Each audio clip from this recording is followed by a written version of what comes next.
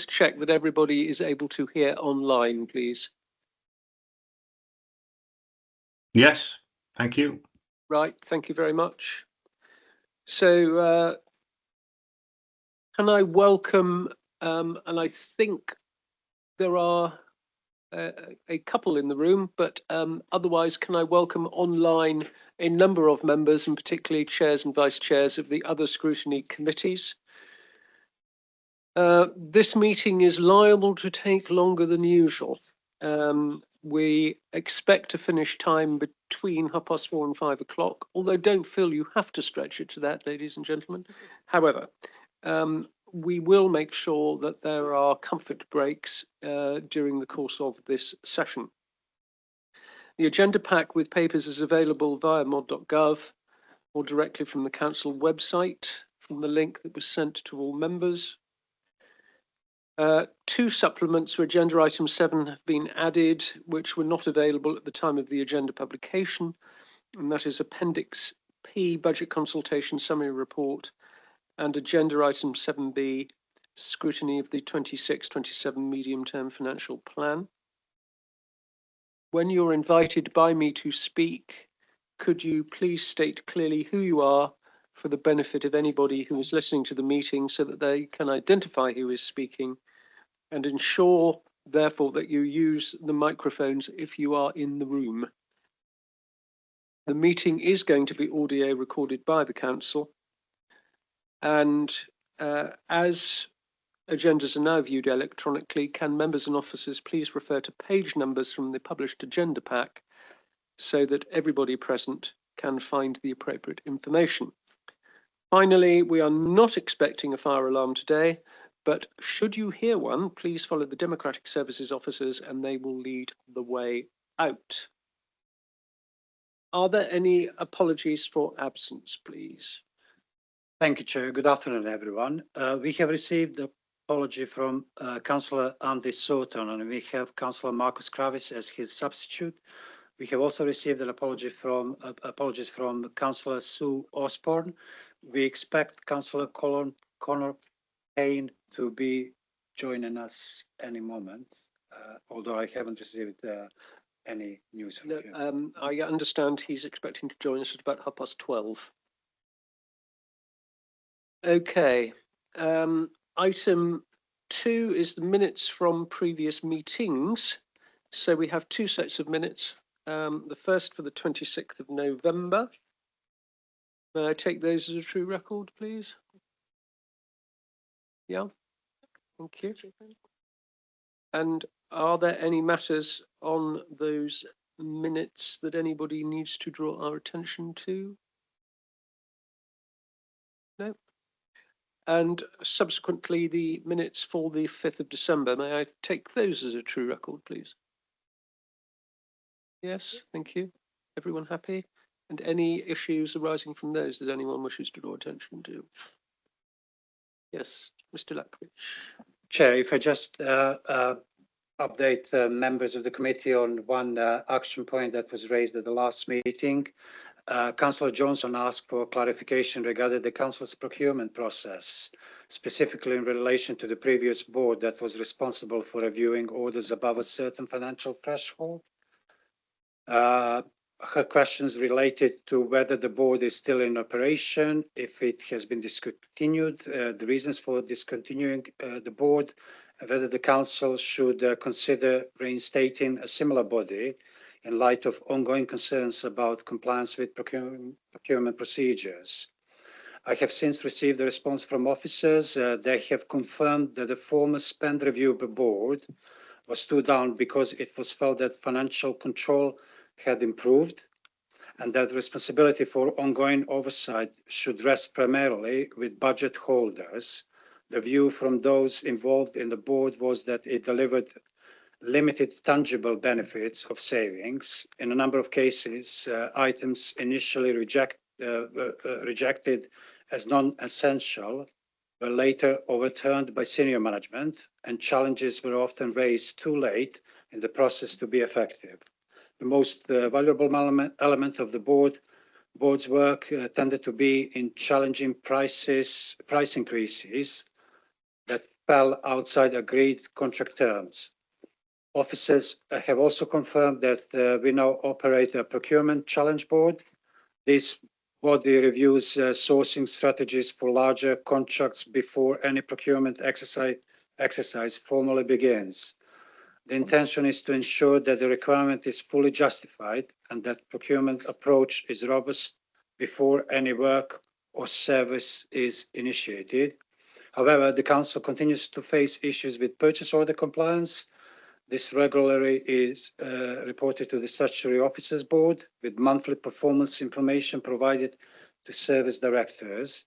A revised approach to improving compliance is currently under consideration with the aim of strengthening budget control while also reducing administrative pressure.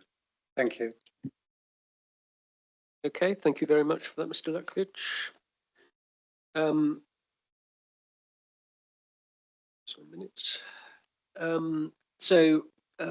there any declarations of interest under item 3, please? Other than those that you record in the Council's register? No, thank you very much. Item 4 is public question time. Today, 3 members of the public have registered to speak, and that is Mr. Michael Peace, Mr. Robert Holland, and Mr. Michael Davis, who are with us in the room. Gentlemen, I will ask you to come and speak for 3 minutes. Mr. Davis, and I will repeat this later, has more than 2 questions, and in line with the Council's Constitution, Part B, paragraph 1.8, the first 2 of those can be put, and subsequent questions will receive a written answer. So if I may ask Mr. Peace now, please, to come to the public. Yes, thank you. The public table. And if you could just press the right-hand speakers button. And then you will have 3 minutes from when you start to speak. Mr. Peace. Good afternoon, ladies and gentlemen. My name is Mike Peace, and thank you for taking this time to listen to me. I have reviewed the whole Council Transformation Update, page 47, and do not believe that the Inspiring Innovation Programme is an appropriate or effective way to satisfy the reissued statutory recommendations 1 and 2. In particular, it does not appear capable of reducing Somerset Council's unnecessary costs at the pace now required. Page 52 lists several individual business cases, which I understood had already been approved prior to the Inspiring Innovation Programme. 1. Large-scale strategic transformation initiatives such as My Life, My Future. 2. Foundational or enabling initiatives, including pay and reward programs and modern data and AI. 3rd, a cultural and organizational development program. Only the category described as change projects, including service and process redesigns, appears relevant to the practical task of merging 5 councils into 1. Page 55 sets out a number of significant risks which raise further concerns. A stated risk that corporate and service teams may be unable to balance business as usual with transformation activity. What is meant in practice by the proposed use of temporary staff and well-being initiatives? Ongoing organisational resistance to change. A reliance on Newton Consulting for key work streams, which may limit internal capability building and the sustainability of change.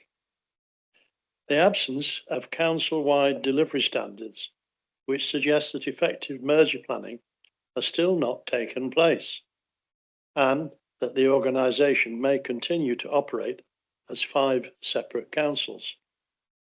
You seem to have allowed Newton Consulting to boil the ocean of requirements analysis with their full council diagnostic.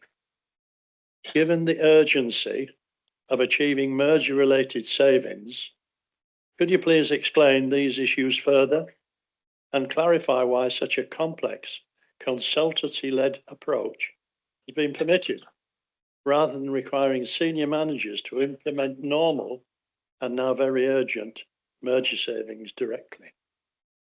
Thank you.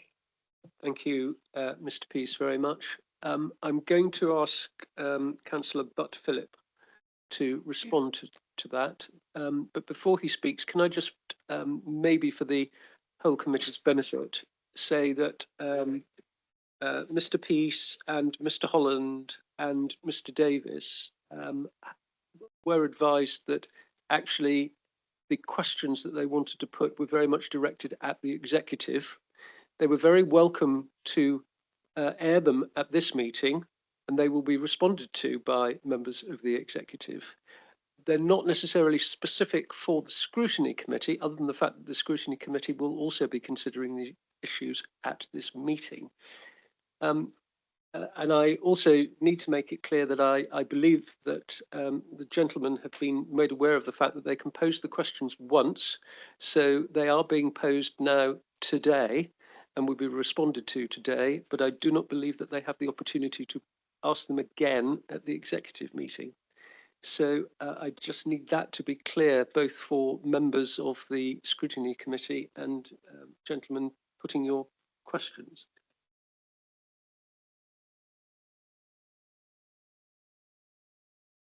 I see.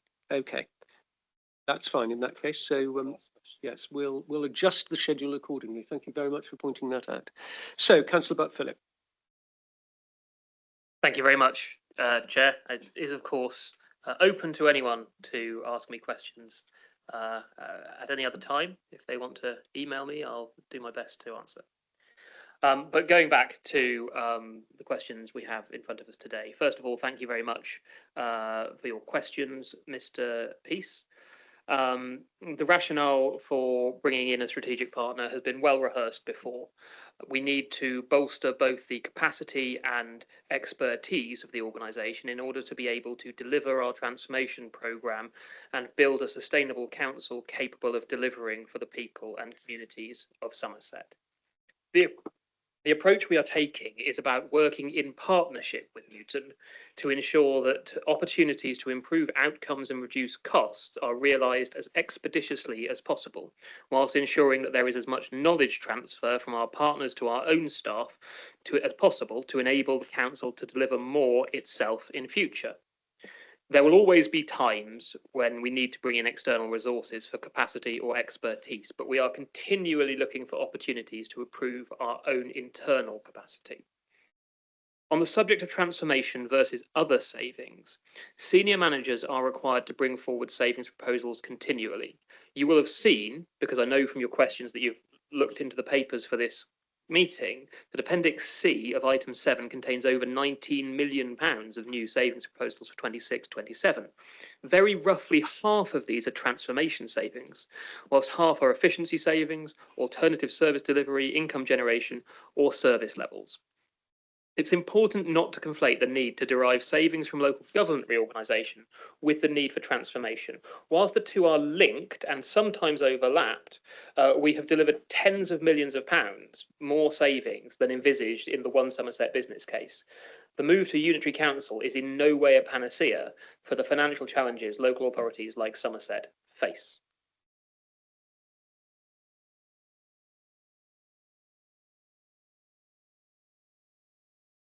Right, thank you very much, Mr. Butt-Philip.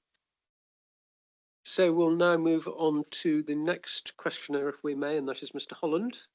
So again, Mr. Holland, if you would go to the public table, please, and you'll have 3 minutes from when you start to speak.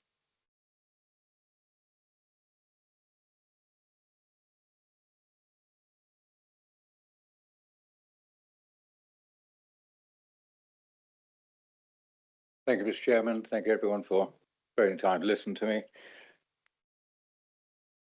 Here's my presentation to you. If council leaders attribute Somerset Council's current financial position primarily to the 2010 Conservative Liberal Democrat council tax freeze and subsequent government austerity, it is only fair to acknowledge the impact of earlier local decisions. These include the Liberal Democrat administration's 2009 borrowing of 353 million, 80 million of South West 1 costs, approximately 200 million of missed savings from voting against Unitary in 2007, and the purchase of 289 million of loss-making commercial property. In my view, there are 5 principal reasons why Somerset Council is now in such serious financial difficulty. 1, annual debt costs of around 40 million arising from approximately 800 million of inherited debt from predecessor councils. 2, the absence of meaningful merger planning since the Liberal Democrats won control in July 2022.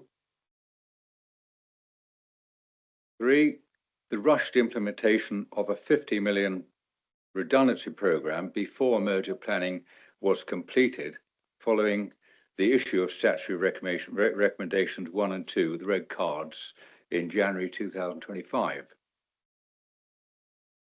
4, approval of up to £20 million for Newton Consulting to advise on savings instead of requiring highly paid senior managers to carry out this normal and expected responsibility. 5, the recent reissue of statutory recommendations 1 and 2, demonstrating that savings and transformation are still not being delivered at the required pace. My question is this: why was no merger planning undertaken after the Liberal Democrats won control in May 2022, when they had a full year running most predecessor councils and the opportunity to identify the strongest managers to lead wider unified departments? And that concludes my statement, Mr. Chairman. Thank you very much. Thank you very much, Mr. Holland. Again, I believe Mr. Butt-Philip is going to respond to this question. Mr. Butt-Philip. Thank you very much, Chair, and thank you very much for your question, Mr. Holland. Somerset Council's financial position has absolutely been impacted by historic decisions by predecessor authorities to free council tax, most significantly Somerset County Council's decision to do so for 6 years. Whilst undoubtedly this would have been welcomed by taxpayers, the long-term impact on the financial health of the council is significant. But this is far from being the only contributory factor. Other significant contributions to the financial position include dramatic cuts by central government of funding for local government, rising demand of adult social care, rising cost of delivering adult social care, rising demand for children's services, and rising cost of delivering children's services. There are other historic factors that we could go into. You've gone back a little way. We can talk about the reorganisation of local government of 1973-4 if you like. But there is a lot that has built up to this position that we're in now. However, your assertion, upon which your question is principally based, that no work was undertaken on merger planning post this administration taking office is wrong. And I would encourage you to write to me to let me know where you've got this misapprehension from, because I am aware of all of the work that was going on in that time. So I'd be genuinely interested to know why you think that is the case. There was a detailed implementation plan in place and operating for over a year before the Unitary Council came into existence on the 1st of April 2023. Teams of staff from all of the predecessor councils were working together to resolve issues, align systems and processes, implement new ICT systems, and deliver single policies for the new council. A new senior management team was recruited through a competitive process before vesting day, with the recruitment to the wider management team continuing in the first year of operation. I will ensure further more detailed information on the work that was undertaken in that time prior to the new Somerset Council coming into existence is included in my written answer to you. Thank you. Thank you very much, Mr. Butt-Philip, and thank you, gentlemen, for asking the questions. Mr. Davis will then be asking his question, we understand, then at the executive meeting. And members, I suspect that you, we will be asking similar questions to those posed by our questioners this afternoon. Thank you very much for being here. Right. Item 5 is the Scrutiny Corporate and Resources Outcome Tracker, which you will find on pages 33 to 42 of our agenda. And I'm going to ask Mr. Latkovich to address this, please. Yeah, thank you, Chair. So as we discussed at the last few meetings with the our dedication to start from this year, including the outcome tracker in the agenda for every meeting of this committee. So this is the first Scrutiny Corporate and Resources Committee outcome tracker. The tracker will be used to monitor the recommendations and resolutions made by this committee together with the current progress and the status of those. It is updated following every meeting and also whenever actions arising from previous recommendations are completed. One correction in your papers is the status of outcomes from your 5th of December meeting. All of these recommendations had been submitted to ahead of executive meeting on 7th of January, so that should be green, and therefore if you see at the bottom of the tracker the legend for regarding the coloring the columns, they will be taken off from the tracker. But if you have any questions, any queries related to the tracker, please do so. So does anybody have any points they wish to make about that or the process that we're now instituting?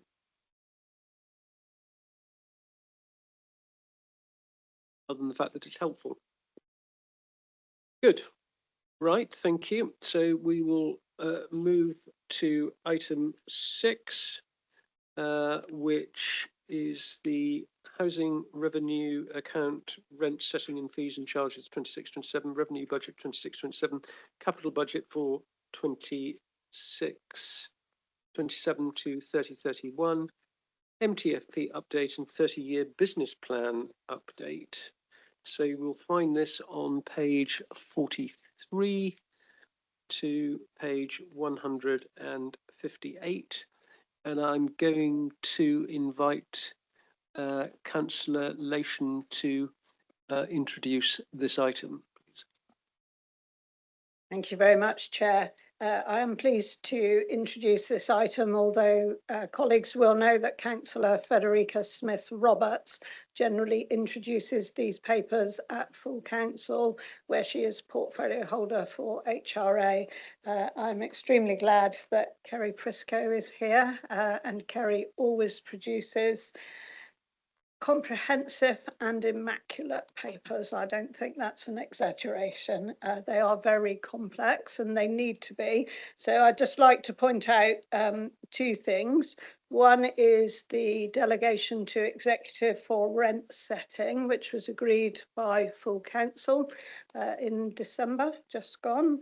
And the other thing that is of great pleasure to me, and I think would be to all of us, is extending the capital programme now that we are one council, so that it's within the entire boundary of Somerset. And in the capital programme, we now see acquisition and new homes for social rent across the whole of Somerset.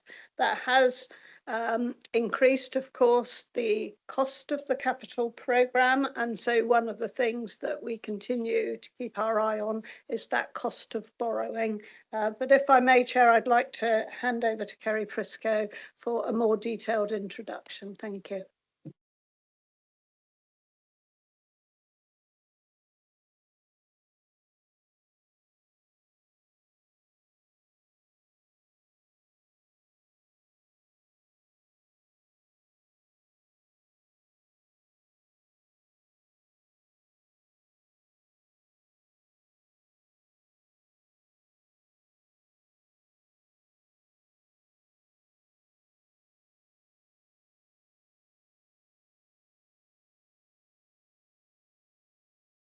Is that better? Yes. Okay. Thank you, Chair. Thank you, Councillor Lation, for your kind compliment. My name is Kerry Prisco. I'm the Strategic Finance Business Partner for the Housing Revenue Account.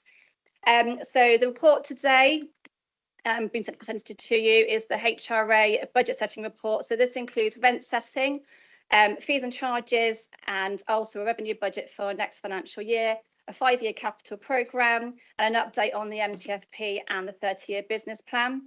So I'm going to just talk to you briefly through the report and pull out some key items of interest. So we talk about the rent setting for 26-27. So what we're proposing in the report is an increase of 4.8%. This is CPI plus 1% of September last year. And this is as per the government's 10-year rent settlement, which starts in April 2026. So as Councillor Lation mentioned, full council has delegated approving the rents and service charges to the executive. What we're also including in this report is information on the rent convergence. So in the autumn last year, the government stated it has delayed its official announcement on what the social rent convergence will be until this month. I've yet to hear any information from the government, so apologies. But what we were proposing was to implement rent convergence as per the recommendations that they were going to announce this month. So what I will do when we go to executive on the 11th is provide a verbal update again about any progress made on that. So what is rent convergence? So what this allows is that when we increase our social rents by CPI plus 1%, we're allowed to add another, say £1 or £2 on top of that. I say £1 or £2 because that's what they consulted on back in July, August last year. So what this will do, it will help us to converge our rents. So for any tenants that are currently paying below the formula rent, which is the maximum we can charge per week, it allows us to slowly increase all our tenants so they actually are all charging up to and no more than that formula rent. What does that mean to the HRA? It means that we can increase our income, which we can then decide to reutilise, say, for example, into further decarbonisation works, building more houses, new homes in the future. So as part of this report, we've also got an updated rent setting policy in Appendix A, and there's a supporting equality impact assessment at Appendix B. And just for information purposes as well, in Appendix C, we've got an equality impact assessment just about rents and fees and charges for 26-27. In terms of fees and charges, we've got various charges that we passport to our tenants as legally allowed, and they are summarised in Appendix.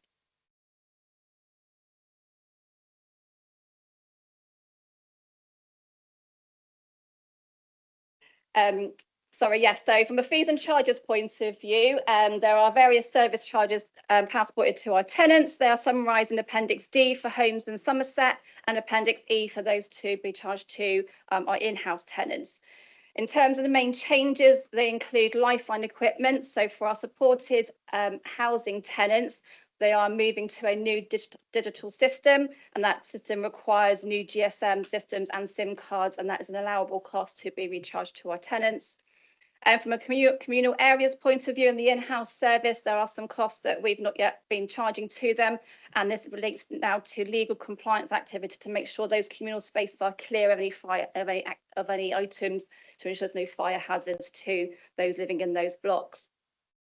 There's a cleaning charge used by Homes in Somerset that they procure from the General Fund Clean Surrounds team, which has increased their cost, and that's been passed on again.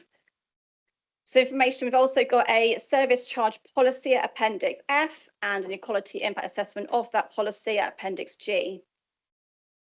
In terms of the annual revenue budget for 26-27, this is summarised in Appendix H. Just to let you know that we are able to produce a balanced budget. In fact, we can actually generate a surplus of 1.35 million, which has been proposed to be transferred to general reserves.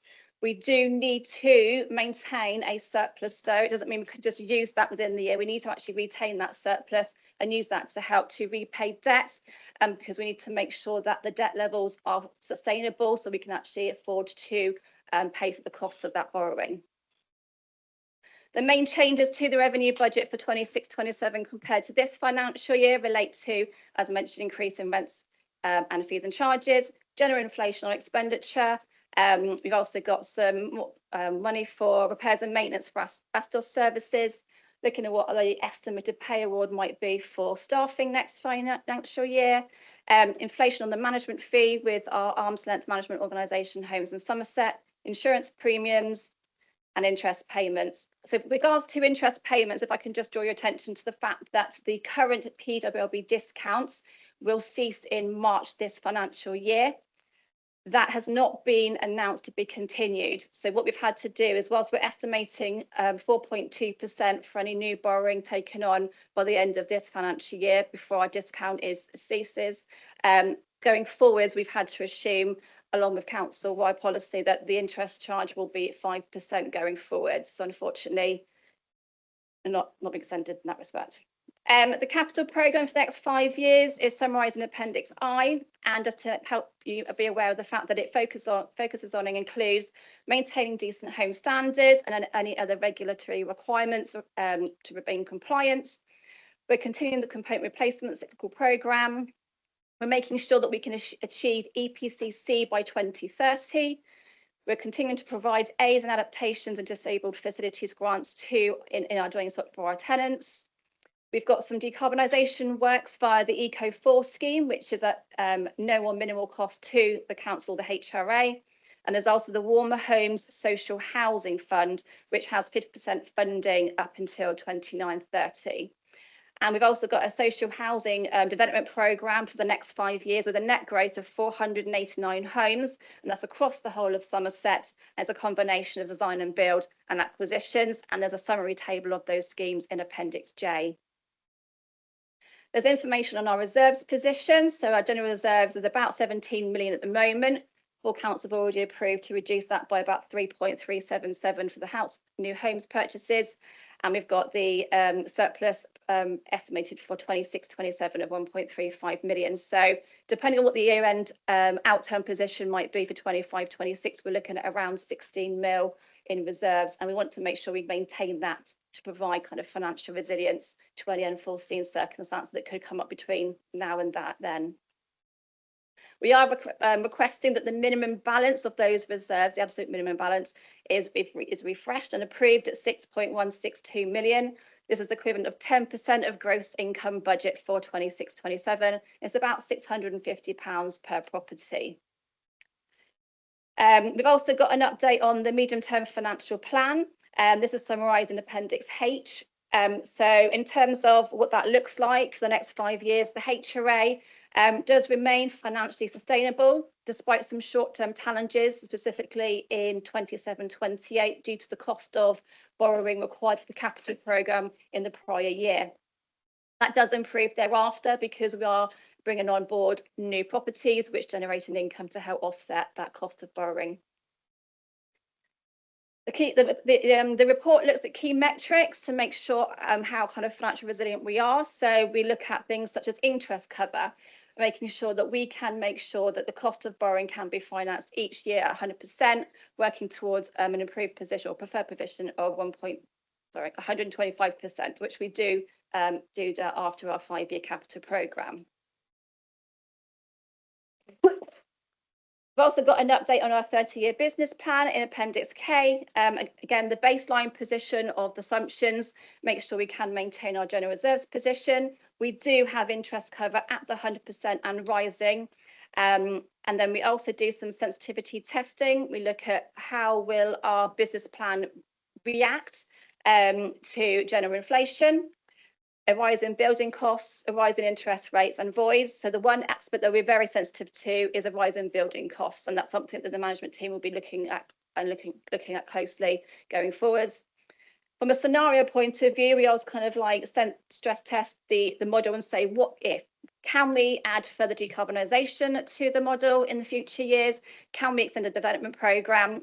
And what does it look like if we can reduce operating costs by 10%? So with regards to those scenarios, the only one that was not doable at the present is adding further decarbonisation work. So definitely needs to do some work to the business plan and working with the service to see how that can improve this time next year. In terms of risks, the acceleration of the capital programme and making sure we can meet our interest cover is a risk that we have to closely manage. Any regulatory changes will place further financial pressure on the HA, which we currently haven't assumed, and as I mentioned, risings in purely building costs. Happy to take any questions. Thank you very much, Officer Briscoe, for a very comprehensive report, as always. We'll add to the encomium that Councillor Lation placed before us at the beginning of your words. Councillor Trimnell.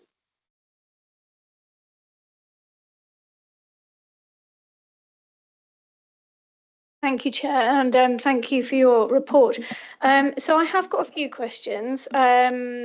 First one, page 46, regarding the change to self-financing. This seemed to give us a debt because we had to buy the services from the government or something along those lines. And I wondered whether that debt, that 132.5 million, is actually included in the debt burden on table 13. So I wondered if that was contained in that. That was my first question. My second question was just about the management of housing stock transfer to homes in Somerset. When are we expecting that to happen, and does it come with any costs?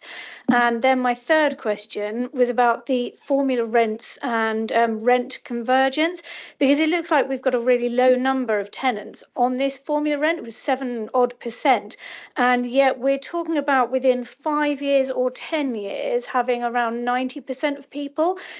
Now, filling in the gaps, and I suppose that's what I'm asking you to do. Am I filling in the gaps incorrectly? I presume that it seems to be that when people move out, it seems to be that you can't put those rents up when the tenants are in place. And so is it when people move out that you can put the rents up, and you're expecting that much of a turnover in housing? I could be completely wrong on that. So if you could explain, it'd be brilliant. Thank you. Officer Briscoe. Thank you, Chair. Okay, just going to go in reverse order. That's like I'm trying to find table 13. So in terms of your formula rent and rent convergence, so at present, whenever we have a tenant that, you said, makes that property void and moves it, and have a new tenant move in, at that point, currently, we're able to, as per our policy and regulation, charge them formula rent plus rent flex. What we're proposing, what the government's proposing as part of rent convergence, is that existing tenants staying within their homes, that we are allowed to, again, waiting for the announcement for the fine detail, but what the consultation was suggesting is that we were able to increase existing tenants by not just the annual rise of CPI plus 1%, but also an additional either £1 or £2 as per the consultation. So that allows us to gradually have all our tenants achieve the maximum that we can charge. In terms of why we've got quite a big gap at the moment, and I suppose I can't remember the exact financial year, but a few years ago, the government said that we were only allowed to increase rents by 7% when we had quite a high inflation. So I think inflation was about 10.1%. And the government said, actually, hang on a minute, no, we need to cap you at 7. That has created a gap because the formula went up by the 11.1%, whereas actual tenants only went up by the 7%. So it created suddenly in that 1 year, created that big gap of how many tenants were currently converged. I hope that answers that question. I'm hoping that maybe Chris, who I think he's online, might want to come in about question 2. But in terms of stock transfer, we have got a report coming through in March to the executive, providing further information about what's being proposed. And within that report, there will be further information about the expected or estimated mobilisation costs and what the kind of savings might look like in the future. I'm not going to say any more in case I can't say any more, but if Chris wants to come with any further information while I look for the table, is it 12 or 13 for you? Thank My apologies, you. Chair. Could I have the second question repeated? Lucy? Yeah, gladly. So when would we expect to see the management of all of our housing stock transfer to homes in Somerset, and will there be any associated costs? Okay, thank you. So there's a paper coming forward to Scrutiny Communities on the 5th of February. That should be published imminently, those reports, and then onwards to executive for the 4th of March for decision. And subject to that decision and formal consultation with employees, we're looking for a transfer date of the 1st of September. The report and appendices do set out the upfront costs and the potential financial efficiencies of moving to a single model. So all the dates we're working to at the moment are the 1st of September. Clearly, that has yet to be a decision made by executive, and there's some formal consultation as well. So, I direct you to the scrutiny reports, if I may, which do set out those upfront costs and break them down for you. Thank you. May I just come back very Yes. quickly? It's only one quick question. So the £1 or £2, is that per week or per month? And are tenants aware of this? Thank you. Okay, so it would be per week. So if a tenant is currently on £90, and that's what the CPI plus 1% gives them £90, we could then charge £91 per week. And in terms of the answer to question 1, yes, yes. So the debt we took on for self-financing is included in table 13 as part of our overall capital financing requirements. Okay. Thank you very much. I then have Councillor Mansell. Thank you. From what I've heard, I feel overall content with the recommendations coming forward. An area of interest for me, I mean, there are several, but one that won't surprise people is the decarbonisation programme. And now, firstly, can I just note, and perhaps it was just me and I was only reading the papers all the way through last night, but I haven't got Appendix K, which was one I was going to be most interested in. I go up to J, but K, which is the 30-year business plan, is not in my set of papers on mot.gov. So did wish to check on that.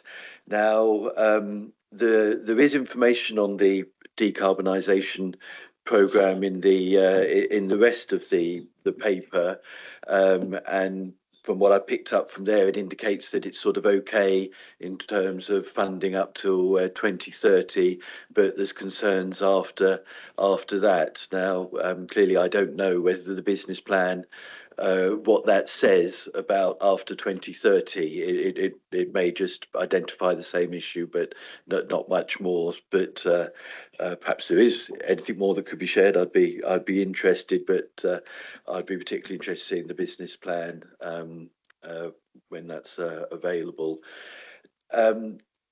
I could ask more about decarbonisation, but I will resist that. Just possibly, I may contact officers direct with some questions. But there is just one I feel I would like to know, which I think would be particularly helpful, sort of to come onto the public record. So this sort of seems like an opportunity. Now, I'm not expecting the answer now. If you've got it, brilliant. But could this be information provided to us? I'm especially interested in the heating systems that are installed when they're replaced. I think all new properties are heat pumps and good heating systems, so I don't think I've got concerns there. What I'm wondering about is the existing stock. When a heating system needs to be replaced, what is being installed? It could be a number of things, but probably the two most likely, and what I'm most interested to hear about, is how many are new gas boilers and how many are heat pumps. I would hope that it's more of the heat pumps, but I think best ask for the figures and find out, please. Right, thank you, Councillor Mansell. Officer Briscoe. Thank you. I will obviously liaise with the government team about Appendix K, and apologies that you can't see it online, but it does become online. Yes, from a decarbonisation point of view, we have focused on just a 5-year capital programme. And like I said, there's got EPCC in it. There's the WAVE Social Housing Decarbonisation Fund in there as well. We did do some scenarios around adding decarb in further after year 5, and if you could kind of look to Appendix K, there'll be some more information on that to hopefully kind of give you some information. And I do know that Chris Hall has popped his hand up, but I was going to say question 3, I don't know the answer. If Chris doesn't know the answer, we'll find out for you. Officer Hall. Yeah, if I may. So I haven't got the figures to hand. We can certainly get those. We tend to obviously take a fabric first approach to the building. So in order to be able to install air source heat pumps, the building has to be of a sufficient EPC standard because of the nature of the heating system and the heat loss you might get through older archetypes. So we will certainly get you the answer in terms of gas versus heat pump in terms of pure numbers, but it will be dependent on the archetype as well as a desire to move towards more energy efficient heating systems. Okay. Thank you very much. Officer Councillor Lation. Can I just come in with an apology for Appendix K missing? I hadn't noticed that until now, but I have checked it through on its way to this committee, and it does include a lot more information on capital programme costs, capital financing requirement and indebtedness. And I would, I'll put in the chat a link to a Guardian piece at the weekend about the Minehead social housing at Seaward Way, and comments most interestingly from another council that has land and planning permission but cannot build out its own social housing because of the cost of borrowing, where they too had to pay the government as required when we paid the 133 million. It is a really interesting but not good dilemma for a council to have. We are not in that position, but for a council like Southwark, where there must be massive pressure on housing, it is really not a good place to be, and something, in my view, I wish the government would look at again, about that cost of borrowing that is historic and that is actually impacting now on a council's ability to build new social housing. Thank you. Thank you. Can I just clarify then the position on Appendix K?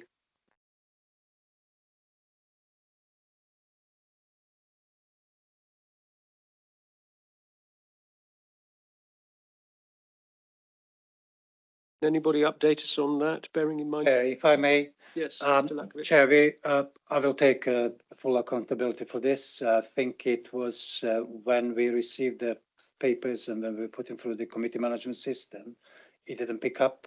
So it's apologies to everyone. What I can do, I can send the appendix now to everybody, if that's of any use. That would be helpful if we could, Officer Lakovic, because we're here for several hours and it will give us the opportunity. Of course, yeah. What we will do, we will publish that appendix as a supplement if on you the could, website. because I am conscious of the fact that we do have a recommendation specifically referencing Appendix K. So it would be very helpful if that could be made clear to us. Thank you very much. Right, Councillor Cravers. Thank you, Chair, and thank you, Liz, for I think answering a major part of my next question before I'd actually asked it. I've got a cost of borrowing was actually what I wrote down. I'm looking at the development regeneration capital programme, Appendix J, and obviously there's a 127 million if I read it right, and it says 580 housing there. But what it does say under, I'm getting a terrible echo. What it does say under Seaward Way is apologies, but I know the site, is £1 million, but it says it relates to 33 units. Well, I'm sure that 33 units isn't the total cost of 1 million, so I'm assuming that's ongoing costs for that. So that then means that 580 figure, which I worked out at 220,000 a unit, isn't actually correct. I'd just like some explanation on that. But the other issue that I think, I mean, I look at the 127 million and I don't know, it just doesn't seem a lot. And I think Liz has just answered that question on the borrowing side of things. And I thought that's what Homes England was there for, to help with sites that were not necessarily able to be built out. And so that, when you look at it, when you look at the total cost of some of our expenditure, doesn't seem a lot, bearing in mind the housing crisis that we have. And I wonder how on earth we can change that, because I think we've proved that we can do it with high quality homes.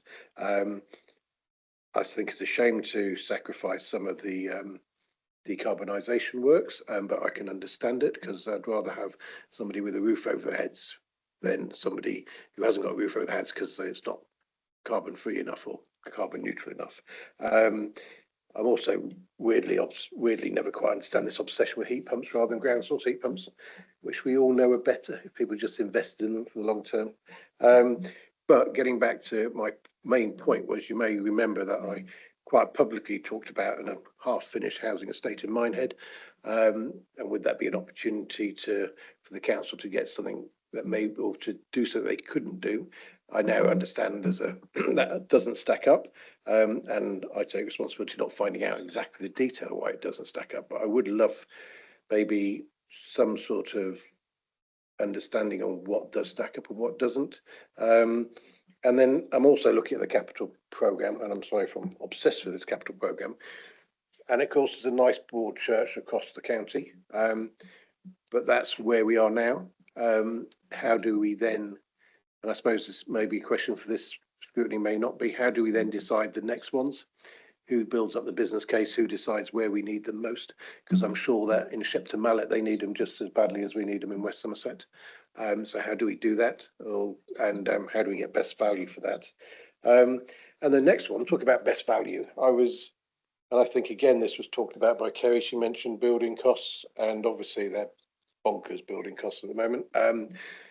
But then how do we know we're getting best value? Because I even know from my own small experience, the difference from going from one builder's merchants to another is nothing short of scandalous in Minehead. And the difference in costs that you can get just by whoever you happen to speak to on the phone.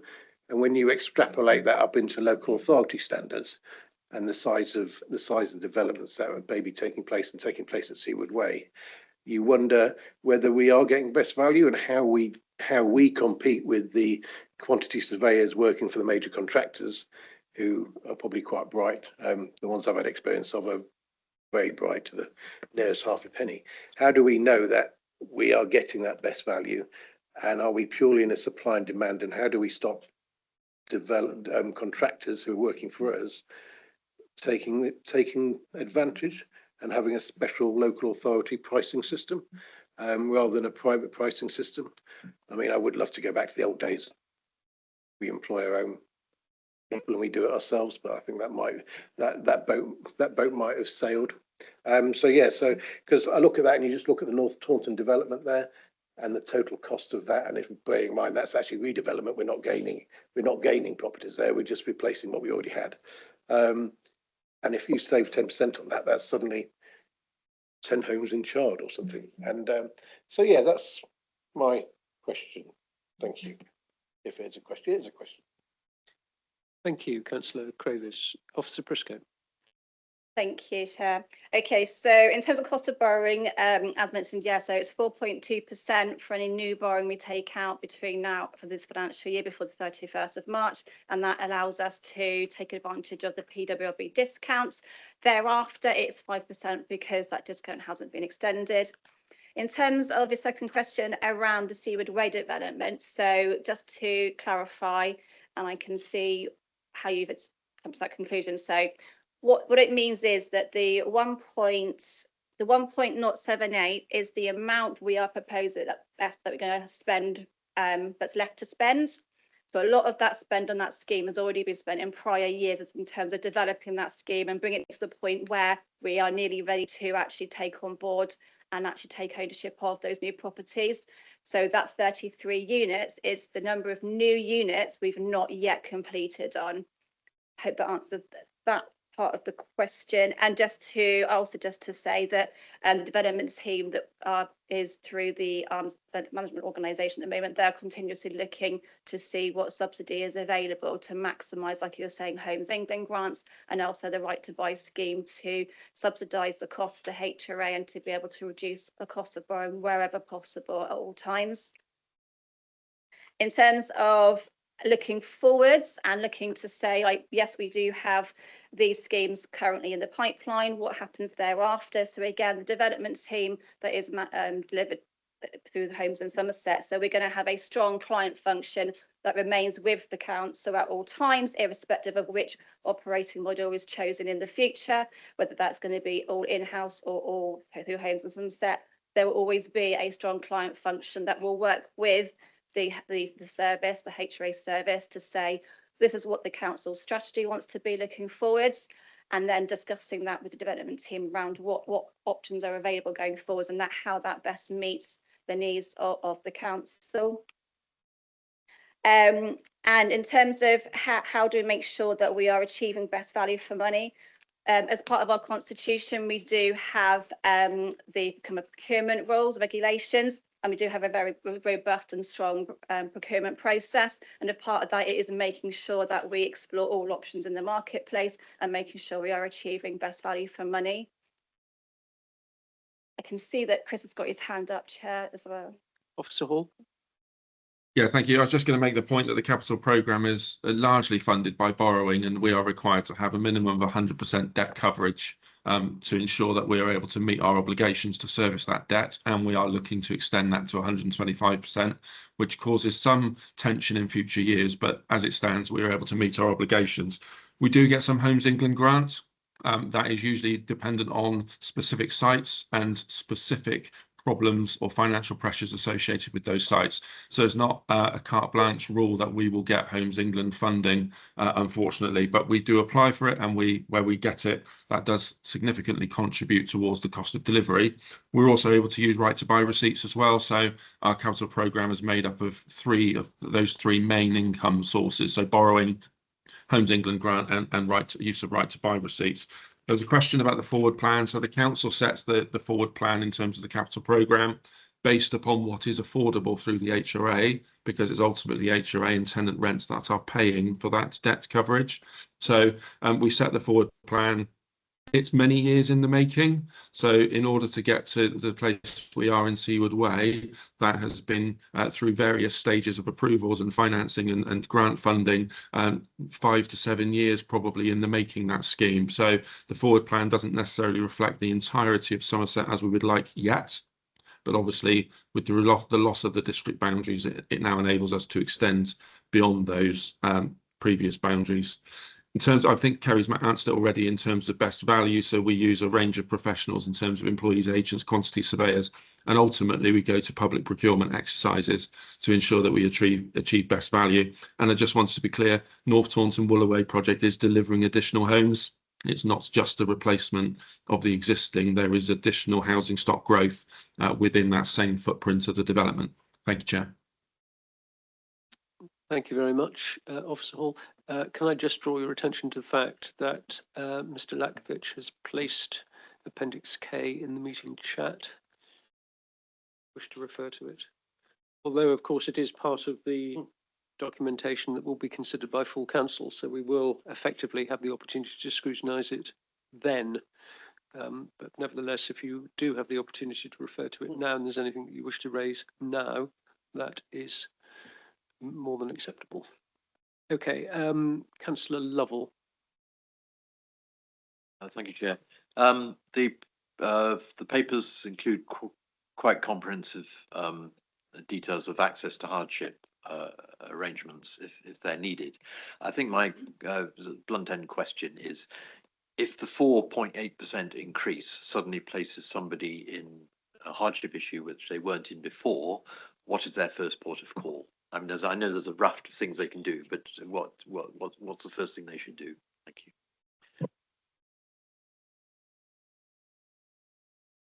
Thank you. I'm wondering if Chris might be able to kind of help me in terms of the exact process that happens within the service. I can inform you that what I do know is I do have support through the tenancy support team, and I know from a financial point of view that we do have a hardship fund. So the hardship fund for 26-27 is £25,000. So if there is a situation on a case-by-case basis that means that a tenant needs extra support, that the team knows that they can ask permission to utilise that fund if need be. Okay. Councillor Johnson. Thank you, and echo Liz's comments. It's a very comprehensive and clear report. Thank you, Kerry. I just had a rather sort of tangential thought, but I've been thinking about housing developments and how we get a contribution towards social housing within SIL payments, and just was wondering, and forgive me if I've missed it, how does that financial transaction get reflected in your budgets? Presumably that money comes to you. I just suddenly had no idea of how that process works. If social housing SIL collections are made, how it's reflected in your accounts, if that money comes to you to use. I'm afraid I don't know the answer to that question, so I would have to take that away and find out more. Councillor Hall. Officer Hall. I do apologise for demoting you, Chris. Mr. Hall. Thank you. Yeah, so the council, through its development team, so planning service, will identify with developers the contributions they're required to make, and some of those are towards social or affordable housing, and that will form part of the Section 106 agreement through or a SIL payment. So the council will collect that responsibility and manage that with the developer, but that doesn't go into the council's housing stock. So a developer building 100 homes might have a requirement to build 20-25 of those as social or affordable, and the council's through the SIL process and Section 106 process will make sure that that happens, but those homes are then made available for registered providers, which could be the council or it could be a range of other social housing providers operating in the area, to purchase those homes at a discounted rate, and they form part of their stock. So it doesn't hit the HRA accounting system unless we, the council, choose to buy some of those properties under those agreements, some of which we are doing within the capital programme. So that is an expedient way of us growing stock, but we do have to buy those from the developer, but there's a pre-arranged discounted rate for doing so. Thank you. I think I've got a whole load of other questions on the back of that. I'll save those for a separate conversation. Thank you. Right. Is there any other member in the room that wishes to ask a question at this point? Please.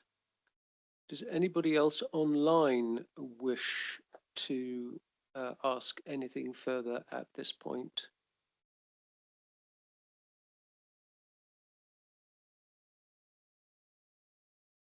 No? So if I can then summarise the discussion so far, I haven't heard any particular issues concerning this that members wish to add or recommend further changes to the rent setting or the fees and charges which are to be considered by the executive and which are delegated to the executive to decide, and that they will therefore deal with those, I'm assuming, at their next meeting. Yeah. Then we come on to the items where we are asked to make note to the executive where they are recommending to full council, and full council, which includes all of us, will effectively be able to scrutinise those items again when they come to us later in February. And we have this issue about Appendix K. I will just ask officers to comment on that, please. It is unfortunate that it didn't appear in the agenda with the papers, and I'm not quite sure how that was overlooked. Nevertheless, we were being asked to note it in that it will be going forward to full council for us to look at in detail at that point. However, officers, Mr. Waldridge. Again, just to extend that apology in terms of Appendix K, again, just to also add that in addition to full council, that particular appendix will also obviously be going to the executive meeting prior to full council, so it should be published.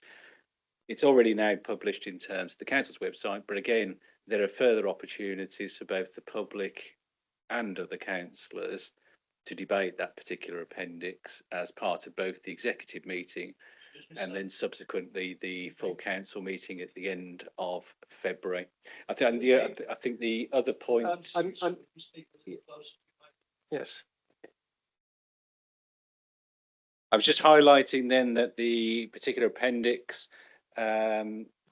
which is available on the council's website now during the meeting, and again, I was extending my apologies as the head of Democratic and Governance Services for its late publication, but also highlighting that that appendix will nevertheless form part of the papers to the executive meeting on the 11th of February and the full council meeting on the 25th of February.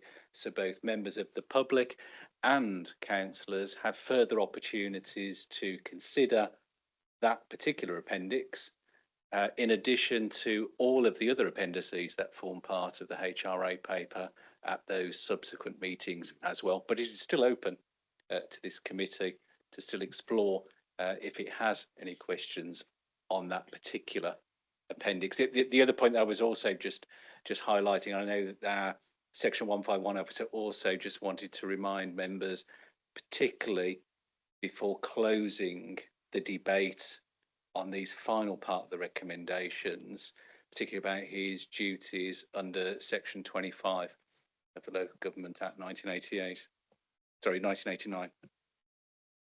And thank you, Scott.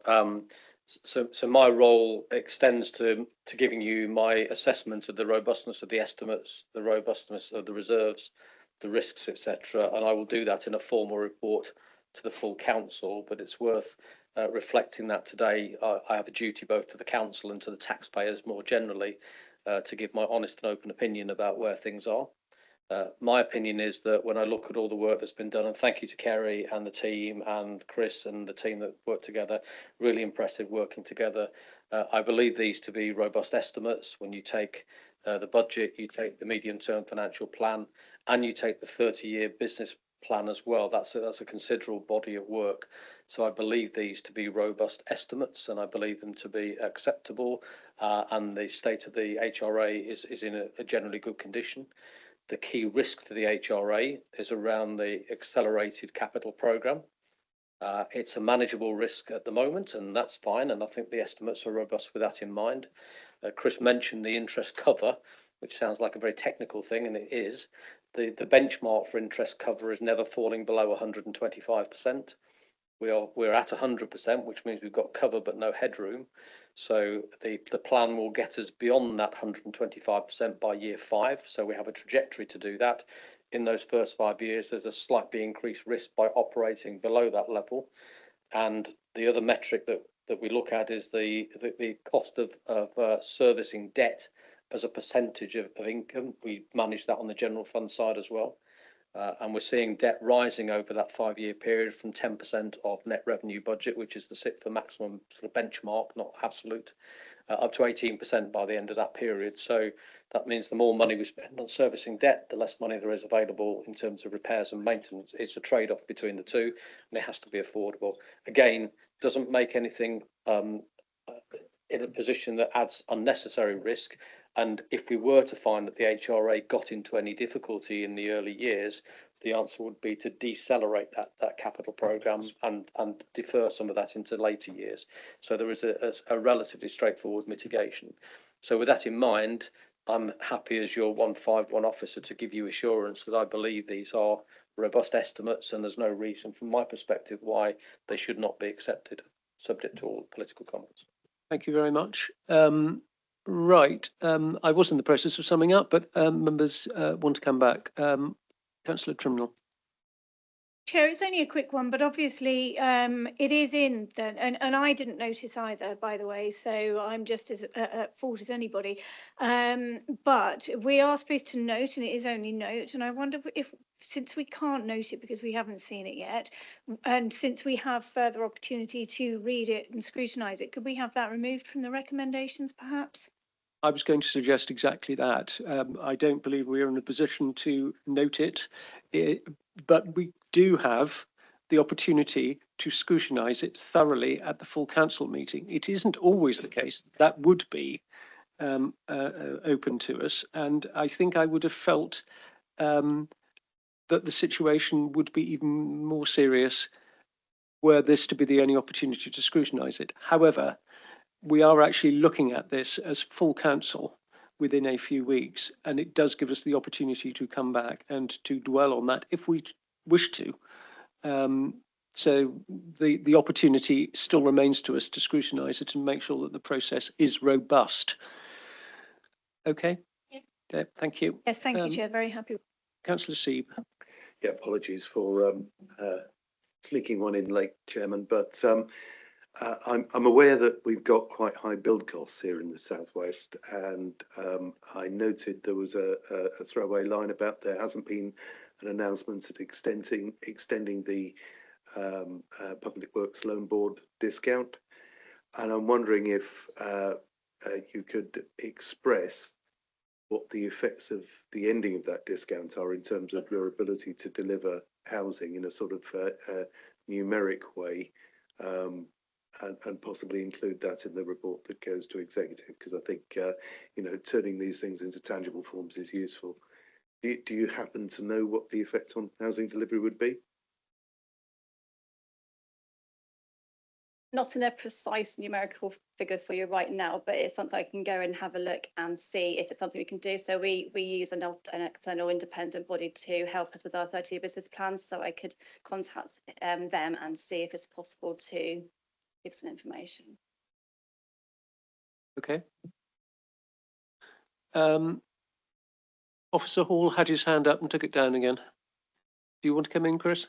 I was just going to clarify that the capital programme being put forward is affordable, so and that takes into account the fact that the PWLB discount isn't there in place. So it's not having an immediate effect on the capital programme and therefore our housing delivery. However, clearly, if the PWLB discount was there and available, it would put more resources, more money would be retained within the HRA business plan, and that might give us greater level of choice about future housing growth. So just want to be clear that we are not taking houses out of the capital programme off the back of the PWLB matter. Right. Now, unless anybody really wishes to come back on any item that we've already discussed, I will continue to sum up. So I've heard nothing from members that would affect the recommendation to the executive regarding rent setting and fees and charges. Then we come on to those items from Appendix H onwards, which are recommendations to full council. And as I say, we do have the opportunity to, as members of full council, to challenge those items again if we wish to. So H, I, J, and K. And we will, I'm afraid, today have to take out the recommendation for Appendix K from our consideration. So that will have to go forward to full council for us to look at then. And I will urge all members to make sure that they have read it and are aware of it, the 30-year business plan, before we get to the full council meeting. Are you content with that, ladies and gentlemen? I'm sorry, that is rather awkward, and I do apologise for that. And we will have, I suspect, further officer comment on that in the future. But otherwise, may I see all those in favour of those courses of action, please? Yeah. Right, thank you. I'm now going to rather early have a comfort break so that we can then meet the main part of the agenda this afternoon, the budget items, with a full tilt. So we will, yeah, I would say 1:30 we'll reconvene, if we may. 1:30. Yep. Thank you very much.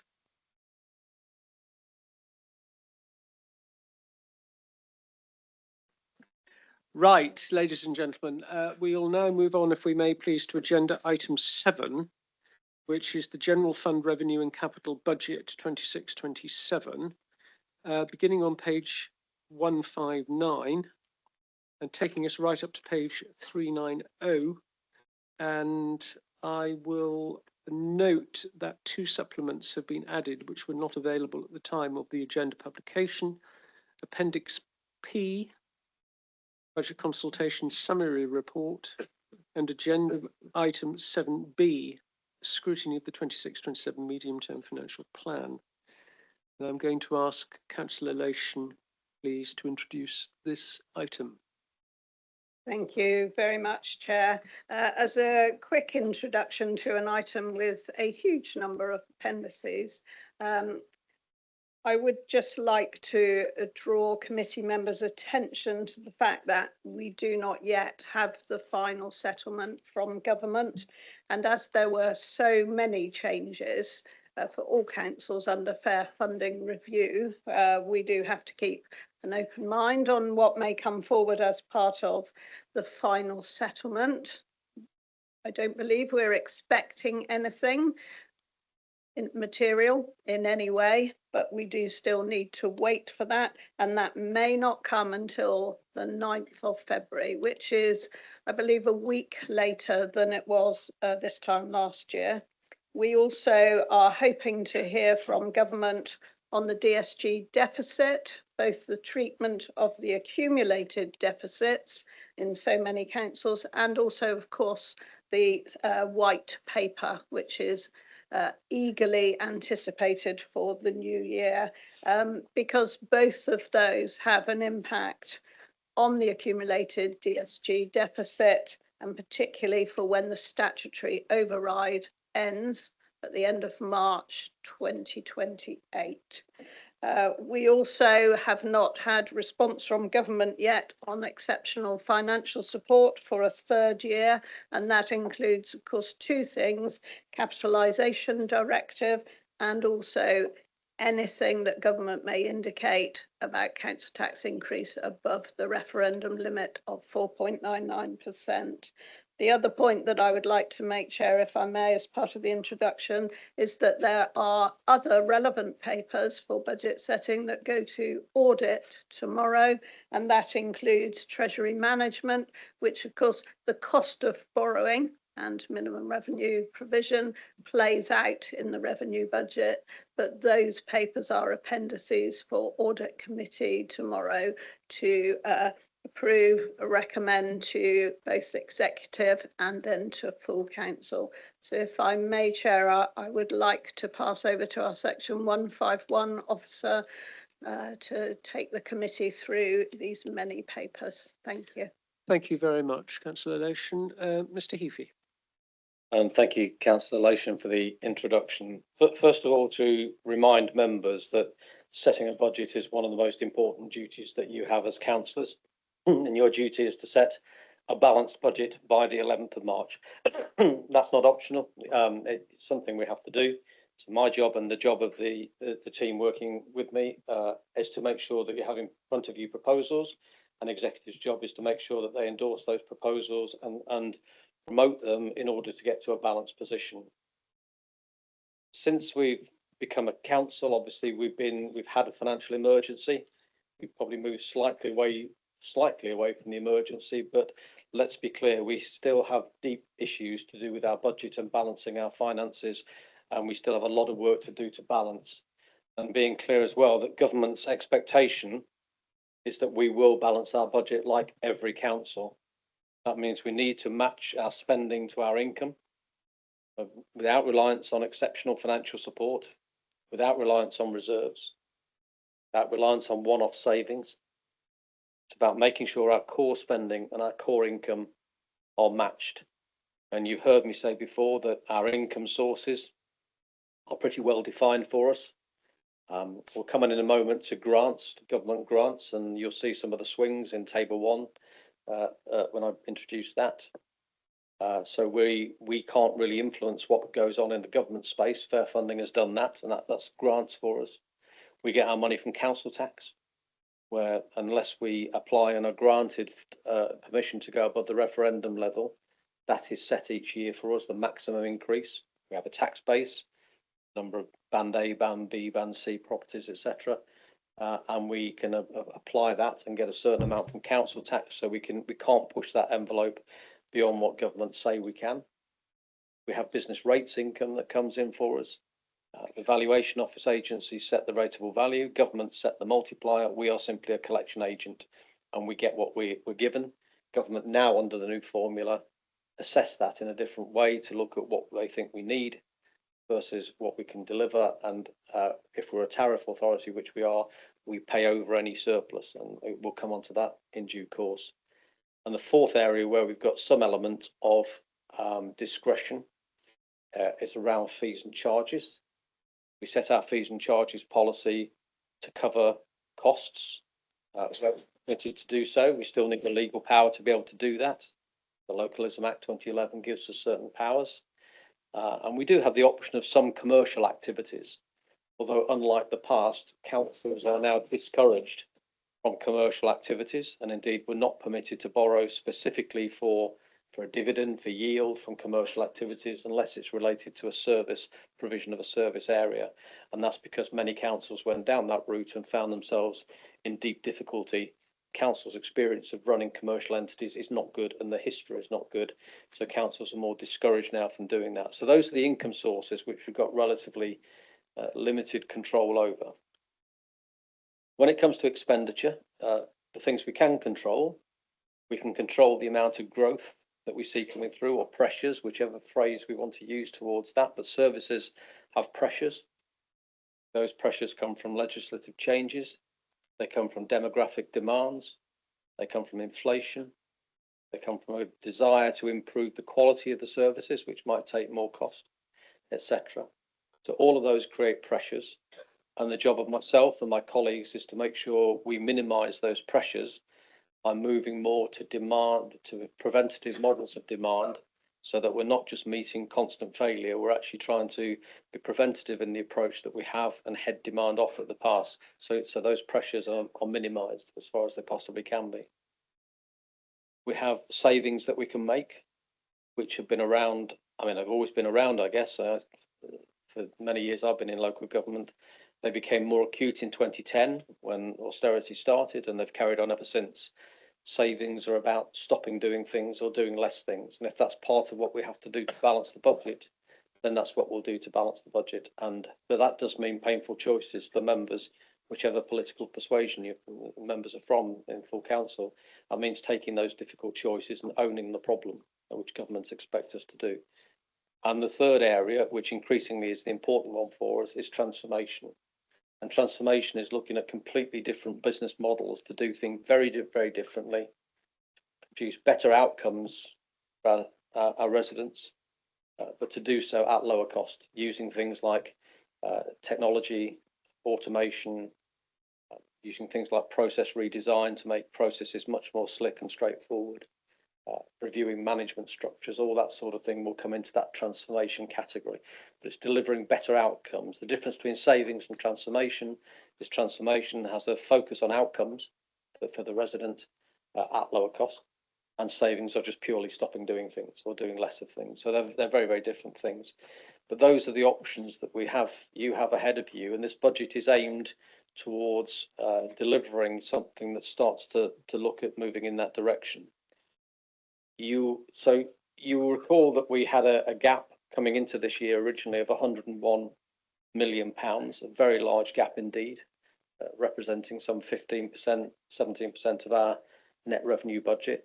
That's a very large deficit by any measure, and that was rising to 190 million. And so we've had to continue that route of post local government reform and becoming a new council, of trying to balance our expenditure and income together. And this is part of the journey we're on, but we haven't got there yet. We still have a gap. That gap was reported in December as down to 73 million, and it's reported in these papers as down to 41 million. I can report to you that by the time we get to executive, the finance team and colleagues are continuing to work on looking at all the options, and we are moving now towards a figure starting with a 3 at least. So we think it's going to be in the mid-30s in terms of the likely gap that we get down to. That's because the complexity of the changes that government have introduced are taking us a long time to work through, and multiple reads to actually understand exactly what's been happening, where the grants are going, etc. And I'll illustrate that by going to table 1 in the document for you on page 162, where we look at the provisional settlement that we considered. We got that just before Christmas. Again, very helpfully, we got it 2 days before the Christmas break, which is quite late to analyse everything. But you can see from the movements there, which compare the MTFP that we had for 26/7 with the provisional local government finance settlement. That's the acronym at the top there. And take the first line on revenue support grant. We had built in 10 million.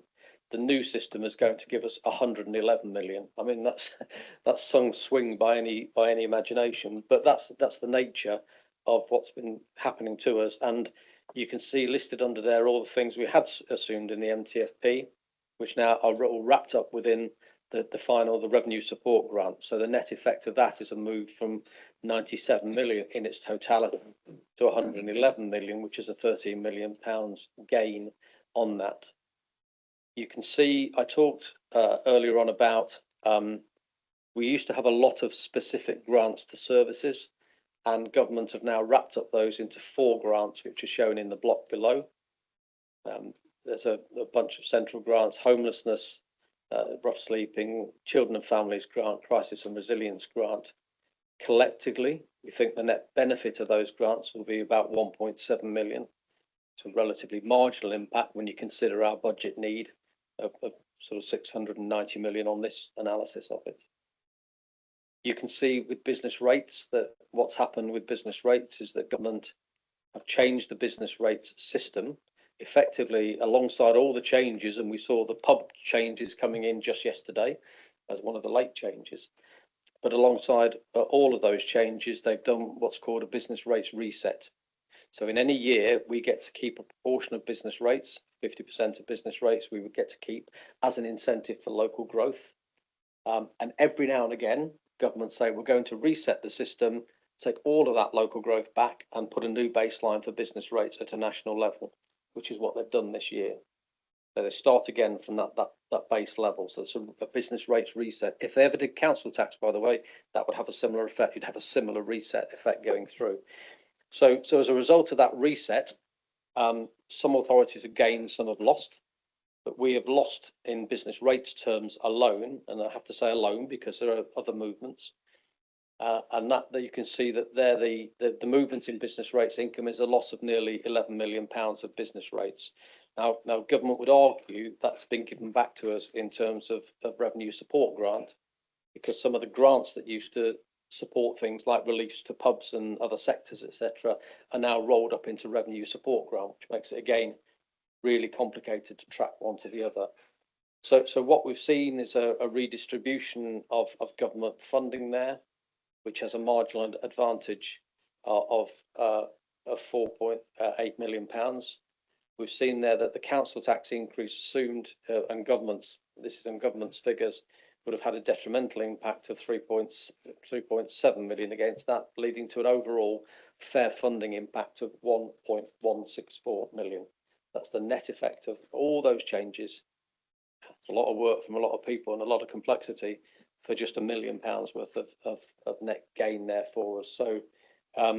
So I can't draw too many conclusions from that, other than to say that when you look across the spectrum of councils that have gained and lost from fair funding, what we have seen is that there's been a definite gain from metropolitan districts around the country, and there's been a definite gain, a strong gain from outer London boroughs. The big losses are to shire districts who've lost heavily, and to inner London boroughs who've lost very heavily indeed. But inner London boroughs have also been told you need to raise your council taxes substantially, and have been granted, I think 7 of them granted a dispensation already to raise their council taxes because they're artificially low. And there's been a belief, and I'm quite right too, that inner London authorities have been protected from from putting up their council tax by the grant system, which is given money to inner London and not to other areas. So has fair funding achieved what it was supposed to achieve? One can argue, yes, it has. You can see the redistribution to metropolitan areas, unitaries, etc. And you can see where those who clearly benefited before no longer benefit. For counties and county unitaries, we've come out pretty much in the middle. Some of us gain slightly, some of us lose slightly. There are some very big outliers in there. I won't go into those now, but those gains and losses for us are pretty in the middle. So fair funding, the overall conclusion of all of that is fair funding was a very nice exercise, which might have sorted things out more fairly on a national basis, but locally it's not really done much for our finances, and we are now in that position.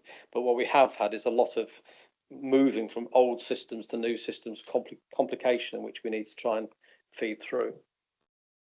So the what that feeds through to, when we look at table 1 and table 2 and do a comparison, you'll see the net stream of income net requirement is slightly different, and that's because there's levels of grants which were above the line, if you like, above that line in one table, which are below in the other one.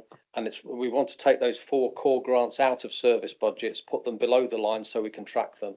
And that's because the changes to the grant regime are not just affecting 26-27, they affect every year. And some grants which you'll have for 26-7 will go into core revenue support grants in future years, etc. And you as members and the public also need to be able to track the movement in those grants. So that's why you're seeing something different there. So going forward then on down into table 2, you'll see the net position is made up of a base budget. We add on to that new savings for this year, and that includes around £21.8 million worth of savings. That also includes transformation savings within that, which I would acknowledge are not at the level yet that we need them to be. I think we've heard several meetings the word pace associated with the transformation programme, and we all know it needs to increase its pace and increase the ability to deliver. I remain confident that we can do that. I remain confident that we can deliver a programme on that scale, but more work is needed yet. You've got, I'm going to pick on the big figures here, but happy to take any questions on the smaller ones. We have growth in there or pressures, whichever we want to call it, of 50 million, 50.3 million. That's considerable. A lot of that growth is coming from people-based services, and a lot of that is coming from children's services. In particular for the general fund, this is putting aside DSG for the time being, dedicated schools grant. The pressure is coming from placements of children into care, the number of placements, the complexity of the placements, and the cost of those placements, the average weekly cost. And this is a national problem, but Somerset does seem to be struggling more than most in terms of containing that budget. So that's one of the key reasons, and for the growth figure, for the precious figure. And we are continuing to work with the service to look at opportunities to get that more under control, to get that down in different ways, which don't put any threat to vulnerable children and young people. And that's the key thing. Their lives and futures come first, and the service must always take decisions in their best interest. But we need to manage that in the right way. You'll see in there an allowance for pay award and pension deficit. With the pay award, we've allowed for a 3% award, like most authorities have. We are pretty much in the middle of the mix with that. We have had some better news around the pension fund this year, where the pension fund is closer to being fully funded, and therefore the pension trustees have decided that, first of all, we can charge a lower rate on salaries. Normally we would charge 19%, it's being reduced to 17% on salaries. But also the deficit for past deficits has been reduced as well. So we pay an amount for ongoing service, it's called the principal sum, and we pay a secondary amount for the past deficits. And both of those figures have worked in our favour. So those figures you're shown in that position. Capital financing costs, we've taken a long, hard look at capital, and I'll touch on that now briefly, but I might come back onto that in more detail. Controlling capital spend is critical, and it's a key component of the revenue budget. for the overall MTFP. What we've found this year is our ability to spend capital has been quite poor compared with our aspirations.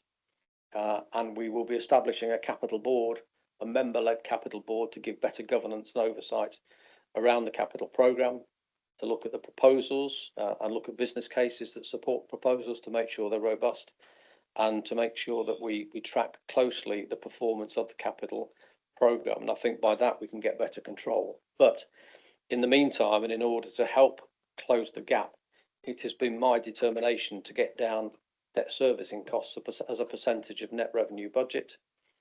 And we've worked a capital programme on the basis of 3 priority areas for the council. One is that we need to spend capital where there is a requirement to do so by legislation. 2, there's spending capital where there's a requirement for health and safety. We're not going to put people, residents, staff, anybody at risk through health and safety issues, and capital spending is perfectly valid for health and safety reasons. And thirdly is where there's an investor save case. So some of the things you'll see in the capital programme are costing money in capital terms, but will deliver strong revenue savings. And I'm thinking of examples like replacement of street lighting with modern columns and modern street lighting that runs at lower energy costs. So we'll have a payback period on that. And of course, it makes sense that we recommend those to you. The upshot of that, and looking at the assumptions that we've made around that volatile area that I have to manage, which is around treasury management, what is the size of debt we've got, what are the interest costs, etc. You'll see we're showing a reduction in capital financing around £13 million in there, and £10 million ongoing. So that's good news, I think, coming out of that, and a key reduction that we feel we can offer. As and when the council can afford a more expansive capital programme, we can look again. But the focus is very, very much on this, to move away from borrowing as the principal source of capital. It never was, in fairness, but it was a high source. And rely on grants, Section 106 agreements, SIL, the generation of capital receipts through the sale of assets, not just commercial assets, but we have to be really bold in the way we look at the use of our asset base. And where we've got underutilised buildings, or the opportunity to rationalise the number of buildings and release that asset, we need to be looking at doing that, and that'll be a large future source of future capital programme. But in the meantime, borrowing costs then have been reduced to a fairly low number. The capitalisation direction you'll see on that target, we have to write that out effectively, and I'll come back to that later. You'll see about halfway down the line called contribution to reserves. And that is 2 things primarily. One is we know there's pressure on the council tax reduction scheme, and particularly the exceptional hardship scheme. People who are migrating from income support onto universal credit and won't necessarily get the same automatic reductions in council tax. Those people will be considered through the exceptional hardship scheme. But as you also know, we've set up a task and finish group of this committee to have a look at our council tax reduction scheme for 27-28 and how that plays through then in terms of fairness and equity, and how we balance the needs of all groups within an affordable budget. Council tax reduction scheme is expensive for us. It's right that we do it. But the impact of the council tax reduction scheme in financial terms is around £32 million a year. That's the equivalent of around 12,800 council taxpayers paying no tax. That's just put that in context for you. We have to balance our social needs and what we think about the importance of that, which is our political decisions for you, with the affordability of such a scheme as well. And part of the task and finish group will be to review whether we have that balance right across all groups. You'll see on this table the core grants have been moved into that below the line, as we call it. So they're the ones I've spoken about in the previous table. You'll see in there as well that we've made a council tax assumption of 4.99%. That is the maximum that we can go to. Worth saying, across the southwest, I think the majority of councils are adopting 4.99%. And worth also saying that when government look at our core spending power, which is the key definition, the assumption is that where you have to put your council tax up, to give you core spending power, you will do. And the 13.4% increase we've got over the next 3 years, 97% of that will come from putting council tax up by 4.99% each year. That's an assumption by government. Put another way, government's view will be, should you choose not to take that and have a lower council tax, that's your own problem. You are making a problem of your own bat. So the Section 151 officer is always going to recommend that you take the maximum council tax, because once it's in the base, that you have it in the base in perpetuity. And we've seen the impact of not taking full council tax from our predecessor authorities, where I've calculated that the loss of revenue since that first position, which I think was in 2010, is around 330 million in total lost revenue to this authority. So that's the importance of that. But that, at the moment, this council tax assumes 4.99%. That council tax will still leave us some way short of the figure that government use to calculate their grant. So when government are calculating grant, they have made an assumption that every authority will have a council tax of £2,060, 2060, and that every authority will collect 100% of the council tax. Of course, no authority will ever match that, but those authorities whose council tax is more than that effectively are gaining by the system, and those authorities whose council tax are below that are losing by the system. We are losing by the system effectively because our council tax remains lower than that £2,060, and we are pushing with government the option, more than an option, for council us to raise our council tax by a higher figure. And in order to get to that £2,060, that council tax rise would need not to be 4.99%, but would need to be 11.9%. Sorry, 10.9. Sorry, it's 10. My own figures mixed up. 10.9%. So we are pushing with government. Would they allow us to do it if this council chose and decided that it was prepared to do it? So it's not committing you to anything. It's trying to give another choice and another course of action if government would pursue that. So allow us to pursue that. So we're asking that question. We don't expect to know the answer to that question now until the 9th of February. So that is problematic for us in terms of the modelling of this. But government could say, no, you stick to the referendum level. They could say you have that further 5.9% increase, you can have that, and up to you as a policy decision. They could say you could have something less than that. They could say you could split it, you could have it, but you split it over multiple years. Don't know. So all of those are possible outcomes, and we can't model those at this moment in time. You'll also see, so I won't take that debate any further. That's going to be a political debate once we know if government are even prepared to allow us to go above that. There becomes a political discussion and debate then about what executive want to support and ultimately what full council will support based on executive's recommendation. And you'll see down there's an estimated collection fund surplus. Collection fund is a bit of jargony talk. It's a statutory account that the council must keep. So all the revenues we get from council tax and business rates go into the collection fund.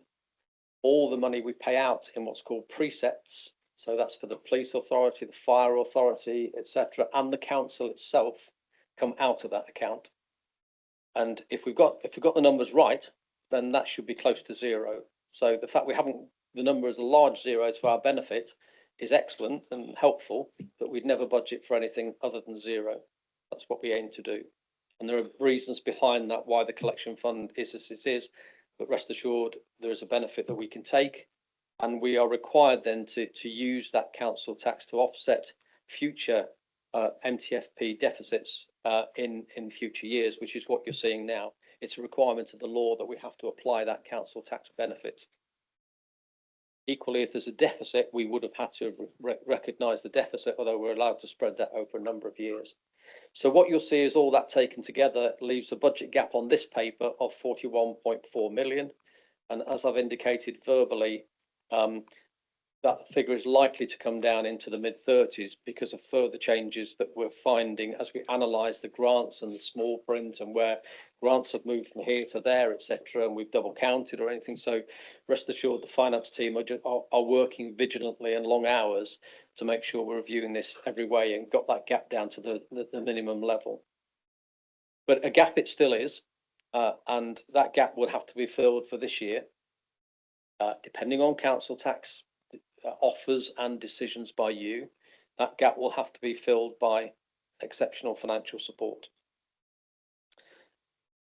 Exceptional financial support is not something we ask for lightly. There have been, in this year that we're in 2026, there were around 30 authorities that got it. Previous year there were around 19. Next year we expect that number to rise very substantially, as authorities find themselves in difficulty. The trajectory we need to be on, if we have to apply for exceptional financial support, is that number has to come down, and we need to demonstrate to government two things. One is that we're on a trajectory of less reliance on exceptional financial support, leading to no reliance in future years. And secondly, that we make sure that we have things like transformation programs in place that are capable of delivering and filling that gap. And as you know, we've set a target for the transformation program that for 45 million of investment, which is primarily funded from capital receipts from the sale of commercial investments, we expect to leverage a 3-to-1 return, and therefore 135 million of savings over that period. And were we to be successful in that, that would see the MTFP largely balanced over the medium term. It's the kind of figure we need to be talking about. It's the kind of figure we need to deliver. So transformation becomes the mainstream to making the gap filled rather than savings, more and more, ever more and more savings. And therefore it's one that we need to watch very, very, very carefully and make sure we are delivering. During this meeting, you've got the directors all online. You'll be talking about the savings proposals, and you can ask the directors any questions you have about savings proposals and their robustness. Similarly, when it comes to growth, the directors can talk about the growth and the pressures that they're facing. The report sets out in tables 3, 4, 5, etc., all of those issues. You have a table in there setting out fees and charges. We've done a piece of benchmarking work to look at fees and charges and whether we're charging the right levels. What we try to do through an independent source to work that figure through with us is look at what other authorities are charging and how do we benchmark against those, and where's the option for increasing or decreasing. That's one of your flexible areas. Some of them are reflected in the document that you see in table 6. Some of them will be longer term delivery in the transformation programme and need a little more thought. And I include in that things like parking charges, which really do need some thought, and I'm aware could be politically contentious, but that's one of the ways you've got. You either make the saving, make a saving, or you increase your fees and charges. They're the two sides of the coin that you have to balance the budget ultimately. The rest of the report, the start of the report is picking up all of the issues that I've just been through with you, and hopefully I'll take any questions that you might have on those. I'm going to pick up very quickly now on reserves position and where we are. The council needs to maintain reserves, and part of my job is to make sure we maintain adequate reserves as a council.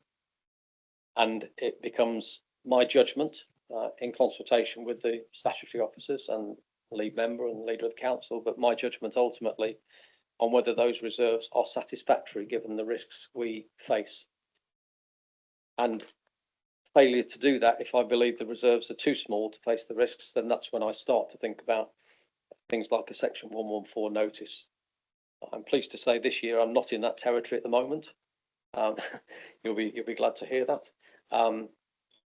And I'll come on to DSG later on, dedicated schools grant later on, and the influence that might have on my thinking. But in terms of the revenue budget, I'm not in that place. And whilst the reserves are not at the level we need them yet, I don't think they represent a risk as long as we're not calling on reserves for regular day-to-day spending. That's the key thing.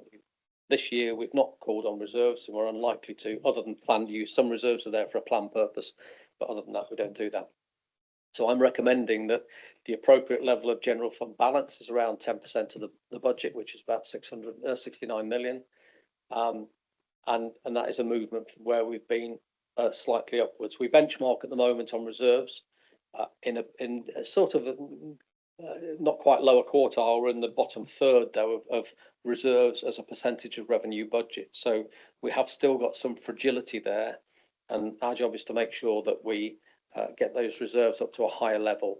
And I've set out for you in table 9, the reserves are, and table 10 follows the usable reserves, general fund balances, unrestricted earmark reserves, and restricted reserves. Restricted reserves we are largely holding on behalf of others, like school balances, etc. So we hold those.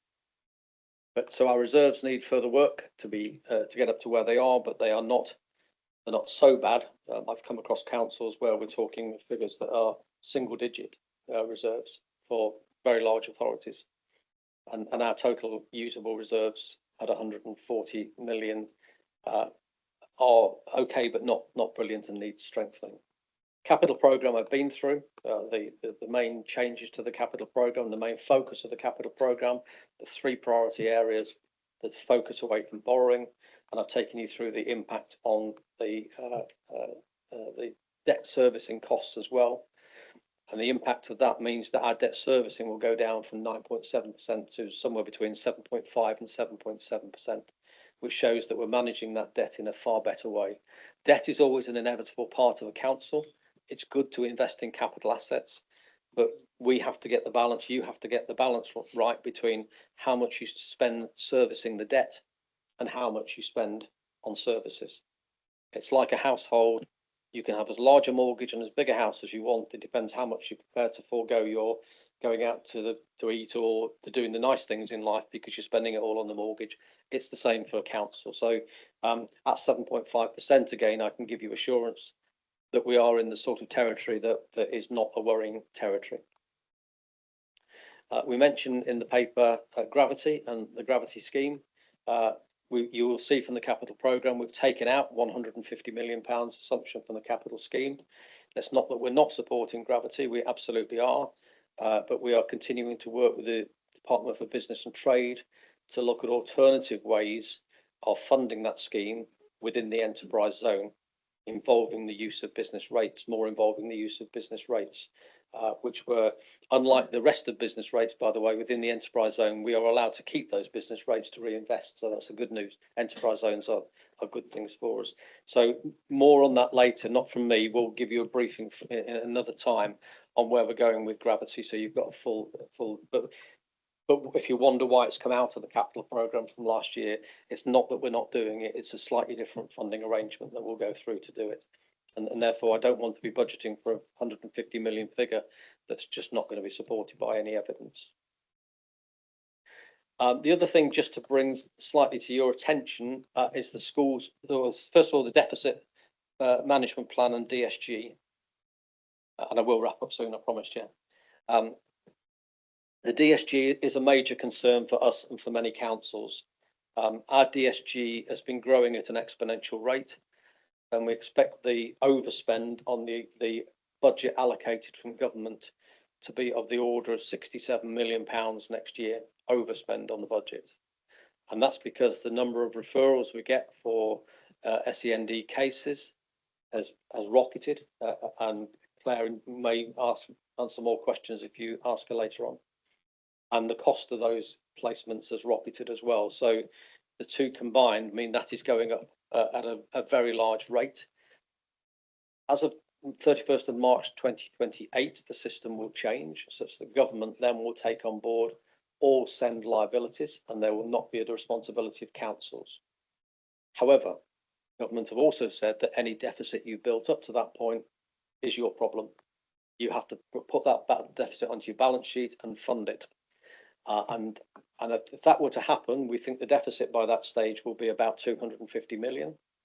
You have approved at full council in September a deficit management plan, which will see reductions in that deficit. It won't By that stage, if you recall, the deficit management was 5 years. We won't have 5 years because the system changes at the end of year 3. And if you go back to your full council papers, then at the end of that period, we would still be producing an annual deficit. We wouldn't have turned it round completely by then. So in my view, we should be looking to a deficit of net deficit after the deficit management plan of somewhere around 200 million, which of course, if government chose to make us pay all of that off and put it on the balance sheet, you can see against the reserves we've got would put us into a bankruptcy situation. We're not alone in that situation. A lot of councils are facing that, particularly South West councils, and we're certainly not the largest deficit among South West councils. We're up there, but we're not the largest. We are hoping and we expect that government will give us some relief against that in the way either of a capital grant or permission to capitalise, supported by a revenue grant to meet the subsequent debt charges, the revenue, the cost of servicing the debt. But we won't know that until the 9th of February. So we have a material uncertainty in those numbers at this moment that I have to make you aware of. I can't tell you what the answer to that will be and what it looks like, but if government do give us an element of that, I can then reassess that and where I stand on a section 114 against that. Now that won't materialise until 2027-28, so it's unlikely to be a this year problem for me. It's probably likely to be my successor's problem, but you need to be aware as a council that that decision point may be coming up. And finally, in terms of what I would put in my section 25 report, which you'll see to council, I have to reflect as well the growing risks to schools. So part of my role is to look after school budgets as well. I don't manage them. Most school budgets are delegated, but the section 151 officer of the authority has oversight over those budgets, even the delegated ones, and has a responsibility to report and to deal with those.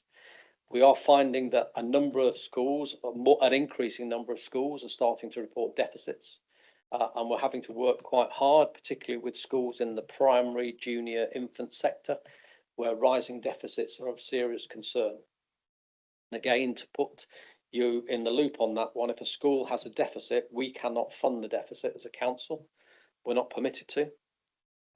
We have to work with the schools forum in terms of getting some element of the budget for maintained schools de-delegated to a central fund that can then help the schools that are in difficulty. But we may also have difficult choices to make around some of our schools, around moving towards maybe a single primary sector, around more clustering, around more federations, in order to help schools be more cost effective. But the schools model at the moment is causing me concern, and that will be reflected in my section 25 report. So I think I've covered every area. Just one thing I wanted to mention, in your papers, you'll see an appendix called parking account, which will be removed from the final papers. We have a statutory requirement to maintain a parking account, which particularly means that we record all fines from parking and anything from on-street parking. But what we don't do is we don't budget for fines, and that appendix would indicate we're budgeting for fines. Clearly, we don't do that. We don't go chasing fines. If we get fines, if we pick them up, then we have a duty to spend them on things related to the administration of fines or onto highways improvements, but we certainly don't budget for them. So I'll be removing that appendix because it's sort of indicating that we are, and all it's reflecting is historic trends. So that will come out. There's no need to have that as an appendix to the MTFP. But it is a parking account that we're required to keep. So, Chair, I've taken up more than enough of your time with presenting this, and hopefully I've been fairly clear in my assessment, but happy to take any questions. Thank you very much, Mr. Heafy. Yes, indeed, very clear. Can I just draw members' attention to the supplementary paper that was issued for agenda item 7 and page 5. Number 14, Scrutiny may choose to focus the committee meeting and debate on summarising its involvement in the budget development, highlighting key lines of inquiry in areas that remain contentious, highlighting and discussing the impact of particular elements of the budget on local people, with reference to the impact assessments and the budget consultation, and considering any specific scrutiny recommendations to make to the executive. But this very much then is to make sure that we have incorporated and set in context all of those scrutiny committee comments that have been built up over the course of December and January. Okay, so I have got Councillor Trimnell, this is the first speaker.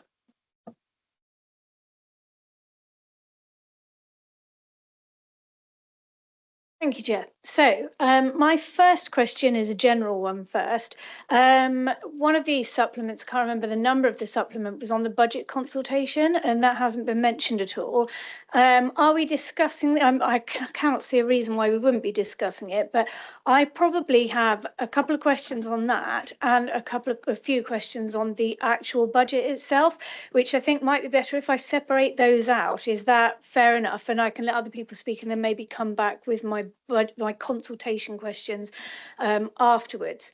However, I did want to ask some questions around a couple of things. So on table 1 or 2, where we've got I asked questions on it earlier, and now can I find it? No, because I'm on the wrong page, that's why.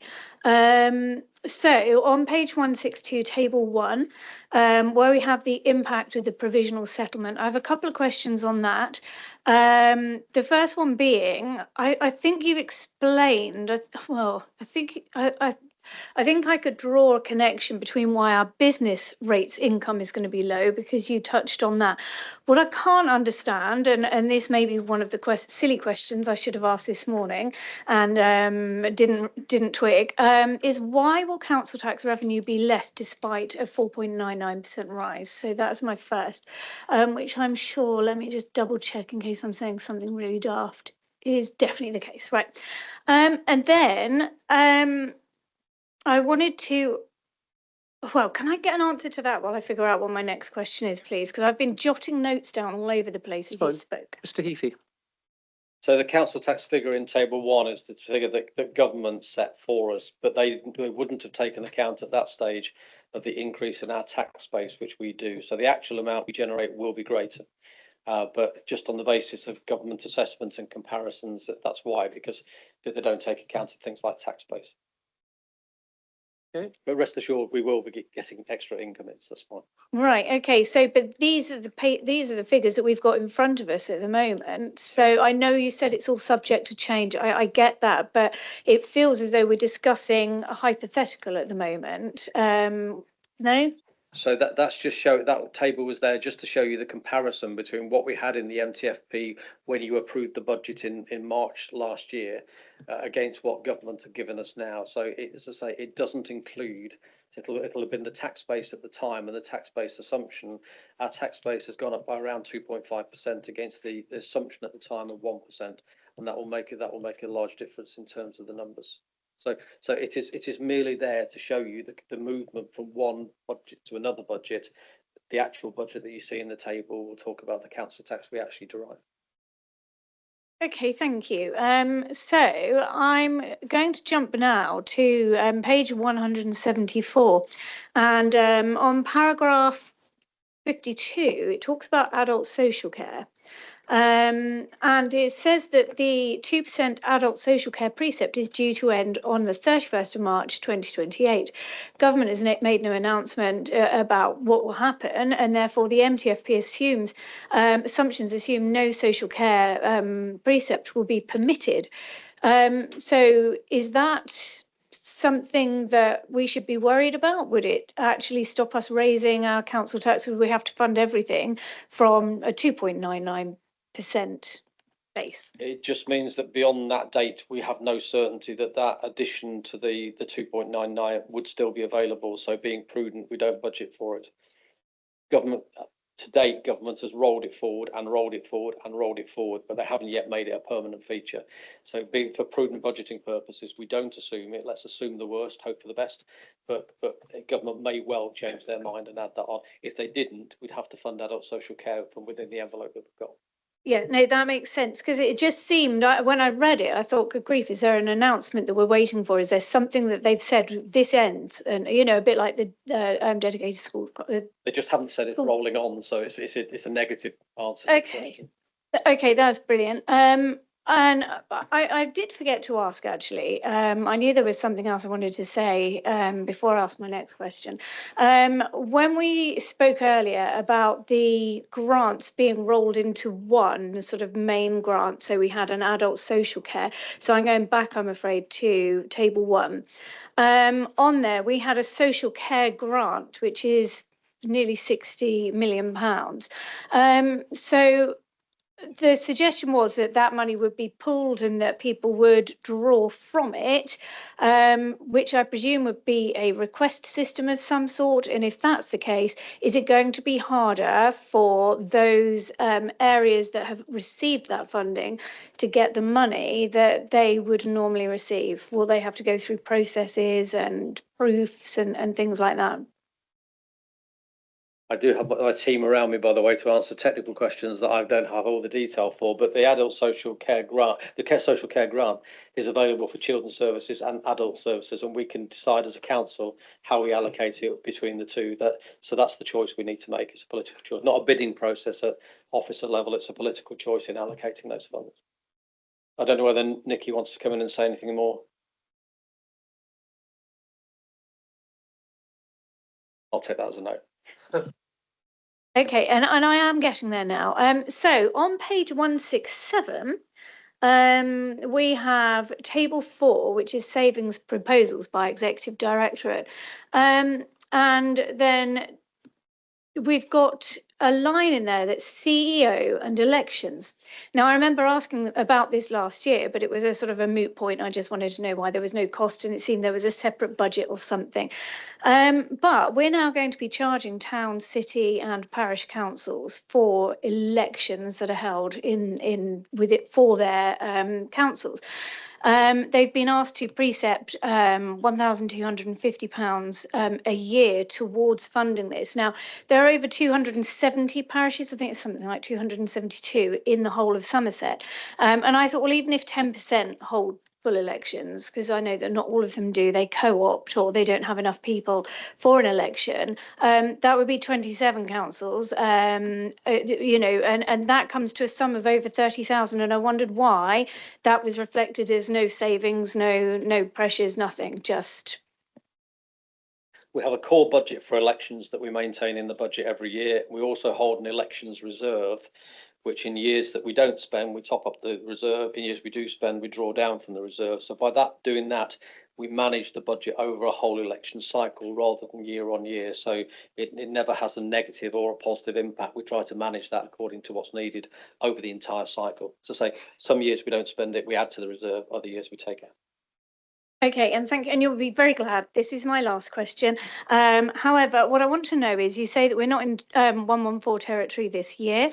Is this based on confidence that the EFS that we're requesting will be allowed, as we've still got a large budget gap to fill? And I assume that you're more confident than not that we will be given permission to raise the council tax beyond a certain limit, etc.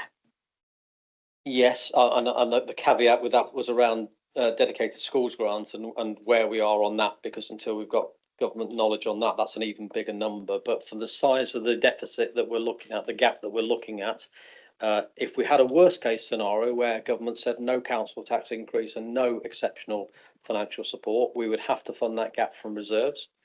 The first thing we would do is look at some of the things. We talked about 10 million of additional movements to reserves for exceptional hardship fund and for dedicated schools grant. To be prudent, they may be things that we'd have to sacrifice. And why would we put money into reserves only to take money out of reserves? So we could get the gap down still further from where we think we are. And I think from the net budget that we'd also have to look at our contingency levels as well, as to whether we've got too much contingency built into the budget, or whether we'd have to prune that back to even tighter levels and be even tighter on our budgets. By doing that, we could get the use of reserves down to a smaller level, which I think would satisfy me from a Section 114 perspective. But nonetheless, it would be a draw on reserves, which would be deeply regrettable, given that I don't think the reserves are in the right position yet. It wouldn't be enough, in my view, at this moment in time, on the numbers that are before you, to put me into a 114 territory. Thank you very much. Okay, thank you, Lucy. Councillor Payne. Thank you very much. Also, thanks, Clive. Very good introduction. My question relates to the changes to fees on agenda item 7 in terms of proposed fees and charges. I just would like to know more about the rationale behind that. There's 5 different things I've picked up in that table. First of all, for example, and I know it's niche, so I don't expect a direct answer today on it, but in terms of zoo license increases, in terms of initial application, that's going up by 55%, and in terms of reapplication, it's going up by 56%, which we've not got very many in Somerset, and I'll explain why that's important. I have a friend who runs a zoo in Minehead, and they pay their charge for administrative fees, etc. Last year, for example, they had no one from Somerset Council come to carry out those checks. So they're paying for the fees, but not getting anyone looking at or actually doing what they're paying for. Another example, parking season tickets, the rationale behind that. I mean, if price goes up, there could be less customers in theory using that service. So is it reliant on usage continuing? And what's the contingency if residents feel they can't afford that anymore and they choose not to or find alternatives? Third one, burials and cremation charges, memorials. It's costing £80 more for a 5-minute extension. It's costing more for memorial plaques in certain areas. So it is costing more to die in Somerset. Environmental fees in terms of fly tipping and graffiti costs, there's no increase there at all. So if you fly tip in Somerset, there's no proposed increase or no proposed charge for that, but there is on everything else. And that's the same for graffiti, abandoned vehicles and littering. So there's no increase on the penalties for that, but there is, for an extension of a cremation service. That doesn't make any sense to me at all, and I can't understand the rationale behind it.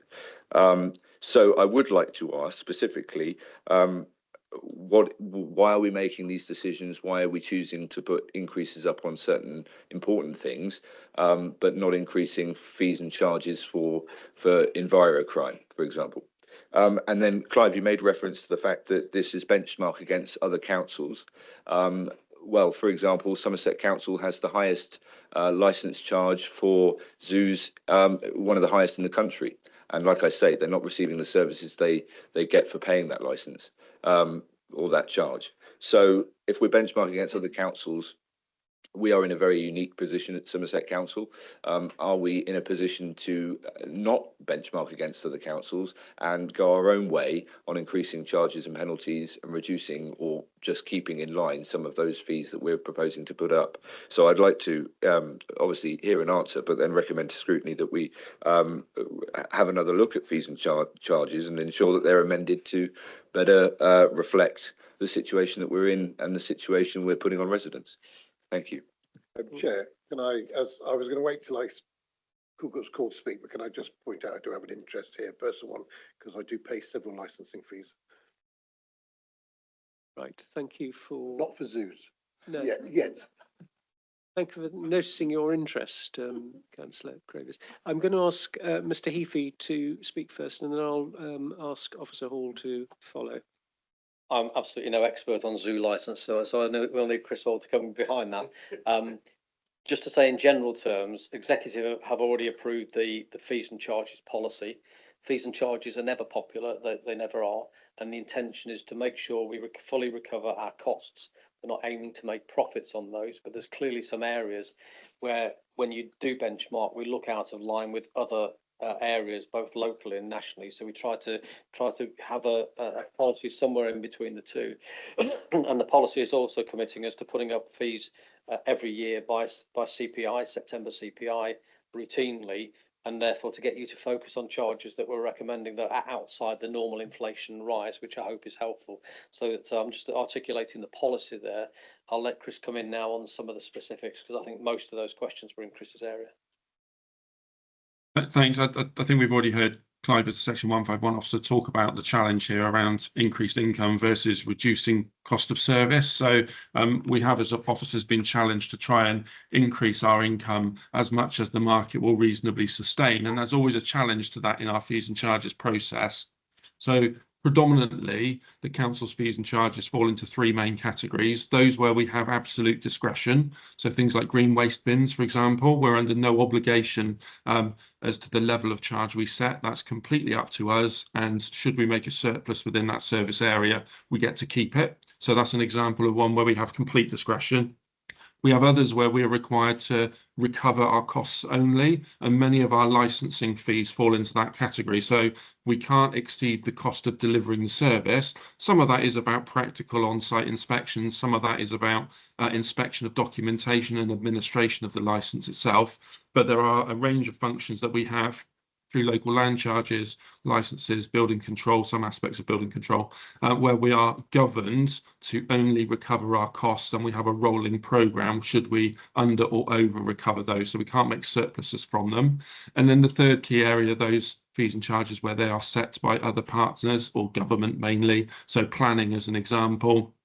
Government set the license, government set the fee and charge that we can apply at this stage, and therefore we're governed by that. So in terms of the specifics, most of our fees and charges are benchmarked, not only locally, regionally, some of them will also be on a national basis, having used the external consultancy support that has already been referenced. You could, of course, as a council, make a decision not to increase fees and charges, but that will limit your income, and that therefore increases the budget pressure. And the only other way to close that, of course, is through reducing services. So it's a more preferential mechanism of bringing in income than reducing service. And of course, there are many areas of the council where people have some level of choice. So again, use the green waste as an example. That is a discretionary function that the council provides. We set the fee to what we deem to be appropriate. And of course, customers aren't required to buy that service from us. They could go to other locations.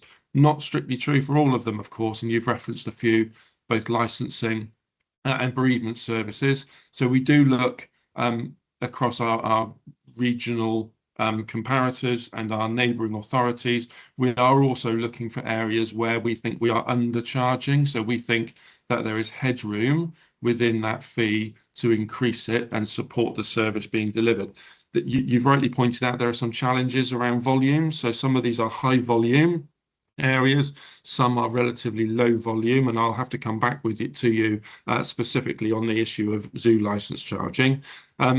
But we've also got scenarios whereby it's demand-led, so an increase in charge doesn't automatically lead to a substantial increase in income. There are some challenges, and we've seen in the past where we have increased fees and charges to more than the market will sustain.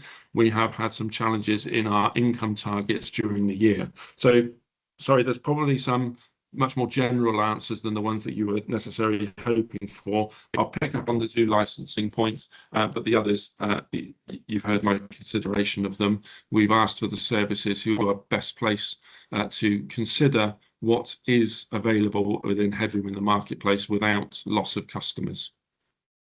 Councillor Payne, you wanted to come back? Thank you. Yeah, no, I wanted to, but I'm going to sort of be much more specific this time then. All of the points that I'd raised were discretionary raises and discretionary charges, not statutory. So costing residents more to park is discretionary. Costing residents more with bereavement services is discretionary. Costing businesses more for checks that don't get completed is discretionary. But like I say, the important one here is fly tipping, graffiti, littering and abandoned vehicles, that kind of stuff, envirocrime, where those penalties are not being increased. So my concern here is, no, we don't have to, well, obviously I understand financial pressures and we have to put up some fees and charges in some areas, but why aren't we putting up the penalty for that instead of keeping some of those discretionary increases the same as they were before? Thank you. Officer Hall, do you want to respond to that?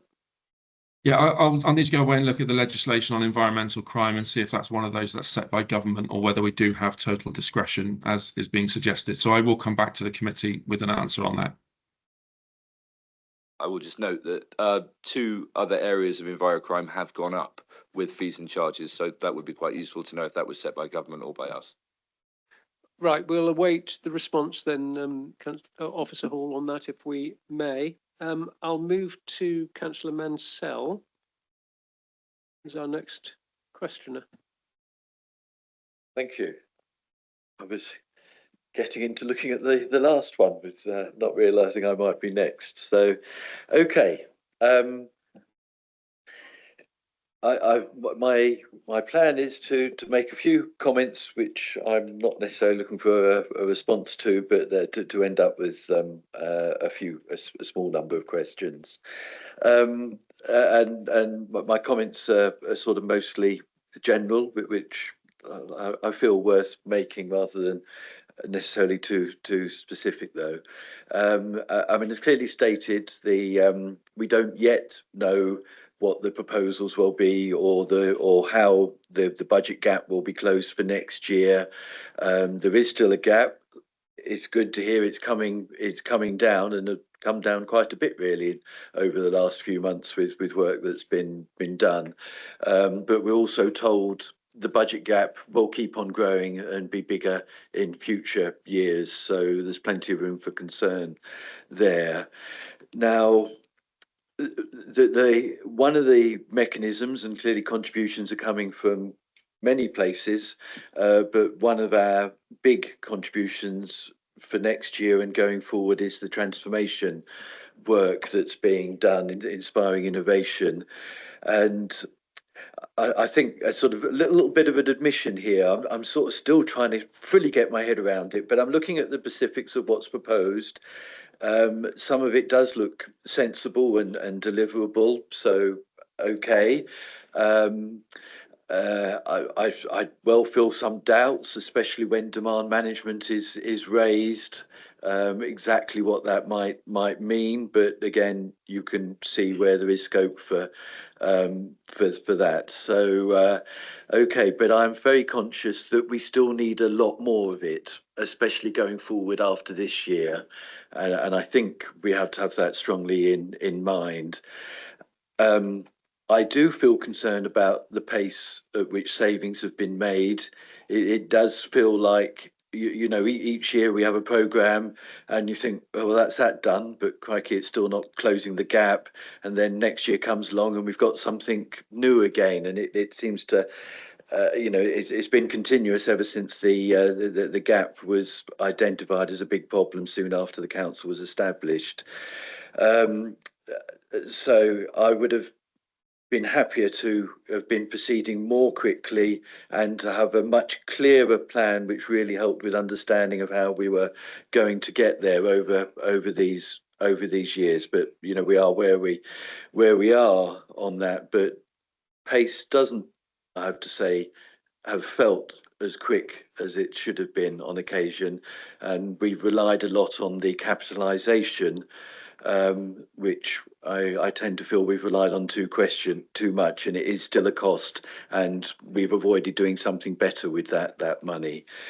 I am also very conscious that we've had, and 2010 has been mentioned, we've sort of had 15 years now of cuts and savings to local government, and there have been many painful decisions over those years, and it's still going on. And quite often when, you know, raise issues with officers, I feel they're overstretched and having to do too much, and, you know, and struggling to keep up with everything. And I'm sure we all see that on an occasion. I feel budgets have been cut too far, but yeah, transformation shows there is still some scope, but we clearly need a lot more. Now, part of why I say that is because what looks like how the budget gap is going to be closed for this year and what is being talked about, and I feel I should comment on that, which I suspect not many will be willing to do at this stage. But council tax increase is being mentioned as a possibility. I've said this before, and I will say it again. I think we have to look at that. That given our circumstances, and those who don't wish to will have to say, right, you know, what public services don't you want anymore? I believe public services we provide are important, and we've already dropped ones that we should have kept going. So I do think we need to look at above cap increase in council tax if the government allows it. We will see. I would have preferred that they gave a much fairer funding settlement to Somerset, and don't feel that it is fair. And I would have preferred that. We're a rural area where costs are higher, and that doesn't feel like it's been well reflected. We also have a more elderly population than many, and that inevitably does lead to some high costs in important services. So that's sort of background. And one I feel should mention we've got extra level of council tax for higher value properties. That should have been coming to councils. Government's taking it. That is just so wrong. Council tax is for councils. Why do government put up council tax and then take the council tax? That really should have come to local authorities who need the fair funding coming through. I think last of these sort of general comments before I come to the specific questions. If we do need to look at an above cap increase in council tax, which is looking the case, for me, the council tax reduction scheme also becomes very important, and that we have a good scheme, and there's starting to be some reservations already on that, but to a fair extent due to changes government's making rather than ourselves. But if council tax is going to go up, we do need to have protections for those on low incomes, and the council tax reduction is how we do that. So I think that is part of it. Okay, on to the more specific questions. And I'm also climate and place scrutiny, and I sort of see, and I do have a certain background, and I see most of my questions have all fallen in a certain area. Now, looking at the unachievable and new savings, which are pages 213 and 217, I think start with 217 first. So in 217, I don't feel surprised, firstly, that the reduction in highways maintenance is now regarded as unachievable. Many of us strongly questioned that at the time. So, that's one of those services that looks to me to have been cut too far already. So the idea we could have cut it further was also always likely to cause problems. So definitely accept that unachievable saving. I mean, to an extent, I accept the others as well, but I feel questions need to be asked. So we've got now the saving on the core contract for household waste recycling centres is now going to be identified as unachievable and reversed. I'm not saying I want to make cuts to recycling centres. However, I do think there's some questions. I've been trying to dig away at this and could never quite get an answer that I feel addresses what I've been asking. And I looked back yesterday evening to when the saving was first set to check my recollection of it. When it was first set, it was definitely talked about. It didn't say there were going to be closures of household recycling centres, but it definitely covered those. They were definitely mentioned in the saving to start with. And I am aware that Somerset does actually have a relatively high number of recycling centres compared to others. We've got 16. Compared to Devon, they've got 19 for a much larger authority. And I think if you make other comparisons to authorities you could have, we have a relatively high number of recycling centres, which is good, nice to have them. But given many of the savings we're having to make, I'm just wondering, we should be looking at that, and we seem to have dodged it. That's at least how it appears to me. The saving is now being talked about, and I was aware that it started to be talked about differently throughout. It's now being talked about anticipated efficiencies from the contract. That was not what it was originally discussed as. So I think there's still something to question there, and maybe it's generally unachievable, but I've not quite understood why the unachievable. So there's a question there. The booking scheme for recycling centres, I'm a bit confused on because it appears twice. So we've got introduction of a booking permit scheme for centres under unachievable savings on page 217. And then if you go back just a few pages to 213, under, I think it's new, this is new savings, we've suddenly got booking system for household recycling centres again. So it's a new saving and it's unachievable. You know, which is it? I will say I've got doubts about it. I have a feeling, depending on how it's introduced, and I think the detail is important, it could cause lots of difficulty and lots of pushback. So it's one instinctively I worry about, especially if I don't know how it's going to be done.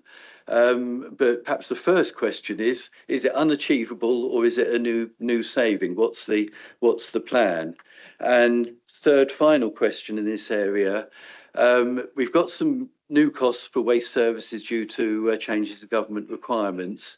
My understanding was the government was also going to make what are called the producers of packaging waste, those who actually put it on the market in the first place and determine how it's designed, through something called extended producer responsibility. They were going to give more money to us, and we saw a bit of new money last year.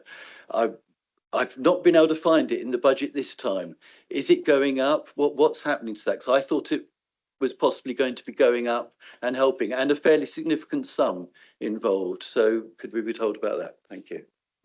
Right, thank you very much, Councillor Mansell. I'm going to ask Officer Hall if he would comment on all of those points, please, particularly relating to the household recycling centres. Although could I observe on the first one you mentioned, the highways savings, that it starts by talking about a saving previously assumed from LCN's commissioning enhanced maintenance. And then it goes on to talk about parish councils have not taken up this offer. I do not think LCNs actually have the ability or powers to commission. And so it probably should talk about parishes in both parts of that sentence, that paragraph. Officer Hall. Yeah, thank you. So in terms of the highways contracts savings, yes, you're right. It's more relevant to city, town and parish councils commissioning services directly. So we put in place a mechanism by which they could commission directly from the contract, and we anticipated seeing some savings coming from that. Actually, we haven't seen the uptake of that we might have expected, and therefore, rather than leave an undeliverable saving in the budget, we are seeking to reverse it because we don't believe that will come through. Similarly, to an extent with the household waste recycling centres, what we're saying is it's unachievable for 26-27. So that's why it's being removed at this stage. So Councillor Mansell is correct that previously we have talked about a potential reduction of household waste recycling centres. We've had those conversations with the contractor, and the point in time at which this was put is as a budget saving.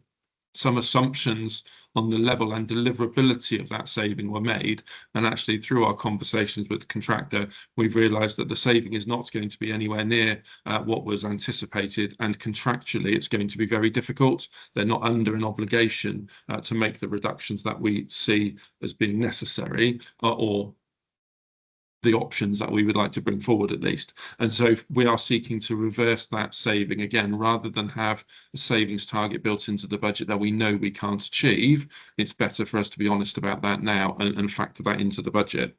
In terms of the booking system, again, I think what the report is saying is that it's not deliverable for 26-27. That's why it's shown as an undeliverable saving for that year. I'm sorry, I'm struggling to flick through the pages fast enough to see where it exists elsewhere in the report to confirm whether it is still being put in as a new saving for a different year. Page 213. Yeah, I might have to come back to you on that one, I'm afraid, unless finance colleagues are flicking as we go. And then the question on extended producer responsibility. So we have received fairly significant additional funding from the government or via the government route for that purpose. However, the cost of delivering the service still exceeds the volume of additional income from that extended producer responsibility So there is still a financial pressure on the service, despite the fact that we are seeing some significant contributions through that scheme. Thank you, Officer Hall. And could I just say to Councillor Mansell that whilst Somerset might have a relatively high number of recycling centres, it has a very uneven distribution of them, and there are very few west of Taunton. But that may be a debate for another day. You wanted to come back? Thank you. Yeah, and I wouldn't dispute that point, but still feel it could be it should be probably something that we give attention to, that I'm not sure has been given our financial position, but I do take the point that you just made. My follow up though is in relation to that. So just noting what the response given, could I ask what's the contract term for recycling centres, or and we may need to come back on that, and possibilities for review. So are the review opportunities within that contract, and when does it come to an end? Okay, thank you. I'll ask if Officer Hall, please, can furnish us with that information. If not today, then subsequently in writing. Before I call on Councillor Redmond, Mr. Heafy, you wanted to comment? Thank you. You asked the question, Councillor Mansell, about extended producer responsibility. So the budget for 2026-27 has 9.979 million built into the budget. I didn't bring it out as a specific item, and I do apologise for that. But that figure is in there, and it's assumed that that will remain constant throughout the life of the MTFP. Okay. Councillor Redmond. Chair, thank you for the chance to speak. I'm sorry I can't be in the room. Children and Family Scrutiny Committee looked at the budget papers in our meeting in December. I see that the recommendations form part of the supplementary paper, but for clarity, the Children and Families Scrutiny Committee commented that in their opinion, the papers offered a significant lack of detail within the report presented, and as such felt it was unable to formulate adequate recommendations at that time. I want to add to that, in previous years, scrutiny committees have had a summary of the main points prevalent to their area of speciality. This was not the case this year. I want to record my concern for this decision. I acknowledge that this meeting today has greater detail. I agree that members can ask questions today, but bringing the large amount of papers to one meeting does not, in my opinion, allow adequate scrutiny of the budget proposals. I hope that between papers being issued for this meeting and our deliberation at full council, members will be able to seek necessary clarification. Our comments from the December scrutiny also made a point in relation to the Dedicated Schools Grant, DSG, and our Deficit Management Plan, DMP, a point the 151 officer mentioned in his opening comments. The committee wanted to reiterate its concern around the risk the DSG poses to this council, and specifically the Deficit Management Plan implementation. I want to ask a question specific to this. The budget papers highlight continued uncertainty around the government's approach to the designated school grant deficit and the treatment of SEND funding pressures. Given that DSG deficits are ring-fenced and cannot legally be covered by the council's general fund, what assurance can executive provide that Somerset's DSG deficit management plan is robust, deliverable, and aligned with the anticipated national policy changes? And how will you prevent further pressure from the SEND system spilling over into the core council budgets for 26-27? In line with this, and more broadly around the SEND reforms, what is the impact of delayed SEND reforms and the white paper on Somerset's financial planning? Chair, I'm conscious of time. I have 3 more questions, but I'll take them if you allow me after this point. Mr. Heafy? So in terms of the position with regard to send, ultimately the general fund must pick up the cost of any send deficits. But at the moment we have what's called a statutory override in place, which means that we don't need to charge that to the general fund. And in fact, we don't do. I think there may be one or two councils who've got much smaller deficits, and even a couple of councils in surplus. There are not many, but there are a couple who treat it slightly differently. So we, like the vast majority of authorities, keep it off our balance sheet and therefore off the revenue account. What will change as of the 31st of March 2028 is that we will be required to recognise that deficit and expected to by our auditors. So that's when it becomes potentially destabilising to the council, because at that point we'll have to compare what we're now recognising against the reserves we've got. And if the recognition of that deficit is greater than the level of reserves, we are certainly in a very difficult position. Even if it's only taking a proportion of those reserves, it's likely to be quite large and leave us in a precarious position. I'm trying to use different language there, but so you can see the challenge whatever way, given the deficit we've got. And again, members, page 173 is really the specific reference to that. Just a quick point in relation to that, and I think the 151 officer, perhaps a bit of clarity really. In theory, the deficit that we're holding is money that we could be benefiting from as a council. What sort of impact is that? So this is a good accountancy answer I'm going to give you. There's an accounting treatment and there's cash. So they're two different things. So what we have is an override, which means we don't recognise the accounting treatment. It will sit there outside our balance sheet, and that's the statutory override. However, the deficits we are incurring are still requiring us to actually pay for them in cash terms. So what that means is cash that we would otherwise have, and typically councils are cash rich. We have cash given to us at the start of the year by government that we'll spend during the year as things become due. So we're always cash rich, and councils always have balances that they invest. So what's really happening in reality is that our investments are reducing because we're already using that cash very substantially, circa £100 million of it, to fund the actual deficits, and that will only get worse. Now, in some cases for councils, that cash call has become so great that they're now having to borrow for it. Not only they're not able to invest surplus monies, they're actually having to borrow to take that money as well. So the effect is being shown in two ways.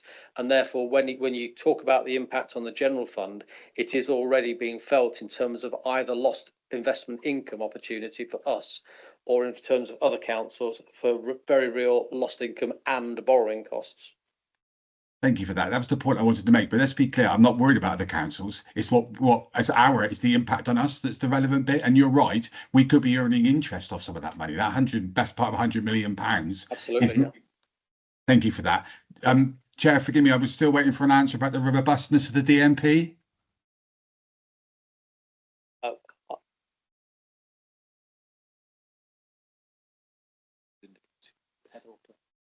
Councillor Shearer. Hi, thank you. Thanks very much. And I know Claire's on the line as well, but I'm in the room now, which I'm really grateful for. I just want to say, yeah, in terms of the reassurance, the reassurance around the DMP is the things that it does keep us awake at night. We are really serious about making it work.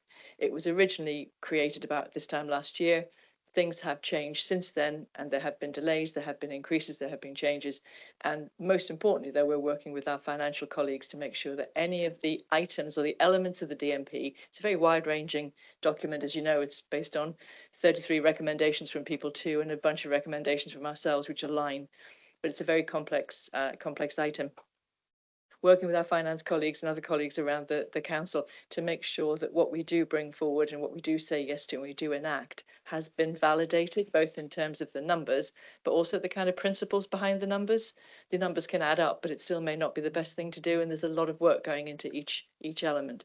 So we are doing our best to make it as robust as possible. That has built some delay into it, but better to do that than rush into something that then doesn't work. We get left with a whole bunch of savings or changes that we can't then address. So I think it's important that we do that. I think it's also important that the member oversight process that you initiated is a key part of that.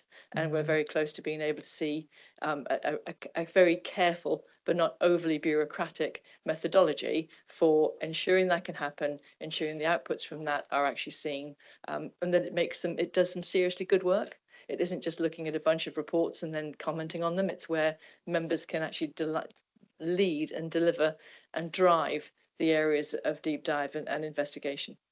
I think the other two things that were mentioned from, I think, the December scrutiny, which was very helpfully summarised, was also about giving, and this speaks to your detail bit, I think, Lee, in part, which is to actually give a very helpful briefing, and again, a short but very meaningful briefing around the two biggest areas of cost increase in children's. One is about the rising increase in cost of placements and working with the market, many of which, not all the players, many of the players are quite driven by profit, shall we say. It's a nice, when market meets need, things go horribly wrong. And that happens both in our residential places on the social care side of what we do, but also in the independent, non-maintained school sector, where very often, because of the way EHCPs work and the way, on occasions, many occasions, unfortunately, the relationship between school, parent, and local authority are perhaps not what they should be. And so people get into an adversarial system with us and go to court. So that's massively oversimplifying. But I think if we can bring some briefings, both around the impact of societal change and those markets, that would be really helpful, both on residential placements and on schools. So I would really like to get that to you as soon as I can. We're getting very close to having that kind of data ready. Thank you. Thank you for that response, Chair. Are you happy for me to just finish off? If you're happy to finish off now, Councillor Edmonds. Chair, thank you. To reiterate the points I made earlier, the committee discussed a number of topics at our meeting, but would have likely have wished to dig deeper if the additional information was available to our December meeting. I'm conscious of the lack of time at today's meeting. On top of SEND and DSG, we would have likely wanted to deep dive around savings proposals achievability, growth pressures, fees and charges, changes, transformation programme delivery, and so on. But for now, reflecting the children's scrutiny concerns about capacity and service responsiveness, my next questions relate to staffing and demand pressures in children's social care. There are a number of savings outlined. So how would the proposed savings affect the statutory services in children's social care? Are staffing reductions or vacancy freezes planned? And if so, how will these affect statutory safeguarding obligations? And if reductions or vacancy freezes are planned, has caseload modelling scenarios been done and validated to support these? Thank you, Chair. Councillor Shearer. Thank you, Lee. And that's a really good question, and one which I can't probably do absolute justice to today, but can I just say a couple of things very quickly in response? One is that I think Clive talked to one of these awful difficulties we always have, these tensions we have in what we do. On the one hand, we do have to make sure that we spend our money as wisely as possible, that we don't spend money wrongly, and that in some occasions we have to not do things which are statutorily demanded. That also has to be balanced with, and we still have to deliver the right service for children, families, and education generally across our county. It's always in tension. So I think one of the things to say would be, we would be not looking to take out people and people-generated services where that would have that real impact on what we have to deliver statutorily and how we have to protect and safeguard children. That's something that we have to walk that line really finely. And again, if we can get better at sharing with scrutiny, then more information about what our plans are, what our policies and changes are, you can help us hold ourselves to account that way. I think we do have to find savings. Everyone has to find efficiencies, but I think it's more about doing things better or differently than it is about saying, let's lash out 3 different teams and cut our just arbitrarily cut people out of the system. Because if our services aren't perhaps top hole now, they're going to be far less top hole if we haven't got the people to do it. The point I think about one of the things I'd love to share with people as well, is understand people in this room and beyond as members, is to really help you see what changes came out of the restructure that was enacted from the 1st of April. It was a very unwieldy service, it feels. I can't always hold it all in my head, and it would be several organisation charts to help you understand it. But I think that bit about how many teams have we got, how many people are within the teams, what's the qualification levels of those teams. I'm thinking in terms of social workers here. We have a lot of fantastic newly qualified social workers, but their caseload the caseload responsibility has to be less. So I think if we can help you see that, that might give you some assurance, not reassurance, but assurance that we're not cutting quality of service out, we're just doing things better. Thank you for the response, Heather, but it's okay saying that you want Scrutiny to be involved. If we could have done all this outside of this meeting, children's specific issues should be dealt with at Children and Family Scrutiny Committee. I'm sorry that bringing it to this, the point I made earlier about bringing it to this one meeting means that members of the council are having to listen to questions that we should have been dealt with separately and brought forward. I think the way that we did it before was a lot better. I'll pose the questions in the chat and hope for a response outside of this. Thank you, Chair. Point made. Right. Thank you very much, Councillor Redmond. I think to a very large degree we all sympathise with what you've just said. But that's learning for next year. Councillor Hobhouse. Thank you, Mr. Chairman. First, I just want to tell Councillor Mansell that if he brings up the cuts in the waste ever again, him and me will never ever talk. As one of the major centres they were talking about cutting was Dimmer. The second point I'd like to make is that in my division, I have Chiltern Canterlow Special School. I have 6 different adult social care homes. Every single one of those, almost, are now owned by financial institutions in London. It is a complete and utter disgrace, the amount of money that is being charged by special schools, and I'm going to quote Chiltern Canterlow here, which is more expensive to send a child to than to send a child to Eton. And it really isn't good enough. As of today, I understand the government are now pulling in the veterinary problems because 80% of the veterinary places in rural areas are owned by 5 companies across the country. And exactly the same thing is happening in both adult and children's social care. And somebody higher up than me or this committee have got to do something about it. Right, my final point is not going to go down very well. 5 years ago, we had neutrality brought in. We have a situation where this council is in charge. We have 3 years ago got a barrister's opinion which said we could tell a non-governmental quango what we wanted to do. That would have increased our pre-seat, Mr. Heapy, and I've asked you this question, as you know, by tens of millions of pounds if we had activated it. The failure to actually look at what was happening and to act on it as the lead authority has meant that we, as I've just said, are tens of millions of pounds down on our pre-seat.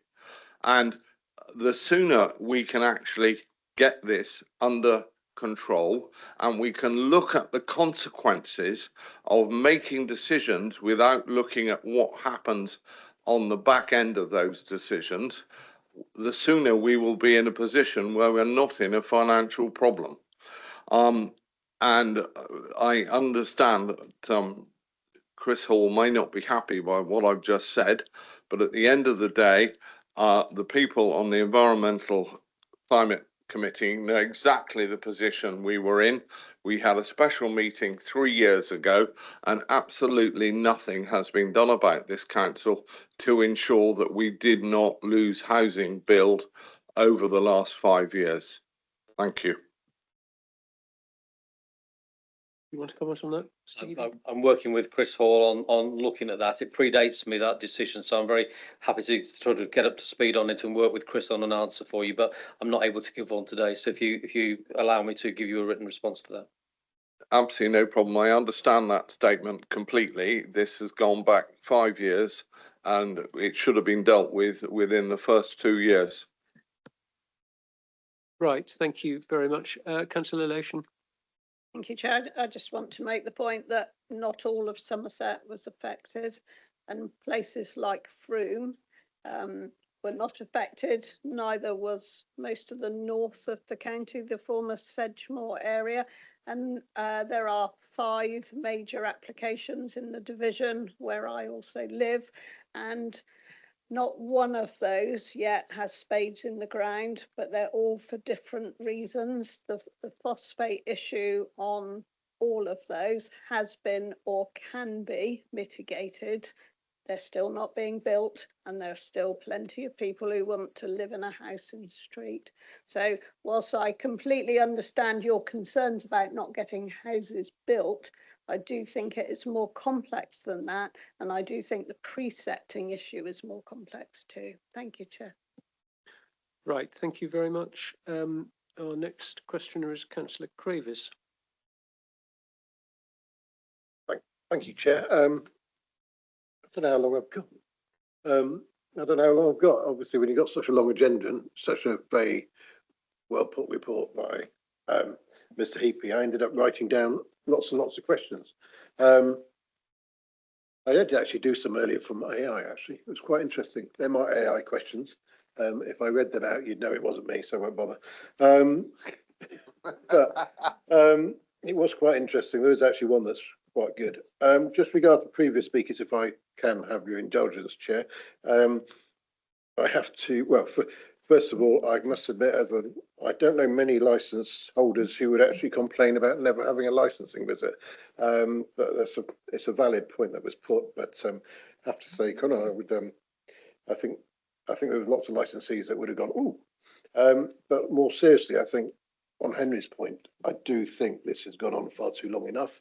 I think there's lots and lots of issues why houses aren't getting built. It was brought up in the planning committee yesterday, I believe, by the chair. That there's lots of applications that are actually granted and not being built out. So you've got, for me, you've got the delay in planning. You've got developers that want to develop. This is then compounded in one part by your unappointed, well, unelected Quango, telling us what we can and can't do, and nobody challenging that, just because at the end of the day they might have a few funds and might be able to use judicial review as a threat, etc., etc. And at some point, we, as a council, we represent the people of Somerset and not natural England, and we should maybe make a stand. So I fully support what Henry's saying there. As I said, it was an interesting report. I've got one question I had was there was a figure mentioned by Clive of 388 million that I think we've lost in council tax receipts, but I wasn't clear whether that was just this council, whether that was this council and a combination of the district councils, because some of the district councils did the same thing. Also, then there was another point with business rates, and obviously, bear with me on this one. Obviously, we've seen, and I used to with Rachel Reeves think, oh, bless, but now I just think, get rid of her. I have to say, and I'm not really like that about national politicians, because I think it's a very difficult job.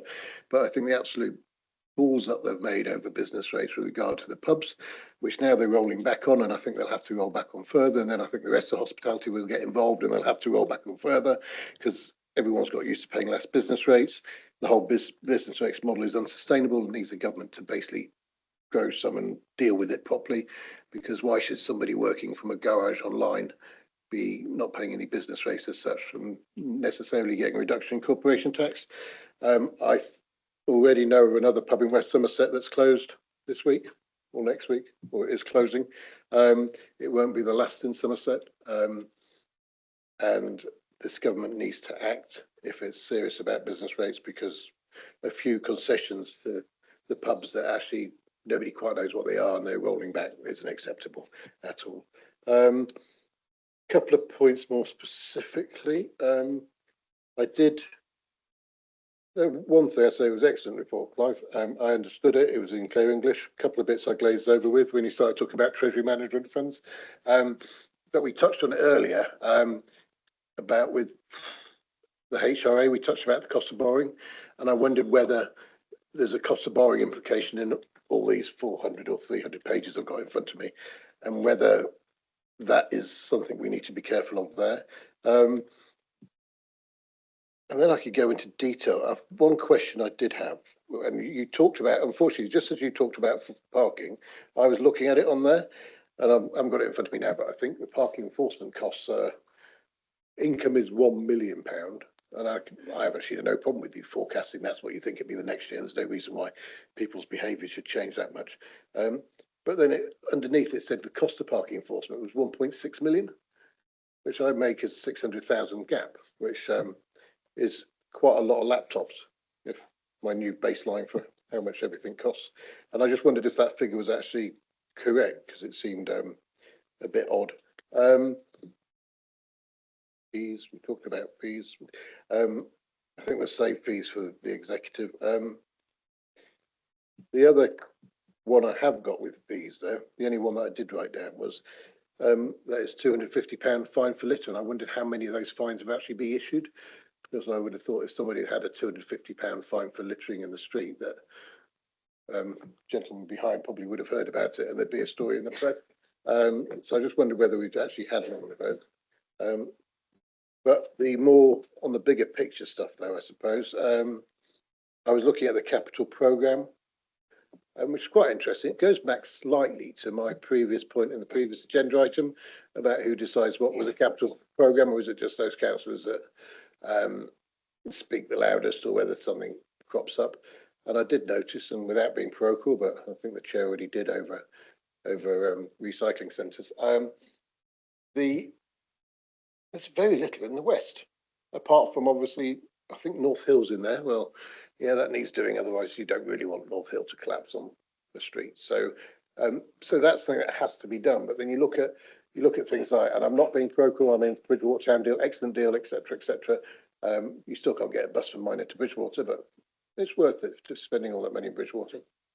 But I wonder, there's a big gap there, and I wonder how we get things on there, or what happens when something serious happens, because I noticed you've also got what was it called, emergency fund of 16 million. Well, there's a couple of things in West Somerset that could eat all of that 16 million if we have a wrong storm or a bit of land slippage in the wrong place. And I wonder whether actually that emergency fund was enough, and how we would deal with that if, say, I don't know, a big hole appeared somewhere in Minehead, say, or by the golf club, which happened recently. I know the Environment Agency would get involved, but there are some bits that would affect our property, such as directly. Bear with me, Chair. Yeah, and I think I'm probably going to leave it at that. The only thing I could possibly add is it was touched upon there, I think, with Heather when we talked about services. I don't know whether that was the same thing. Obviously, we had the reorganisation and everything else, and and I wonder, are there many areas that we've maybe not got enough staff now, that maybe that reorganisation was too much, and there are now gaps in services that we're needing to fill? And if we are filling them, have we budgeted for filling them, and how do we go about filling them? And indeed, if we've made people redundant and then actually we're reorganising again because we found we've gone too far, have we budgeted for that? I think that's all my questions, actually, Chair. Right, thank you for that, and thank you for not being parochial. I'll try not to be, Chair. Indeed, Mr. Wheel.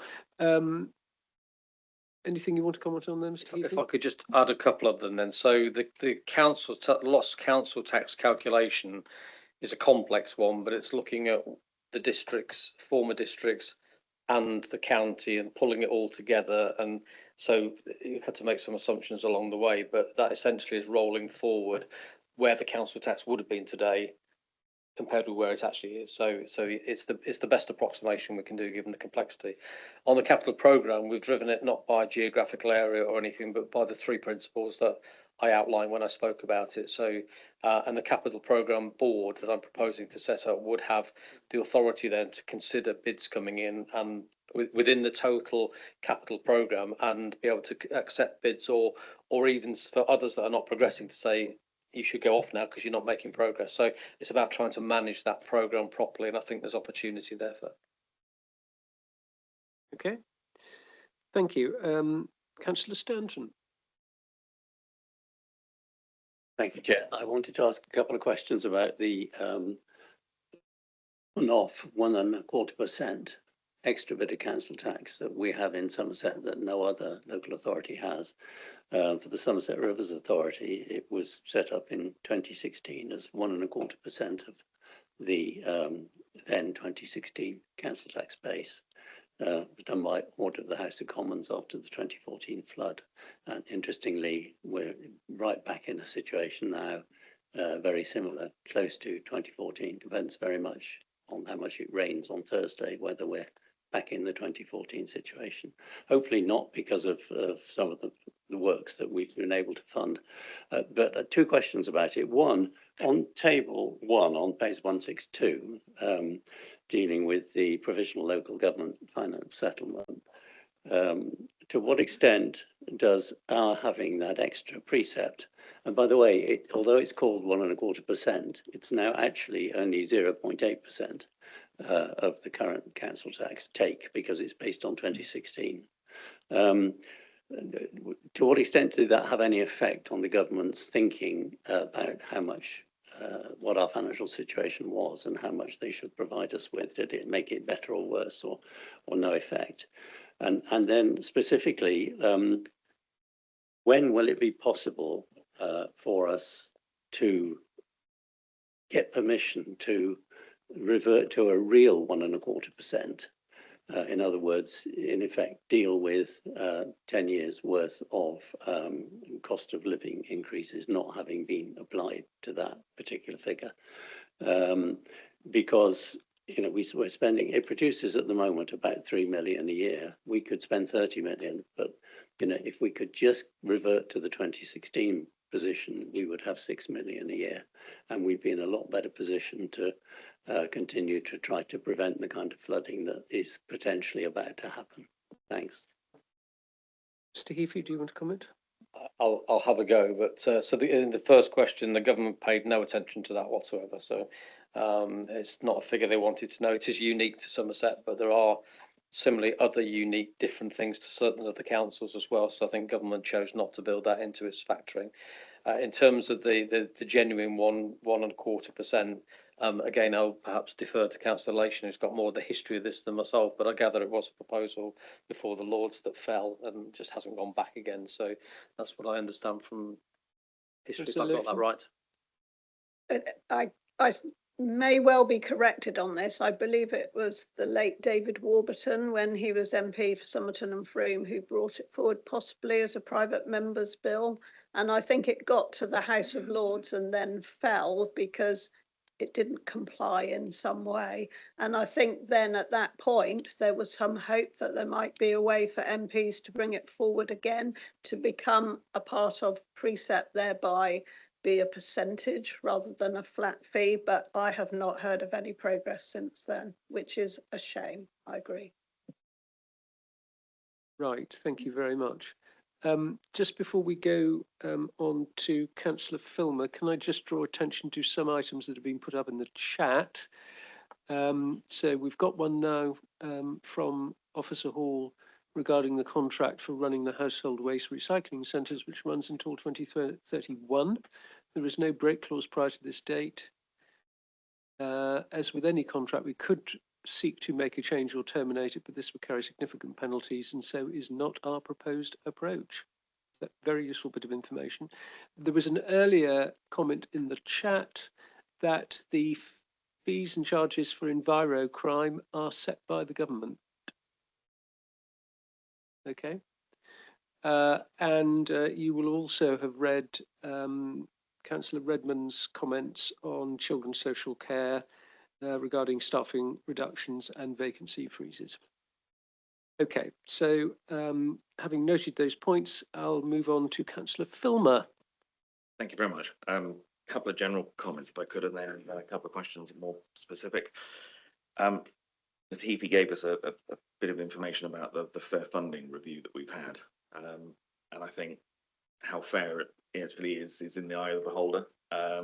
Having looked at what's happened to our budget, I think we were all expecting fair funding to be of some benefit to authorities like ourselves, and I think up until the autumn it was looking fairly good, and then suddenly things started to change, and we've now ended up with where we are. I think I'm right in saying that we've been advised that the rurality, the taking account of the fact that it costs more to deliver services in rural areas, has now been taken out by the government, so we've lost out on that. We've also lost out on the business rates, as we've heard, about 10 million. I mean, a lot of that was benefiting Somerset because we'd encouraged businesses to relocate here, so we benefited from those extra business rates, and we're allowed to keep a bigger proportion. And to see that go, I think, loses that incentive for authorities as well to do that in the future. From what was said also, I think earlier, it sounds like those who charge high council taxes are now being rewarded by the way the calculation works, and those who charge lower council taxes are at a disbenefit. So in effect, they're penalising the prudence of previous councils who have tried to keep money in local council taxpayers' pockets, and I think that's unfortunate. But that's where we currently sit with this. And I think also it says a lot about the way that government as a whole looks at local government in the way that we've been treated with the timing of this. When you think we're sat at this meeting and we still haven't had the information from government so we can make our final figures. And to drag it on this length, I think is not great. Wondered if I could ask, in terms of exceptional financial support, and we've heard that we will be looking obviously for that this year to help us with our funding. The fact there are now more and more councils needing that, and the fact that we're going back for, it's not our first year, what impact is that likely to have in terms of conditions and things that might have to be met by us in the future? And then if I could, on the couple of more slightly more detailed, you mentioned the collection fund surplus, which is great that we've got this extra money, but obviously that's money we could have budgeted in last year if we got those figures more accurate. So what are we doing to make sure in future years we can try and make sure those numbers are closer to the actual, rather than having that over provision come in the future year? And the last question I was going to ask was, talking of future figures, on page 170, I think it is, there are some figures that look forward for 5 years worth of likely increases. Where are we? Here it comes. Yeah, it's down as the table 7, the forecast growth requests. And if you look at adult services, that all looks quite sensible. You can see a projection going forward. In children's and community, there are very big figures in the first couple of years, and then it suddenly drops. Is that because we haven't worked those figures out into the future? And if so, should we be putting something on there to say, sort of, be confident about the first 2 or 3 years here, but the 4 and 5 actually treat that with take a bit of pinch of salt? Thank you, Councillor Filmer. So on the first sort of comment, really, just to say, I'm trying to put onto the chat the County Council's networks response to the consultation, which some of you may have seen, but if not, it's an excellent view of the impact on counties and county unitaries. Fortunately, the chat option seems to be greyed out on the attached file option, so I'll send it via DEM services and we'll get it put on that way. The second one, exceptional financial support conditions. That's a more difficult one. What we're hearing is that there's a lot of applications coming this year from authorities who probably on the face of it don't really need it, but are seeing it as a bit of a source of extra funding. It's just becoming a source of extra funding rather than exceptional. And we're hearing that governments are likely to toughen up on that by making conditions for all authorities. In a sense, those who are doing that are making it worse for those who genuinely need it by toughening up on the conditions. What we've seen in the past is a range of conditions, but one of which has been an imposition of an extra 1% on all borrowing costs associated with it, that wouldn't affect us because we're funding it from capital receipts. But bear in mind, nearly every other authority is funding it by adding to their borrowing costs, therefore making their revenue position even worse. It's a real oddity. But what they've also tended to do in the past when they put conditions on, and one authority was in, they had 12 conditions attached to it, it is all about progress and monitoring, and they tended to put in place an improvement board, and their role is to monitor the progress of the council and report that progress to the Secretary of State. So in the case of Nottingham, for instance, a number of years ago, Sir Tony Redmond chaired that board. I know because I'd happened to be there.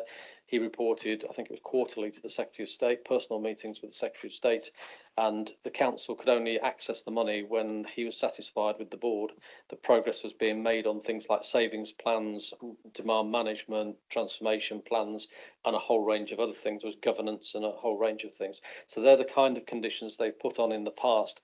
Whether they would think of different things this time or not, I don't know, but I think it would be something around independent assurance of progress to make sure we're making the kind of progress that we should be. You've made a good point about this is the third year of exceptional financial support, and we're not going to get a fourth one in my view. I think governments are going to look to say you've had long enough to put your house in order, get it in order, which is why we've done a lot of hard work this year to try and get us on that trajectory. So we're not quite there yet, and I think the transformation programme is going to be the answer to that. But that's the arguments around that. But don't expect that government are going to continue to fund us year on year. They absolutely won't, and they will expect us to get back into a balanced position. On the collection fund, I've got better experts around me than me to talk about the collection fund, but what we're doing is looking at the whole budgeting process and what we allow for going in and going out, and trying to understand from the sources of inaccuracy. So we know, for instance, I think I mentioned earlier that second homes was not taken into account for last year when we looked at it. Have we got realism and what's going in and what's coming out? And I think we just need to look at the way we do that. And whilst we always want to err on the side of caution, and I would rather have a small surplus than a small loss or a big loss, I think we do need to look at that methodology again. In terms of forecast growth, I'll ask Claire to come in and cover that particular one, but clearly we need to, children's in particular is one where we've seen immense growth because of the placement pressures. And over the last 6 years or so, the total children's budget, if you look at that, it's more than doubled over that period of time. It's gone from 85 million to a forecast 187 million. And rapidly catching up with adults. So the pressures in children's are enormous, and that's playing through in the budgets. But Claire, I don't know if you want to come in and make a further comment on that. Yeah, can do. Thank you. Yeah, so the budget for 26-27, or the growth for 26-27 is seen as 26.5 million. That's on the basis of particularly external placements in children's social care, where we have seen a huge growth in the number of children coming into care, particularly those children who are high cost, so largely teenagers, and particularly young people who are involved in serious youth violence or have significant behavioural difficulties. As a councillor said earlier, I think it might have been Councillor Mansell said earlier, a lot of these residential providers where children are having to live are private equity backed. And their main motivation, or one of their motivations, should we say, is profit for their shareholders. When we've looked at profit margins, some of those profit margins are up to 47%. So it does cost an awful lot of money for children who need that level of provision, or also for children where we cannot find foster carers. So nationally, there's been a 10% decline in the number of foster carers over the last few years. That's been replicated in Somerset. We are now at a sort of on a more even keel, and in the last 12 months, I think we've net increase of foster carers by about 2 or 3 households. So it is very, very hard work to be able to recruit more foster carers. Fostering is a better option for most children. Most children benefit from living in a family, but there are a few children who wouldn't benefit from that.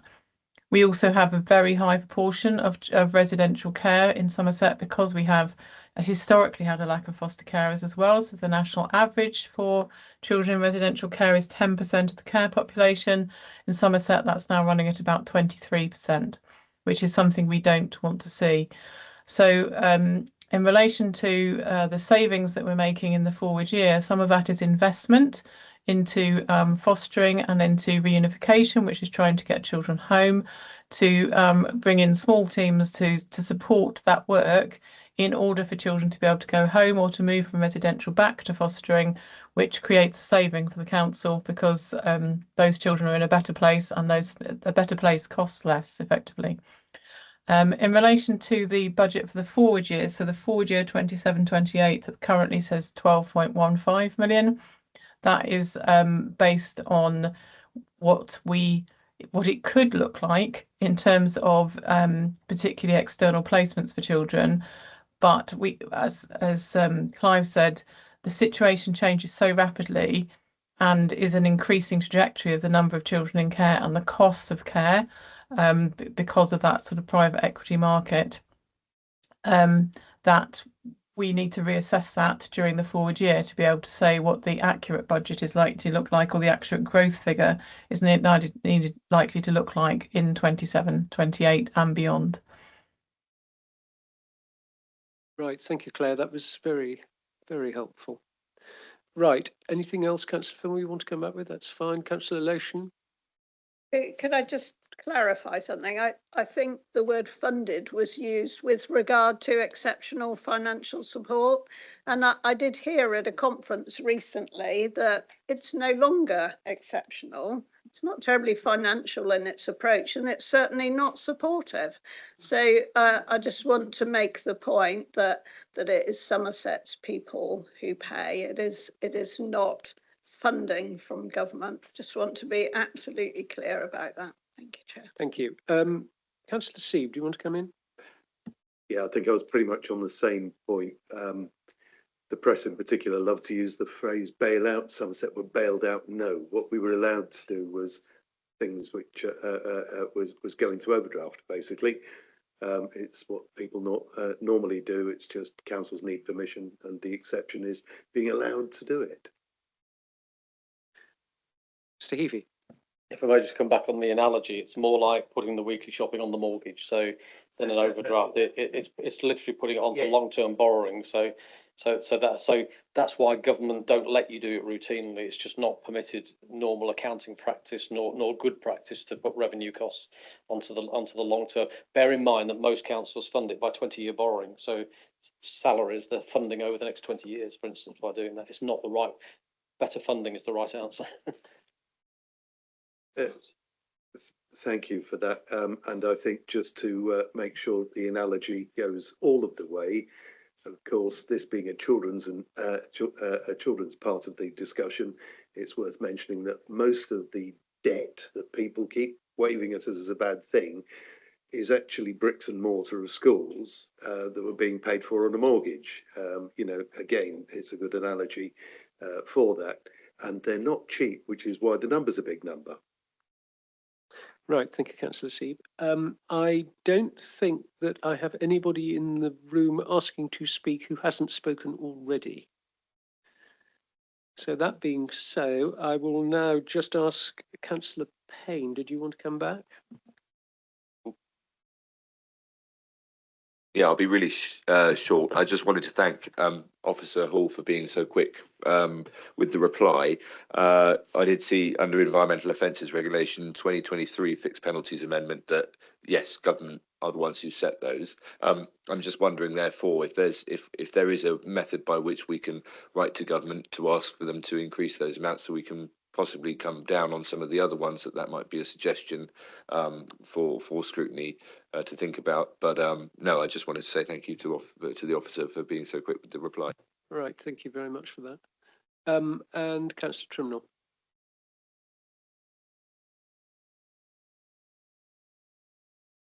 Thank you, Chair. So I think it would be remiss to not mention the consultation that came out, because there was lots of work that was obviously done on it, very quickly analysed, and information returned to us in a really timely manner. So I wouldn't want to leave it without commenting on it. I do have questions though, so it's not, I apart from thanking all the team who've worked really hard on it, and like I say, turned it around really quickly. I just have a few questions that I wanted answered when I was looking at it. There were things that jumped out at me. So I'm on page 12. We've got areas of concern, and it appears, because we've got other, that people must have been given a list of things that they could select from, and then they prioritize them in some way. I must add, I didn't contribute to this because I felt as a councillor, although I am a taxpayer and a local resident here, I had a feeling that it wasn't right for me to comment on it in a public consultation. That may be right or wrong, so I didn't look at it. Now, some of these things, condition of roads and pavements, we absolutely can influence, but there were some of them that I felt. Job security, for example, I just don't know whether putting that in this consultation, I don't know what that meant. And I wondered if someone could explain why certain things, I get how you might say my mental health and well-being, because are the council providing opportunities for people to improve on that, or to maintain a good level of physical fitness, even future job prospects. I can understand that, but there were just a few things that I felt were in there that were a bit tricky, even things like being lonely. I mean, you can put as many things in as a council towards stopping people being lonely, but there will still be lonely people. And so I just wondered how those that sort of list was collated, particularly when on page 17, no, hang on.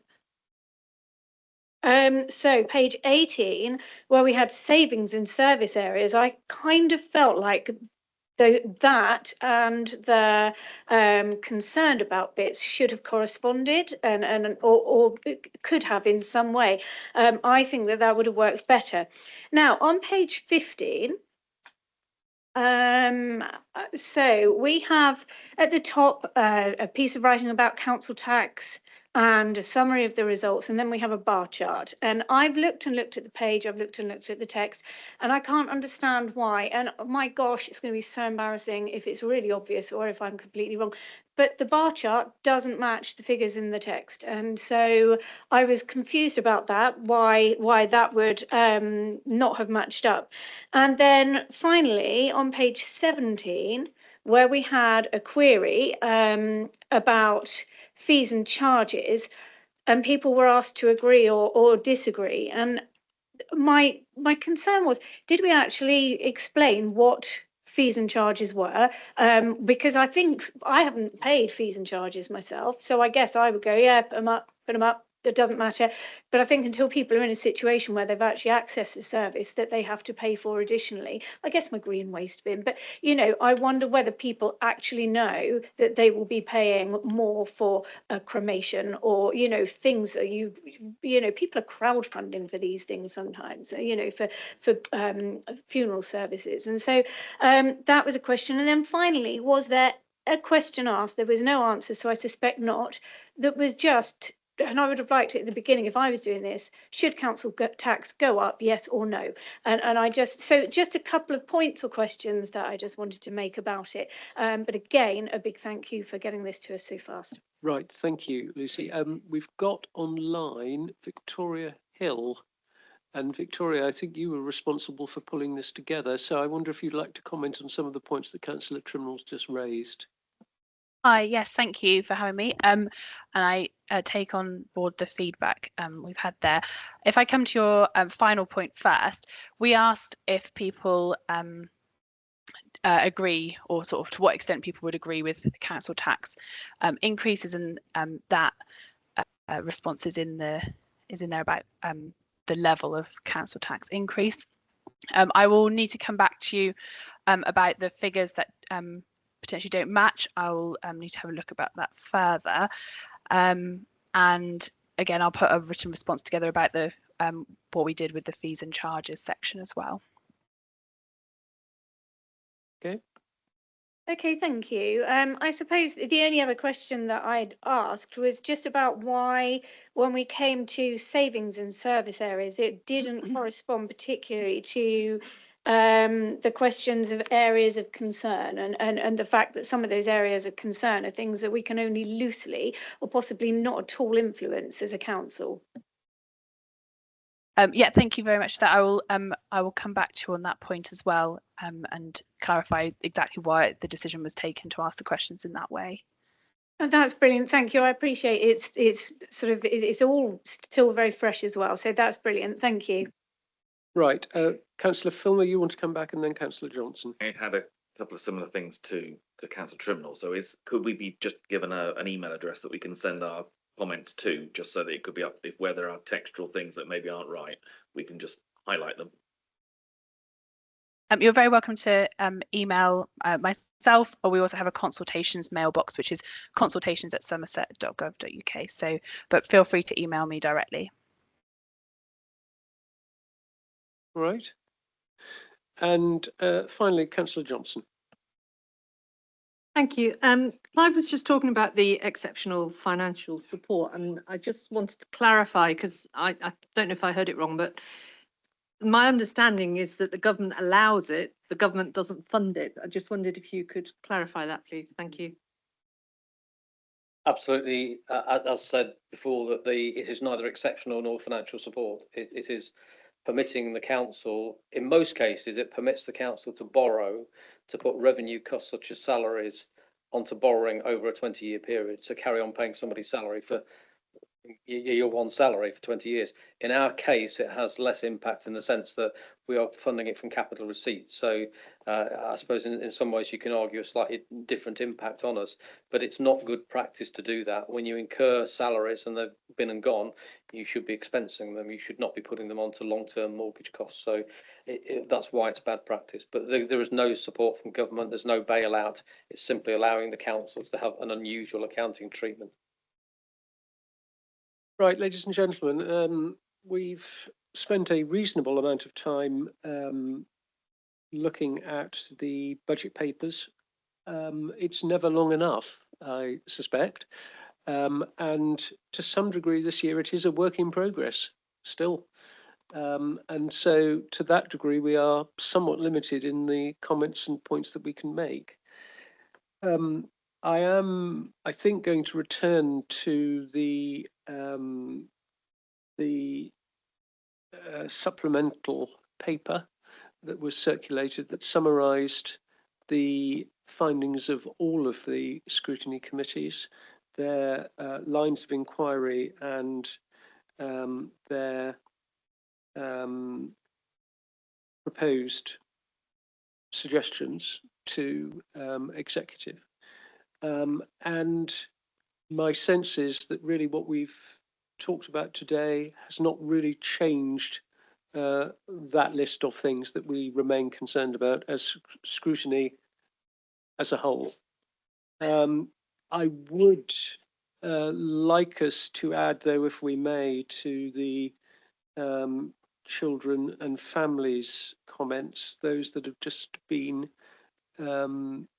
elucidated by Councillor Redmond regarding staffing reductions and vacancy freezes as a further area of concern. Other than that, I'm not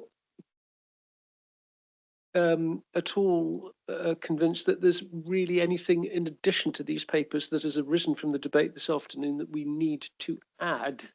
But I'm very happy for you to suggest that there is something that you would like to put. Councillor Stanton.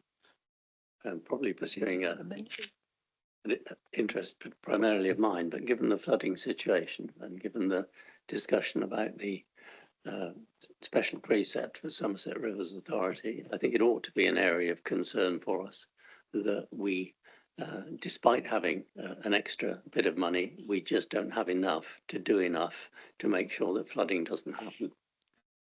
Okay, so we'll add the concern about the level of SRA to our consideration. Councillor Trimnell. Thank you, Chair. I'm just so glad that you asked a different question, because I would have hated that. Councillor Payne recommended that we maybe write to, I can't think who, DEFRA, to request that they look at the restriction on raising fines, basically, on envirocrime. And since as a scrutiny, our purpose is often to make recommendations and to come up with things that we can do to improve things. I do agree with you. I think that, you know, those penalties certainly should at least be able to be looked at by us. So could we put that in as a action, please? Bush, I don't think there's a problem with that. I mean, obviously it's not within our control, but nevertheless, as an additional request to write to DEFRA, we can do it. All right. Councillor Seeb.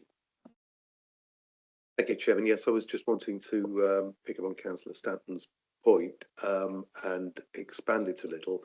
And on that same topic, say, and noting the reduction in, I think it's contingencies and emergencies, which you know, just seems so ironic that you see £250,000 cut in a key. Sorry, it's resilience, isn't it? Emergencies and resilience, or something of that nature. The grant has gone down £250,000. Crisis Resilience Fund. That's it, Crisis and Resilience Fund.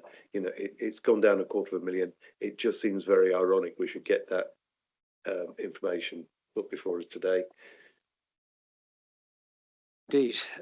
Okay, so noting the points then that you've just elucidated, Councillor Seeb, the SRA from Councillor Stanton, and enviro crime penalties writing to DEFRA, Councillor Payne, supplemented by Councillor Trimnell. Is there anything else in addition to the paper that is already before us, summarising? Councillor Murphy, how wonderful to hear from you. We've been so stimulating all afternoon, Councillor Murphy. Cunningly so. I would like to make one particular point. I was quite amazed at the announcement made by Clive when he confirmed the sword of Damocles holding over our heads from the schools grant and the situation that would occur in a year or two's time when there could be up to 250 million to be paid off for that, which was not being paid off. Partially, I assume you did mention the 330 million which we lost from previous councils not putting up the precept. We can't do anything about that. That's in the past. But it seems to remain with us all along our lives and will remain with us until we solve it, till we resolve this. It would seem that the link between the dedicated schools grant and that 330 million still exists today and will have to be resolved before we can actually have a clear path, or whoever is in charge of this council has a clear path. And I think that's something we have to put down as a care, because that schools grant, if that's going to finish, if what did you call it? If the system is going to change, the statutory override, if that's going to cease, then we have the biggest problem we have to face in the future, I think, is that grant. And so we have to take a care of mentioning that as a red flag. Indeed. That's all I have to say. Absolutely, Councillor Murphy. And you will remember that on page 9 of the supplement, the points made about the DSG by Councillor Redmond and others are very clearly stated. And so that is something that we are very concerned about as scrutiny as a whole, and that is to go forward in our comments from not only this meeting, but its predecessors. Now, a number of hands shot up then. So is there anything that you want to add to that, Councillor Lation? You've covered that perfectly. Thank you, Chair. Do you need to add to that? Are you happy with what I've just said? You're muted, Councillor Redmond. Sorry, Chair, I didn't realise. When I was looking at the screen, I didn't realise you were looking at me when you were talking. I apologise. So, well, your hand was up, and No, thank you. I just Councillor Murphy took the words from my mouth partly, but I thank him for that. But one of the points I will make, and I think I did notice it myself when with the preamble that the 151 officer gave, he mentioned about the concerns in relation to education funding in general. So you'll be pleased to know, Chair, that I've already started an email which I'll be sending to my scrutiny manager and meeting clerk, asking for some clarification around that point. I think it's an important point to be made, and there are a number of issues around education funding which I think we need to be digging deeper into. So thank you for highlighting that, and I will be sending that email imminently. Thank you, Chair. You see my note in the chat, by the way. I do. And you will note that what we say in our summary report is immediate establishment of a member-led programme management board to oversee DSG deficit management plan delivery with clear milestones in reporting. So, good. Councillor Payne, I am anxious to bring this to a conclusion if we can. It's just one very small point, but it was the first part of my question.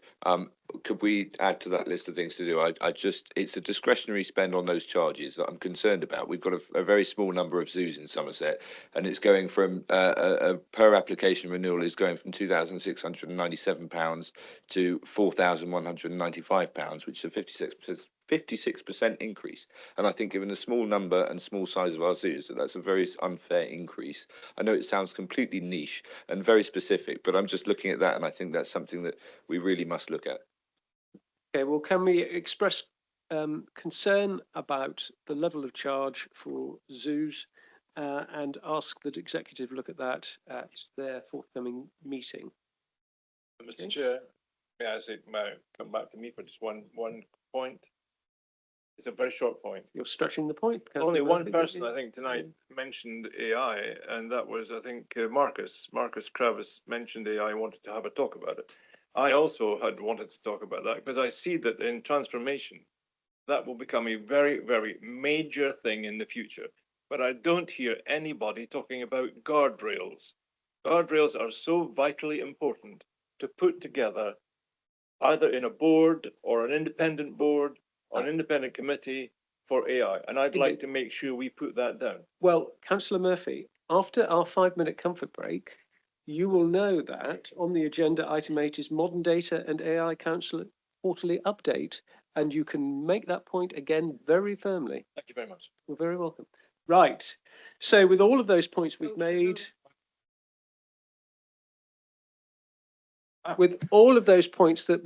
ladies and gentlemen, noting Councillor Payne's zoo point, the SRA writing to DEFRA regarding raising penalties for envirocrime, and the whole paper that otherwise backs up all of the points that scrutineers have made.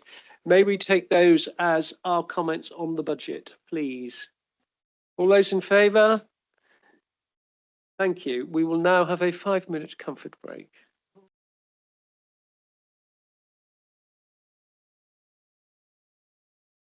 Right, ladies and gentlemen, thank you very much for your attention. And we're now coming to one of the most interesting items this afternoon, Modern Data and AI Council quarterly update. We're very pleased to welcome Josh Pym back this afternoon, who's going to give a report which is going to be introduced by Councillor Butt-Phillip. Theo. Thank you very much, Chair. It's incredible what you can do with AI. We put into the model, what is Councillor Murphy going to ask about? And it told us we need an item on AI on the agenda. So there you go. As the committee knows, we brought the business case for the modern data and AI investment to this committee and then executive last year. And we have started the work that was outlined within that. The committee was very keen to be regularly updated on this work. Rightly so. It's an incredibly important enabling project for the transformation programme and for the council as a whole. You are very fortunate that we have such an excellent presenter in our Chief Data Analytics Officer, Josh Pym, who is going to give you a very informative presentation, which will be far better than anything I could say. So I'm going to stop saying it. Josh. Mr. Pym. Yes, afternoon, everyone. Let me get the slides.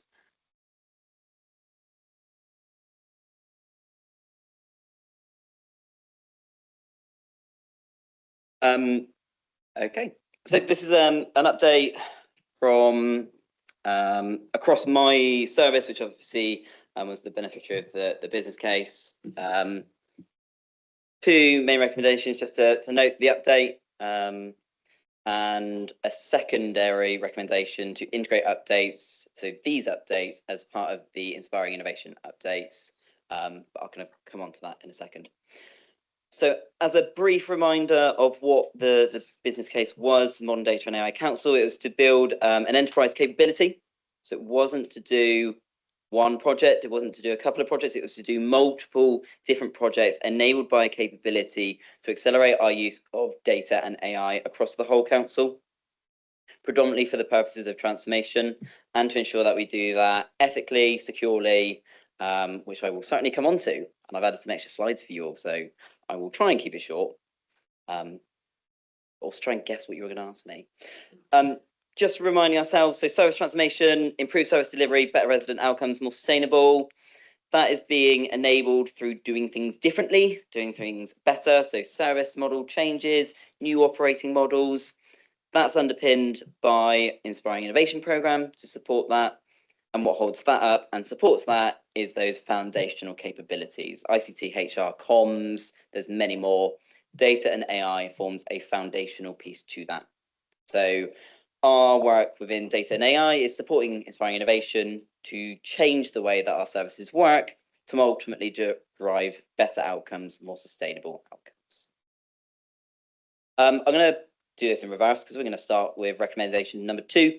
What I want to avoid is the perception that Modern Data and AI Council was anything other than part of Inspiring Innovation.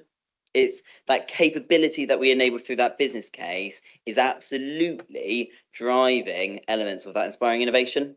So recommendation number 1, or number 2, but the first one I'm going to deliver, is to integrate these updates as part of Inspiring Innovation. It's not to do anything less, it's not trying to dodge it, but what I don't want to, Modern Data and AI Council was a name for a business case, but it's not a programme of work.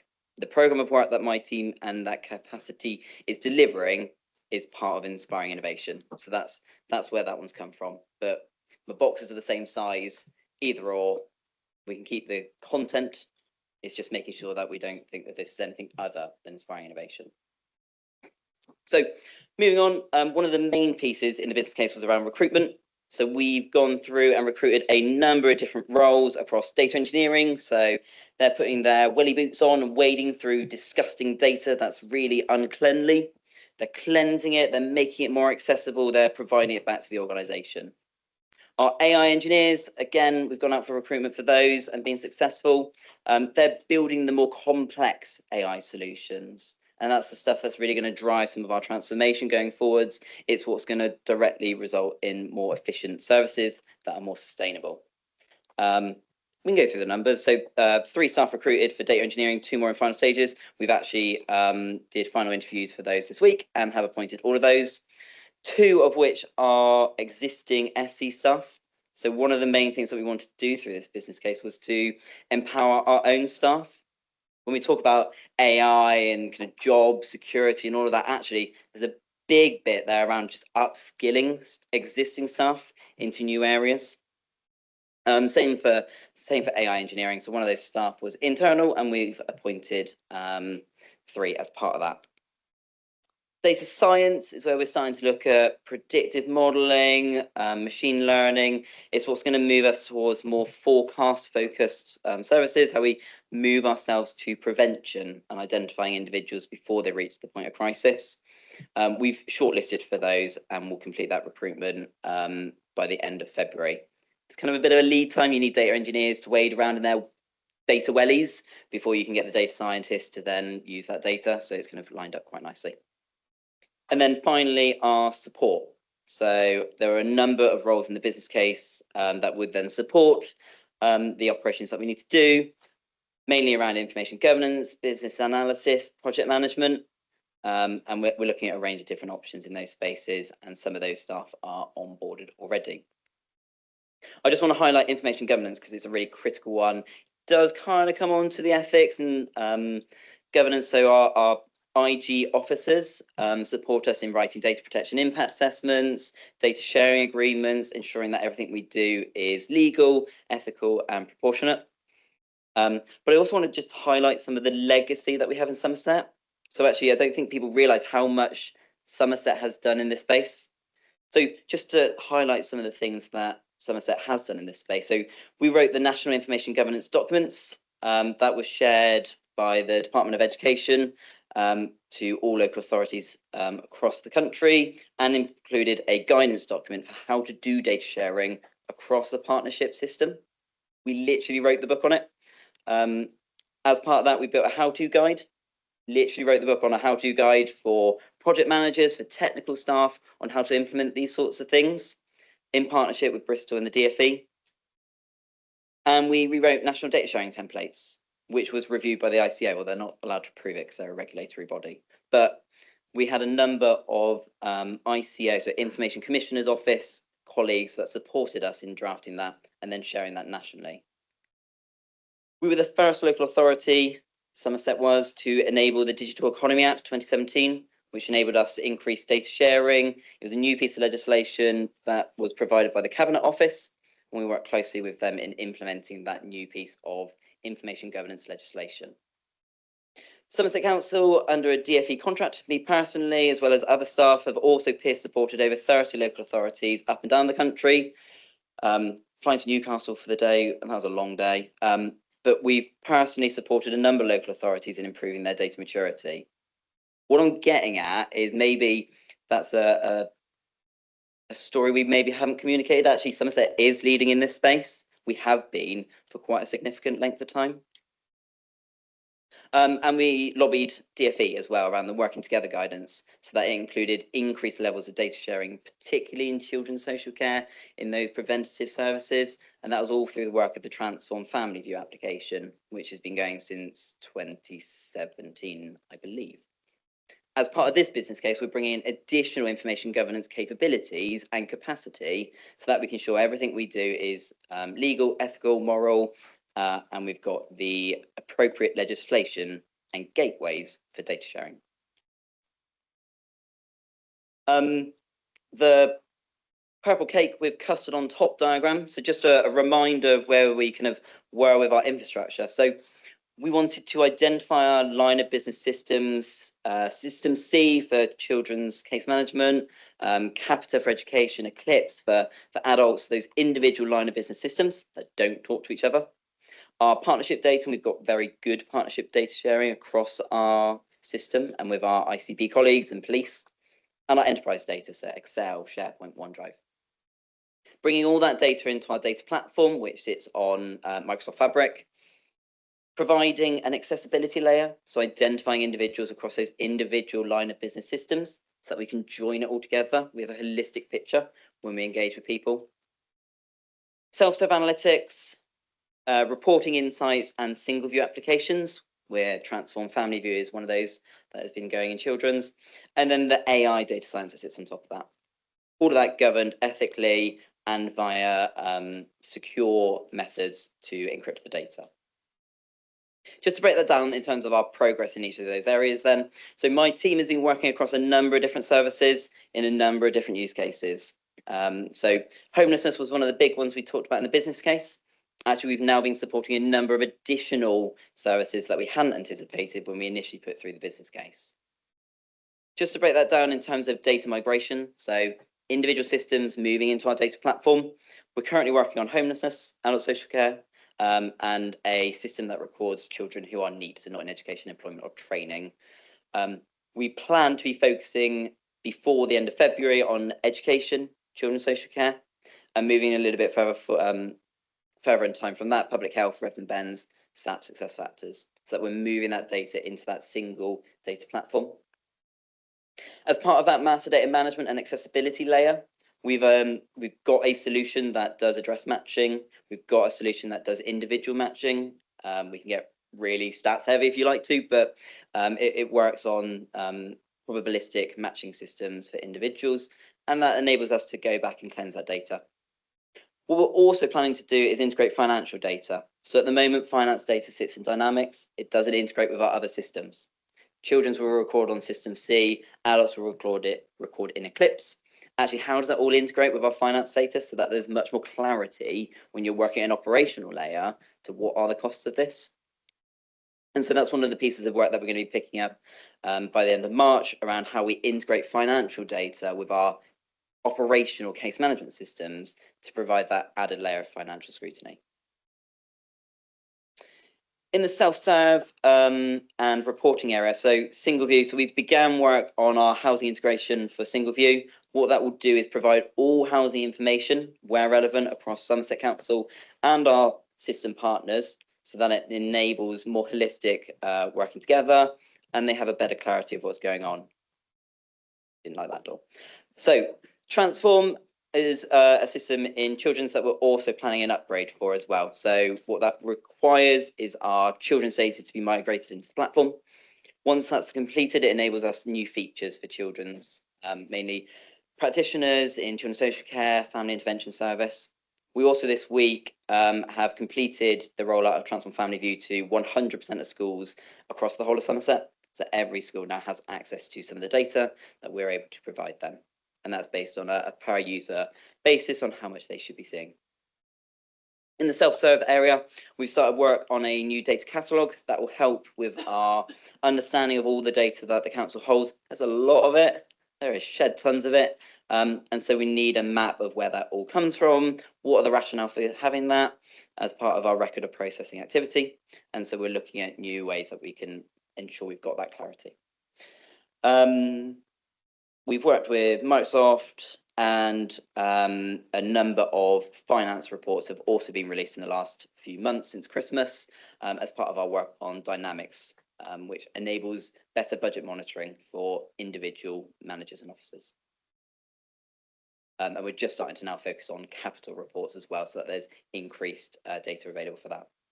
In the data science and AI space, so we did a temporary accommodation hackathon just before Christmas. I'm going to update you guys on that one in a second. Do come on in.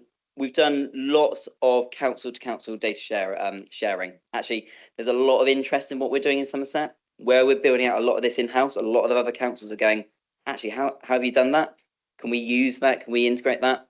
And we're looking at benchmarking ourselves against purchase supplier products to actually look at how effective our solutions are in relation to what you can purchase and pay 10 times the price for.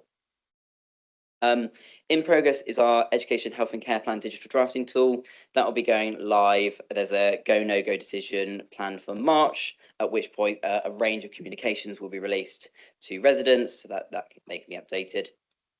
I'm not going to list all of it, you can read. We're planning on focusing on falls is one of our main other areas of focus in the future. In terms of AI, so when I talk about AI, there's kind of 3 stages of that. We've got our no code, that's Copilot, that's Magic Notes, where it doesn't need any code. We've got our low code area, so that's Copilot Studio, where we're starting to build out agentic AI solutions. What I'm predominantly going to talk to you now and give a little bit more detail on is our pro code area. That's the area that my team predominantly focuses on. What that does is it's much more technically complex, but actually enables us to do those more complex use cases as well. So just a brief rundown. I think we went through this one as part of the business cases was our AI principles, open and transparent, communication, dialogue, information understanding, accessibility and inclusion, and always human in the loop. That's a really critical one. I've got a nice little slideshow. So here's some of our hackathon. So we took 8 Somerset Council officers up to Birmingham for a national government hosted hackathon on homelessness and temporary accommodation. Our team did a fantastic job at presenting a solution which we are now developing in-house, which will enable us to better identify temporary accommodation solutions, looking to drive down costs. What this also means, okay, so a hackathon is a intense work day on one solution. So you bring multiple different functional skills. So different people that specialize at different things, bring them all into one room and say, we're focusing on this one thing. How can we develop something really quick. So actually, what I'm showing you on the screen now was made in 2 days. 2 days from nothing to something that we can then spin out into a formal project afterwards to take forwards. It means we can get a lot of progress done in a short space of time before it then goes into a formal project handoff. Does that help? Yeah, no, you're good. Did you to create this? Sorry. Yes. You did all the programming in those 2 days to generate this in a real working environment, as in this is using real data? It's using real example data. What we don't want to do in those sort of, where we're iterating really fast, is we don't want to use real personal data, because we're iterating, we're breaking stuff, we're flying stuff around, seeing what sticks at the wall really quickly. But what that does mean is then once that goes into a formal project, we do the information governance, the data protection impact assessments, the formal stuff we need to then start putting actual data into it. So it's all, this is what I'm showing here is a mock-up with personalized data, but it's representative of the real data that we have in the council. Okay. Part of this is looking at how we can use AI data and solutions to look at the holistic cost of stuff.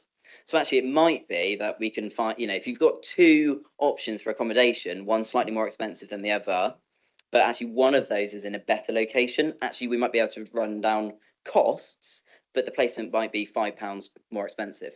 But the net cost across all of that is reduced.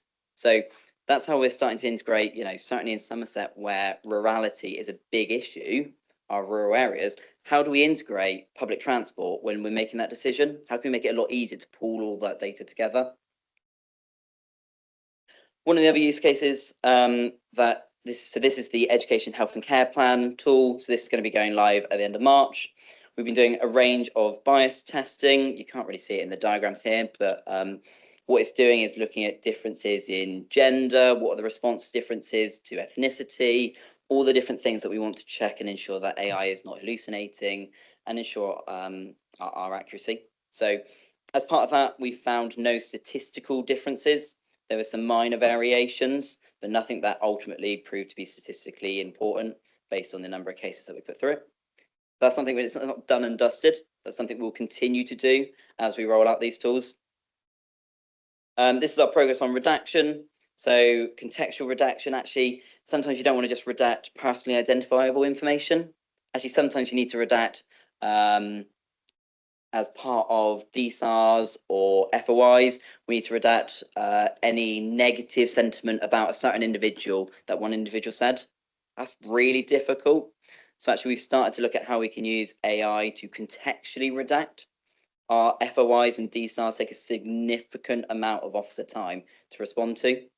So ways that we can enhance that, speed that up, and become more compliant, we are exploring. We hosted a second hackathon as part of what is quite a large amount of recruitment. We've got a lot of new people. So we brought them together last week to focus on another use case that we're exploring around foster care placement. Actually, our utilisation of foster carers is not as optimised as it could be. How do we improve that? Actually, part of that is pooling our data together so that we have a more holistic picture of where our foster carers are, what availability they have, and actually, can we start to then look at what foster carer might be a better placement for a certain individual and start to look at some of that customised care as part of that solution? That obviously then ultimately leads into how does that inform commissioning decisions in the future around what type of foster placements we need. So my service has been working across a range of different use cases, not just the ones in the business case, but much, much broader than that, and are starting to have some real outputs that we're starting to explore with the services. So across that, just I'm going to go through this one quickly. Get through that. So we're exploring use cases around supporting prevention in adult social care, homeless and temporary accommodation back office admin, foster back office admin, FOID start back office admin, developing tools around education, health and care plans, which will be hopefully going live near March, and improving back office redaction administration. None of these are live yet. So that's kind of where we've got to so far in the 3 months, 4 months post business case sign off. In terms of our next steps, so our focus is on continued data migration into that centralized data platform, financial information, and ensuring that that's starting to link up with our operational decision making, deploying and improving those AI solutions that I've just spoken about, and then ideation and future opportunities. We know we can do a lot more. We know there's a lot more services we can make a real impact in. What we need to do is explore those and start to identify the use cases in those areas. Based on that, I've got some extra slides. There we go. Ethics. Do you want to go through ethics now? So as part of what we've been doing around our ethical implementation of AI, so we've got an ethics peer forum. I'm going to start at the bottom. I found it really interesting, and actually it's really small, so I will. As part of that, we did a little thought exercise. If we were implementing an AI solution based on a certain use case, what would the unethical council do? So actually, it was quite a fun discussion around what was the most unethical things we could possibly do as part of different use cases. It's good fun. You should try it. What that then leads to. So we were discussing education, health and care plans, and this is, I'm going to frame it in context before it's on the record. So the purpose is, by looking at the most unethical practices, we can then flip that, because sometimes it's hard to think about what is an ethical thing to do. Sometimes it's much easier to think, what is an unethical thing to do? So we could then flip that, and that's what then went into our action plan afterwards to say, right, here's the steps we need to do to ensure we're fully ethical in that space. In like education, health and care plan drafting, a really unethical thing to do would be to basically send a blank EHCP, because then this council has nothing to pay for. We can get it approved really quickly. We don't need to validate it. It saves officer time. We could put really bad care in place, the cheapest option, because that would save us money. So it's actually much easier to think about the unethical things, so that we can then flip that to say, actually, we need to make sure an AI solution that is drafting this doesn't just go for the quick option. It needs to make sure it's got all the information in there. If we're looking at different placements, actually, it's not defaulting to whatever's cheapest. It's looking at what the practitioners have said as part of their appendices, say, this is the care that this child needs. So that is what's going to go in this plan. So yeah, it was a nice fun, but it helps us move towards a more ethical approach. Pair with that a number of boards that we've got. So I've mentioned information governance officer recruitment as part of this business case. We've got an AI and data governance board, which Alan chairs. Actually, I think Andy Kennell, our ICT service director, chairs. We've got Mel Locke, who is our Caldecott guardian. And we've also got Sarah Scrutiny, who's our chief information risk owner. And they're there to help us approve and make decisions in relation to AI and data governance. We've also got a number of policies and processes that we set up as part of our migration and enhancing AI, some that are council level and some that are system level. So our ICS high risk AI principles. We've also got a data ethics framework, acceptable use policies, and our data protection impact assessments for every single use case that we have. We also validate every single model we use to ensure that we're using models that are reliable. We're not just going for, DeepSync or any of those kind of questionable models. All of our models are pre-approved and that we've validated based on biases as well. I'm going to whiz through this one nice and quickly because I'm sure we're all desperate to go. I thought it was probably easier to just give an example of what that means in the actual technical terms. So, how are we stopping hallucination? How are you ensuring it's being accurate? And I thought it was just easier to walk you through the whole process. So this is from the perspective of our education, health and care plan drafting digital assistant tool. This is the actual architecture that sits behind it. And I think it's well smart. We actually don't have one AI agent as part of this. We actually have 3 in our writing team. Yeah, we've got a team of agents. So a user proxy acts like a human. It gives prompts. We've then got an AI agent that's a planner. It plans out how we need to draft this document. And then we've got a writer. So the planner goes through, plans it out. We should put this sort of information in this section. We need to get this from this appendice. And then hands that over to the writer to say, right, go read all the appendices and write it out like that. And so this whole team acts like a big group chat on WhatsApp or whatever messaging you use. And so they're constantly chatting to each other, refining it. And once they're done, we give it some data. We give it the appendices and we give it some drafting guidance, and it gives us a draft EHCP. But we're not happy with that because we want to further ensure clarity and accuracy. So actually we add a whole second team in. We have a whole validation team that has a validation guidance document. In there, we've got another 3 AI agents that act as their own different team. So we've got a user proxy that acts like a human. We've got a quality assessor that goes through, checks the quality of the EHCP, ensures that it matches our guidance of what it should be doing.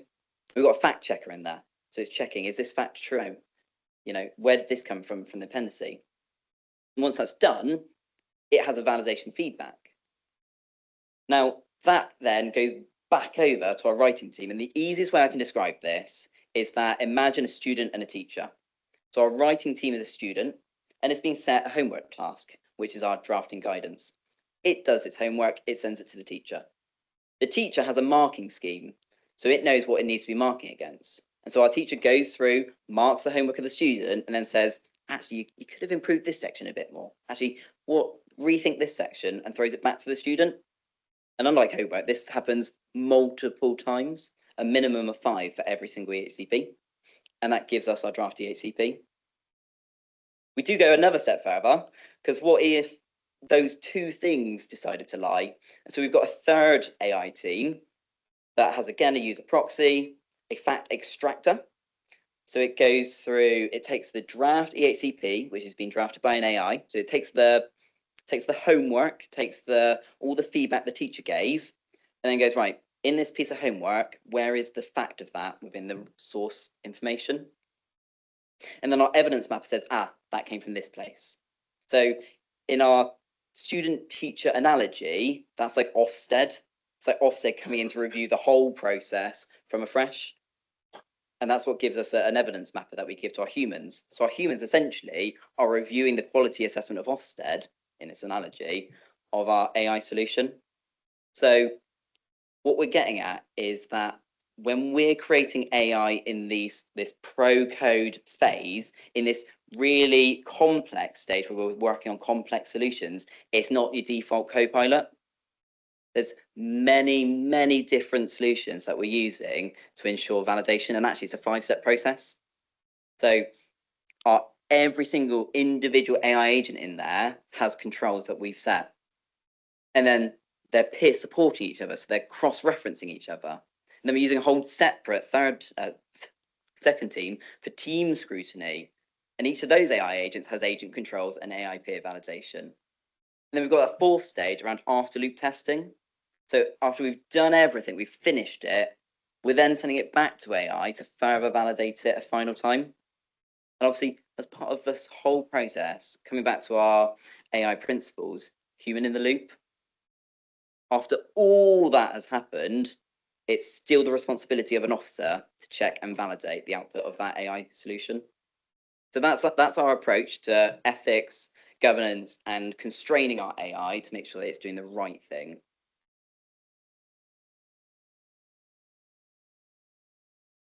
Right, Josh, thank you very much. Just one question for me. How long does that last process take? Typically. So our runs, an EHCP runs through in less than 5 minutes. Then the human validation takes. So that's what we're working through at the moment with our officers that are trialing this, is what we want to be able to come back with is this is the time saving, this is the efficiency saving to that, so that we can ensure that we've fully validated it. Josh, thank you very much. So lots of questions, starting with Dawn Johnson.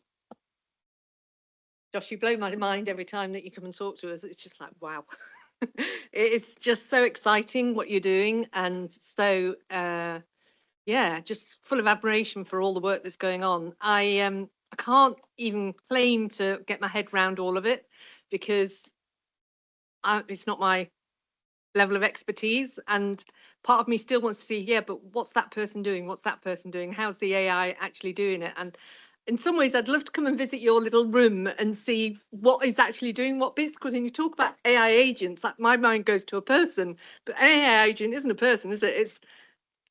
Is it? But an AI agent, when we say that, imagine like just your default Copilot where you can have a conversation with it. Yeah, right. That's okay. what we say when we say an AI agent, but it's like that times we've got 9 in that whole HCP process. Okay. All with a very specific job. Okay. But yeah, it's so exciting, and I'm so happy that you are developing this great team, because I think what it really is bringing home to me is we can do this stuff in-house. We don't always need outside consultants. We can develop expertise internally. Yep. And I have got a bit of a bugbear about that one, because I want us to have those skills inside. Yeah. And you are a prime example of how that can happen. We can be our own experts. We don't need other people to step in to tell us how to do our jobs best. And I really like that. I'm all for collaborating with councils. Yeah, absolutely fantastic to help support. My brain went into, can we make money from this? And are you charging for some of what you are doing? Are we developing a model that is going to be income generating for this council? Thank you. Yes, yeah, so we've had that question from service directors, from a range of different people. Our current approach is we're not charging other councils for this. So it does require a level of investment in terms of setting it up, being able to monitor and manage it. I suppose the reason that we're not looking at a charging model, at least currently, is because we've had a couple of instances where we shared it out, other councils have taken it, improved it, and then shared it back. So actually what it develops is this kind of network of councils that work together to take a solution that one council has done, improve it, and then share it back to everyone else. And that's absolutely kind of where we want to get to. We had that with redaction, with another Southwest authority that took it, improved it, made some enhancements. We took it back in and adopted those changes. So kind of it benefits everyone. But yeah, that solution, based on the last costing figures that I had for a private solution, our process costs about £5 per run. Theirs is more than 10 times that. So, I mean, ethically, is it okay for a council to create a business with the level of expertise you've got? I don't know what the protocols are with something like that. If you are developing such a massive expertise and, you know, setting the standard across other councils, is the potential, maybe not with working with other councils, but in terms of a business model, is that something that you could potentially move into? Is that okay as a council worker to do that? I don't know.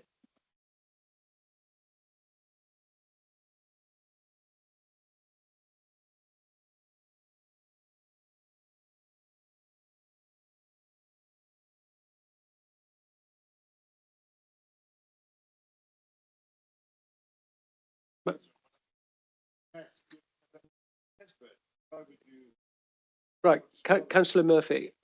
No, we all heard your comments, and I'm sure they were very pertinent.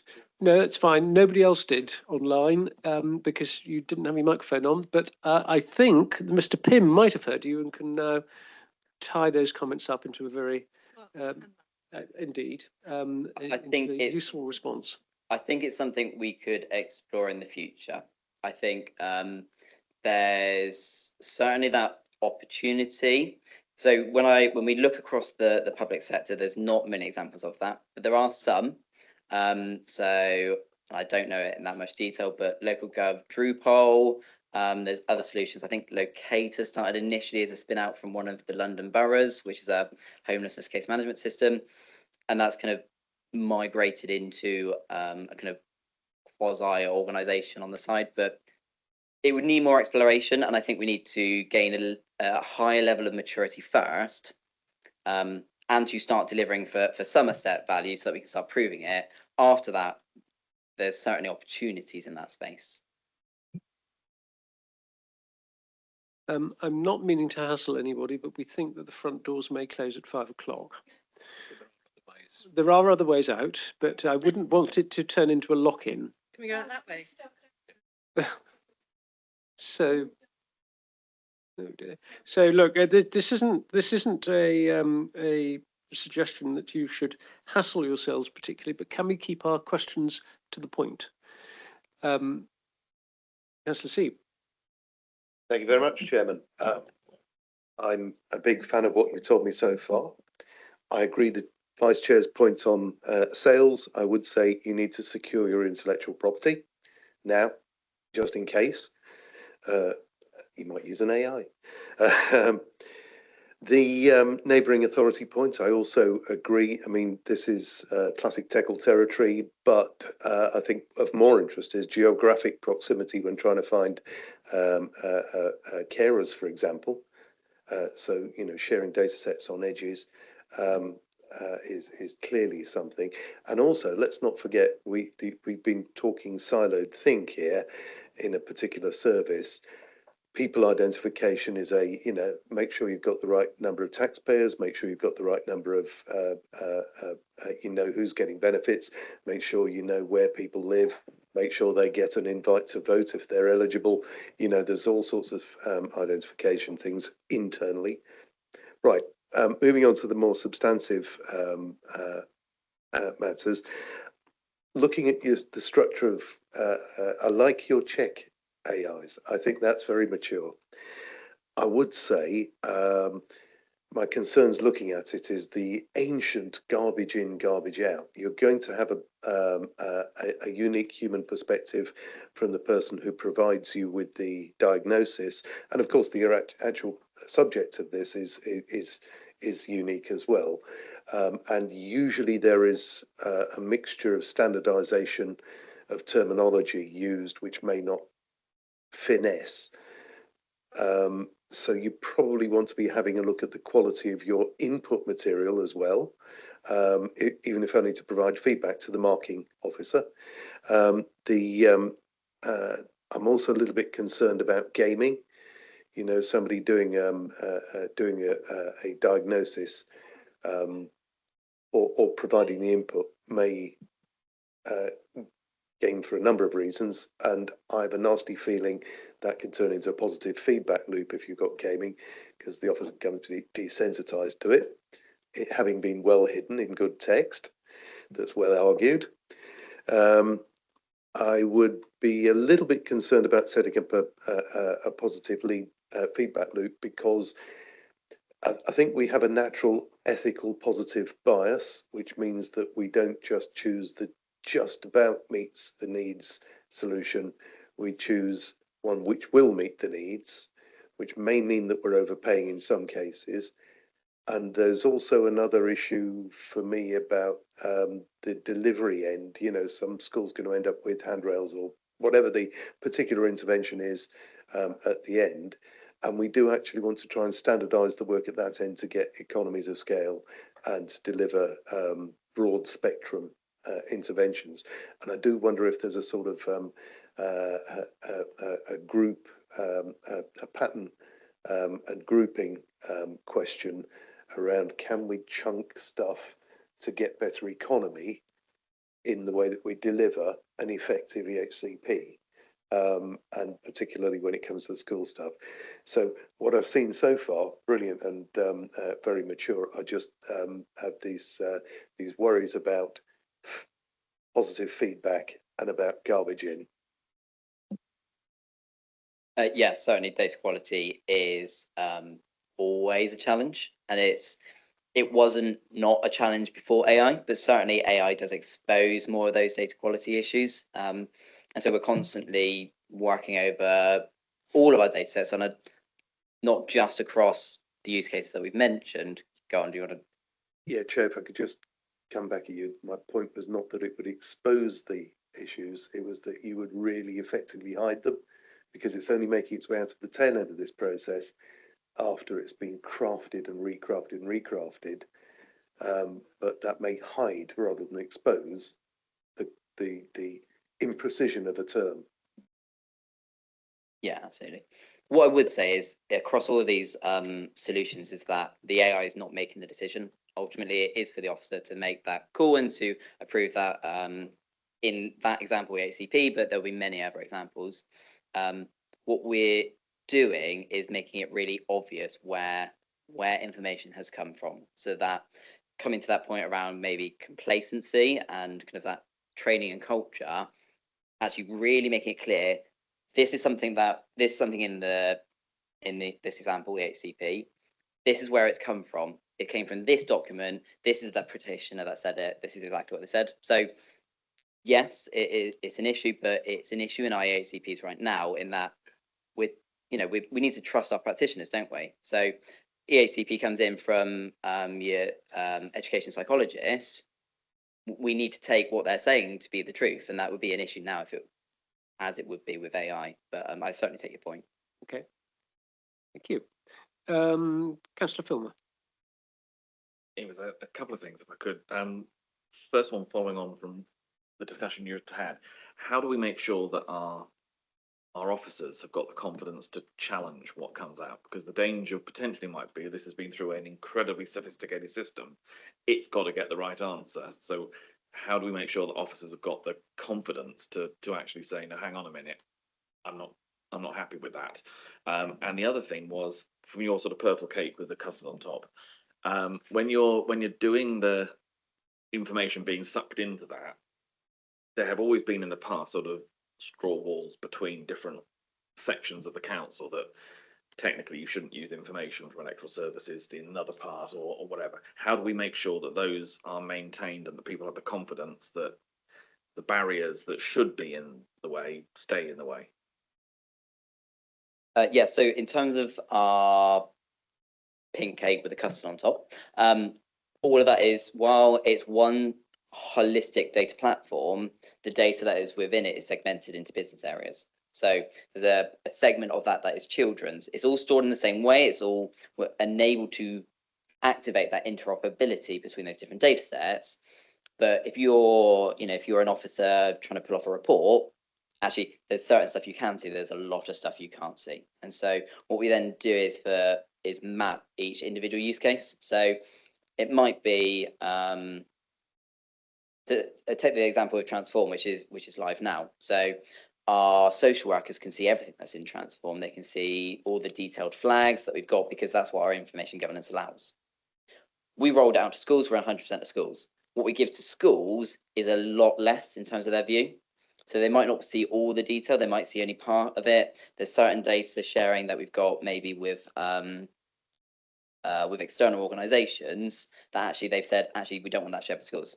Okay, so that will be shared with social workers, but that won't be shared with the school. And so we build up role profiles based on that. And that's applicable across all of the different applications that we have. And I can't remember your first question.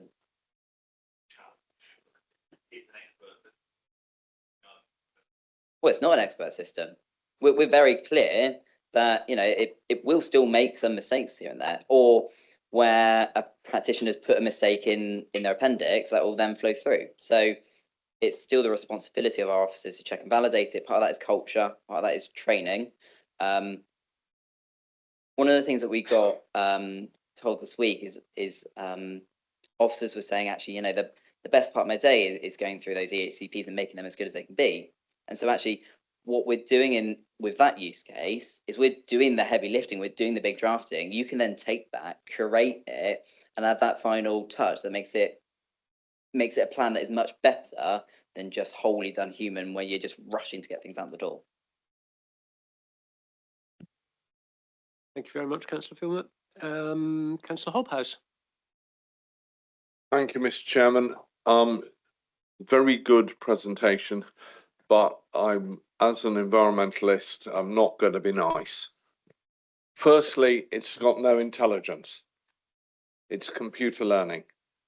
And it needs to be understood that the intelligence has got to come from the human element that puts into it, which you are trying to put in. All right. I wish to God we wouldn't call it AI, because it ain't. It uses 10 times the electricity for every search on top of what Google does. In the States, and I can't remember what the nuclear power station's called, so either Long Island or something similar, which got closed down because one part of it blew up. Thank you. They've now opened the second part, reopened it from being closed to run one computer learning centre. Now, everybody in this room wants to get it through their skulls that in 5 years' time, they'll be paying nearly twice for electricity what they're paying now, because we are in a position where the requirement for electricity by what we're having to do here to do the transformation, and I get why we've got to do it, and I get why it's being done, but we are going to leave behind, not just because there's no jobs, that the affordability crisis, and we've all been talking about it, and the cost of living is going to get dramatically worse. Right, now the other thing that's happened is that today, Cisco CEO has said he is expecting the bubble for AI to burst in the next 2 years, and that means we're going to hit another 1929, because the 1929 crash was brought about by electricity. And if you don't believe me, have a look at it, because they'd overhyped the whole of the electricity thing. You're never going to get rid of computer learning, but we've got to understand going into it what the side effects are going to be on everyday people and on everyday things that we take for granted, like electricity, because the use is so great. Sorry to be so negative. Thank you, Mr. Chairman. It's a useful corrective, Councillor Hobhouse. Do you want to say anything, Josh? Or? So most of our AI is based on the Microsoft infrastructure. I've just got their pledges there. So carbon neutral by 2030, by 2050 to have removed all carbon emitted since Microsoft's founding in 1975. They're doing a lot of work on their data centers to become water positive, not just water neutral, by 2030, and zero waste by 2030. So when you get your new laptops, it will come in a cardboard box so it can be recycled. More locally, we're starting to look at laptops that can run it on themselves. So actually the processors in newer laptops are much better. It means we don't need to send stuff off to data centers. All of our data centers are UK South, which is London, or we back up to Cardiff area. But it means that actually we don't need so much movement of that. But yeah, certainly AI does use more consumption than a Google search, but it's not doing a Google search. Actually, it's doing far more than just searching Google, which is obviously where we get some of those efficiencies from. But certainly there is a carbon impact to that, yeah. Let me just tell you, the price in electricity in Texas has doubled. Okay, thank you. Councillor Trimnell. Thank you, Chair. So I have a couple of questions. You said Mel Lock is our something, and I didn't hear what that was, but also it sounds very important. Are we going to replace her with somebody else? Does it automatically go to the Director of Adult Services, or is it something that Mel just said, yep, I can do that? Second question, your EHCP mark scheme, who writes that? So who actually writes the questions that needs to comply by? And finally, this was going to be a question for Councillor Philip, but he doesn't seem to be here, but I'm going to ask it anyway.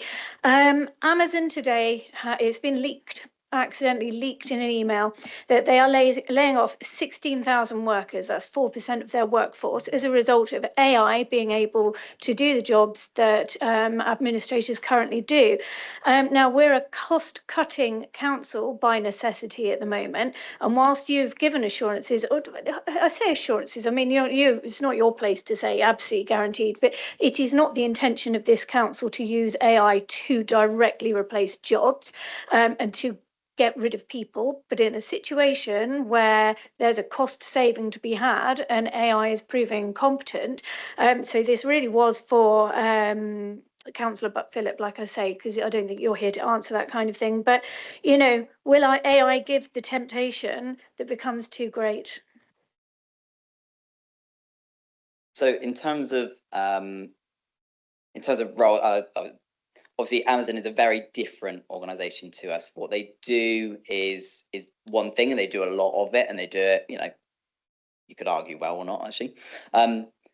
As a council, we do such a broad range of different things. Actually, our staffing setup is completely different to Amazon, whereas they're focusing on, you know, processing invoices, getting stuff out. You might have seen, you know, really interesting videos of their warehouses where it's all robots. That's not the council. We do very different things, and we're a much more people-focused organisation, certainly in terms of our services around children and adults. Where AI can support in some of those back office areas, I think what's been shown through the business case and what we've done there is actually what that does offer is a load of other jobs, brand new jobs that didn't exist, you know, 2-3 years ago. We're writing new job descriptions for jobs we've never had.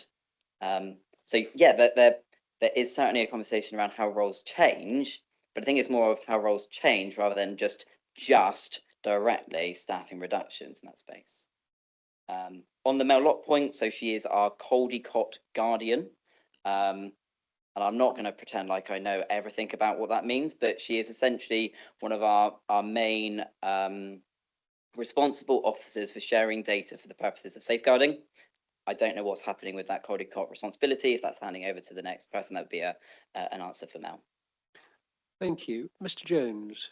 Thank you, Chair, and apologies for being so far back in the committee room, Chair. I'm usually up there, but still. So first and foremost, I think just to deal with the Caldecott point, it's likely that the Caldecott role will just move to the new Director of Adult Social Services. So the DAS role will normally carry that role and has a key role in relation to health and social care practice and ensuring that we're upholding those standards, and it's an independent role in order to make sure that the council is continuing to fulfil that duty. And just to kind of back up what Josh has said in terms of the nature of roles, as members will know, we have a number of issues of recruiting to key roles and making sure we're able to develop those. Actually, one of the key opportunities we have here is actually enhancing some of those staff that want to progress through the organisation, moving away from potentially roles where they are collating information and providing that to a senior manager, and actually being the person that's assessing that information and providing that data. So, for example, education, health and care plans is a great example. We don't have enough of those people going through the process, going through and approving those EHCPs and adding the value that Josh has described.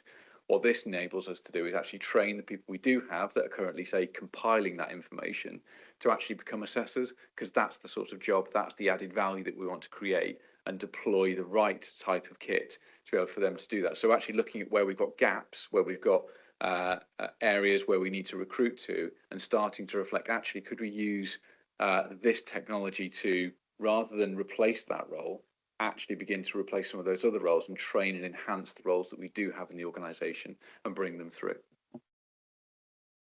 Okay. Very quickly, Chair. The final question, which might link to what you said about getting people prepared to take on other roles and responsibilities and do different things, in terms of who writes the EHCP mark scheme, who is devising what it should look like? Is that AI or is that a person? So that is us. Technically, it's our AI engineers because they have prompt engineering support. But what they're doing is sitting down with our officers that are writing EHCPs to say, how do you write them? What are you thinking about in this section? What tone are you thinking about here? Are you going first person, third person? Are you, even we don't want to say he or she or they. Actually, we want to use their name because it feels a bit more personal. So all of those things get identified, handed over to our AI engineers that then write the prompts. That then goes back to those officers who write it to say, what does this look like? Does this look like the sort of thing that would be written? And then we kind of iteratively progress it from there. Okay, thank you. And the final question that I have on my thank you, Chair. is Councillor Cravis. Thank you, Chair.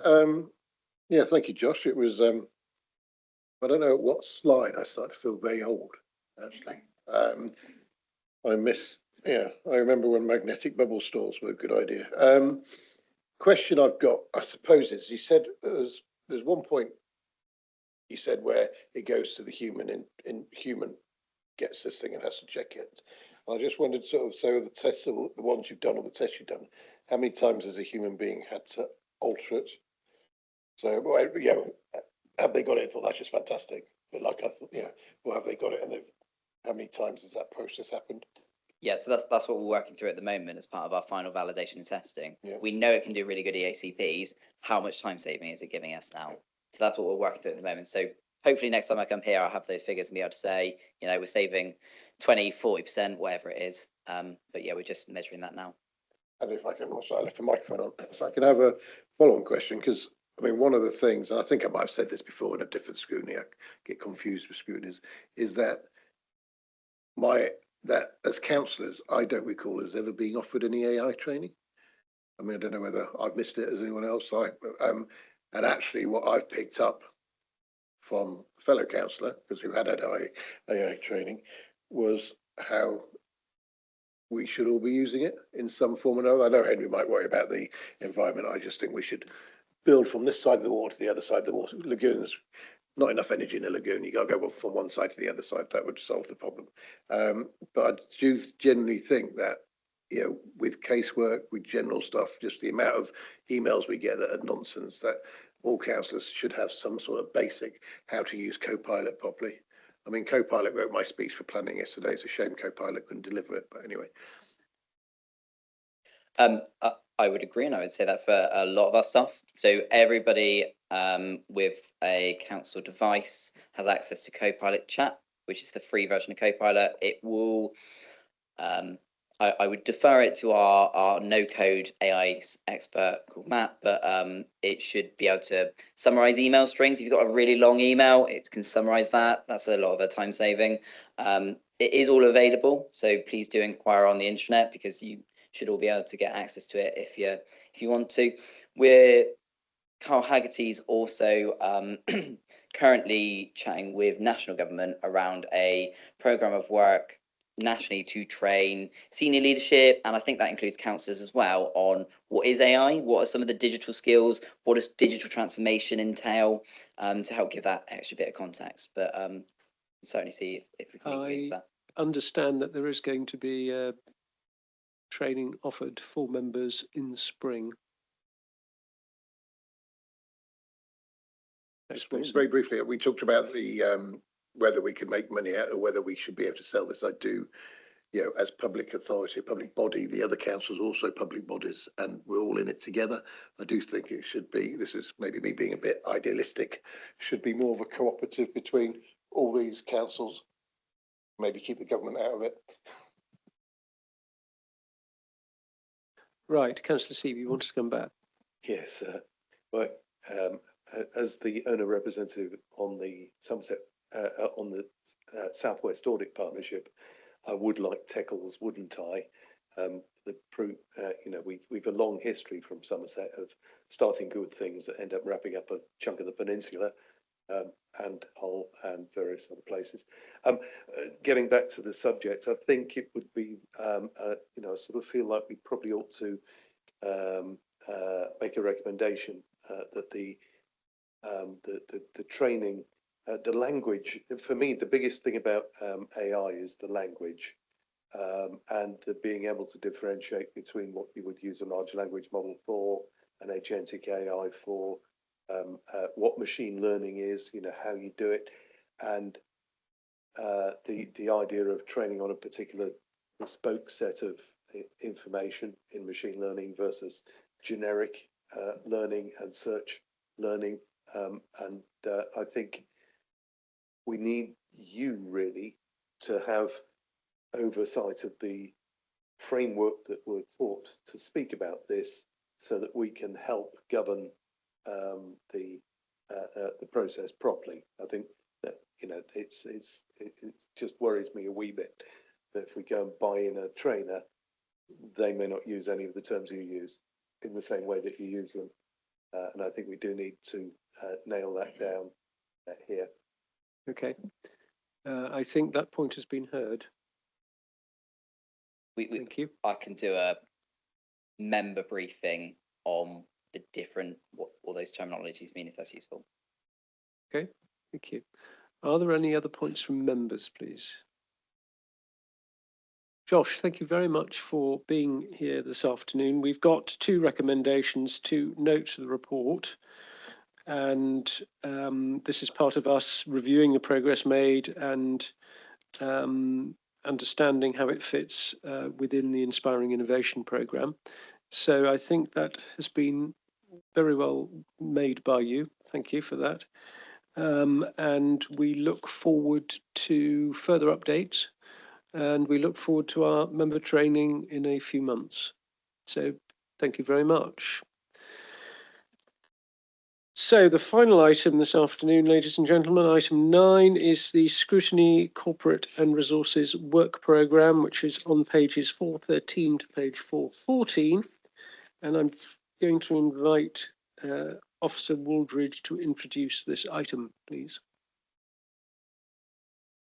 Thank you, Chair. And again, just to highlight, it's there primarily for information. It sets out the proposed items of business for your forthcoming meetings. I do know that my colleague, Jack Latkovich, had recently received a proposal as a change or potential change since what was published. I don't know if Jack, you had something to add? Chair, Chair, if I may.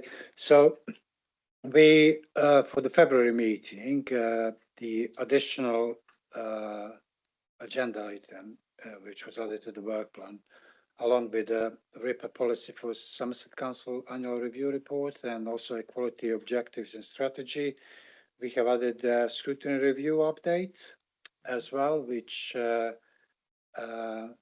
my colleagues Scott and Jamie will give you an update at the next meeting. Also, for that meeting, there is a proposal subject to agreement from my colleagues, my senior colleagues, about having a transformation update in the afternoon. I'm just waiting to hear whether our partners from Newton will be available on that day. So it will be hybrid, just after the meeting on the 23rd. So yes, I see from Alan that it will be on in the afternoon. So we'll send an invite for that meeting as well. And also just to say that Josh will be coming back in March meeting. Yes, with another further update. He's thrilled, obviously, and yes, we'll give him more update. Probably he will have more information about that senior leaders and members training dates as well for summer. And I don't know if members want to add anything else to the work plan. Thank you very much. Yes, Councillor Johnson. Please can I request that we have the an update on the capital board, and particularly I've spoken to Clive about getting a briefing and getting someone to attend a meeting specifically about S106s and SIL, so that we can have a greater understanding of how they are operating and how monies are allocated. And that's it might involve planning, it might involve Clive's team, finance team, it could involve a few different people. just looking at the agenda for 25th of March. You have regular quarterly updates for that meeting. You only have one item for scheduled April meeting. So what date's the April one? 29. Ah, my daughter's wedding. I can't be there. Okay. We can't get it into March. The meeting or at the wedding? Shall I add for March meeting then? Could we? Yeah. It's going to be a long March meeting, but that I've got no objection at all to it being earlier. What date's the March one? 25th. On holiday. Is it a handle then? Holiday. Oh right,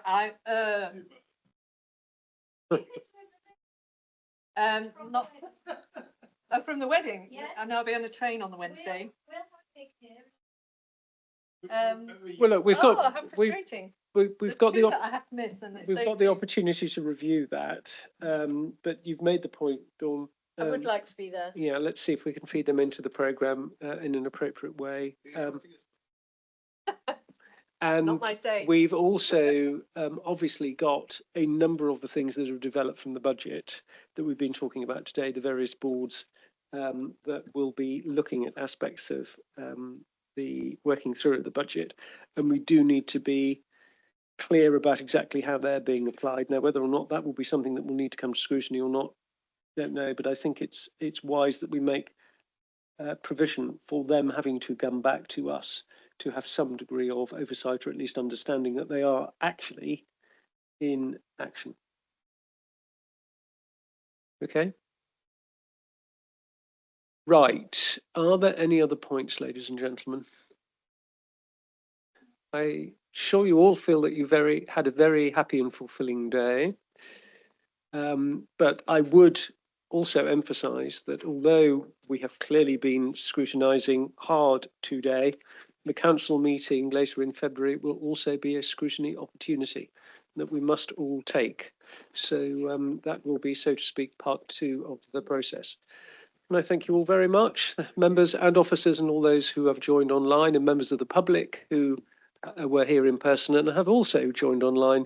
Thank you all very much. I declare the meeting closed.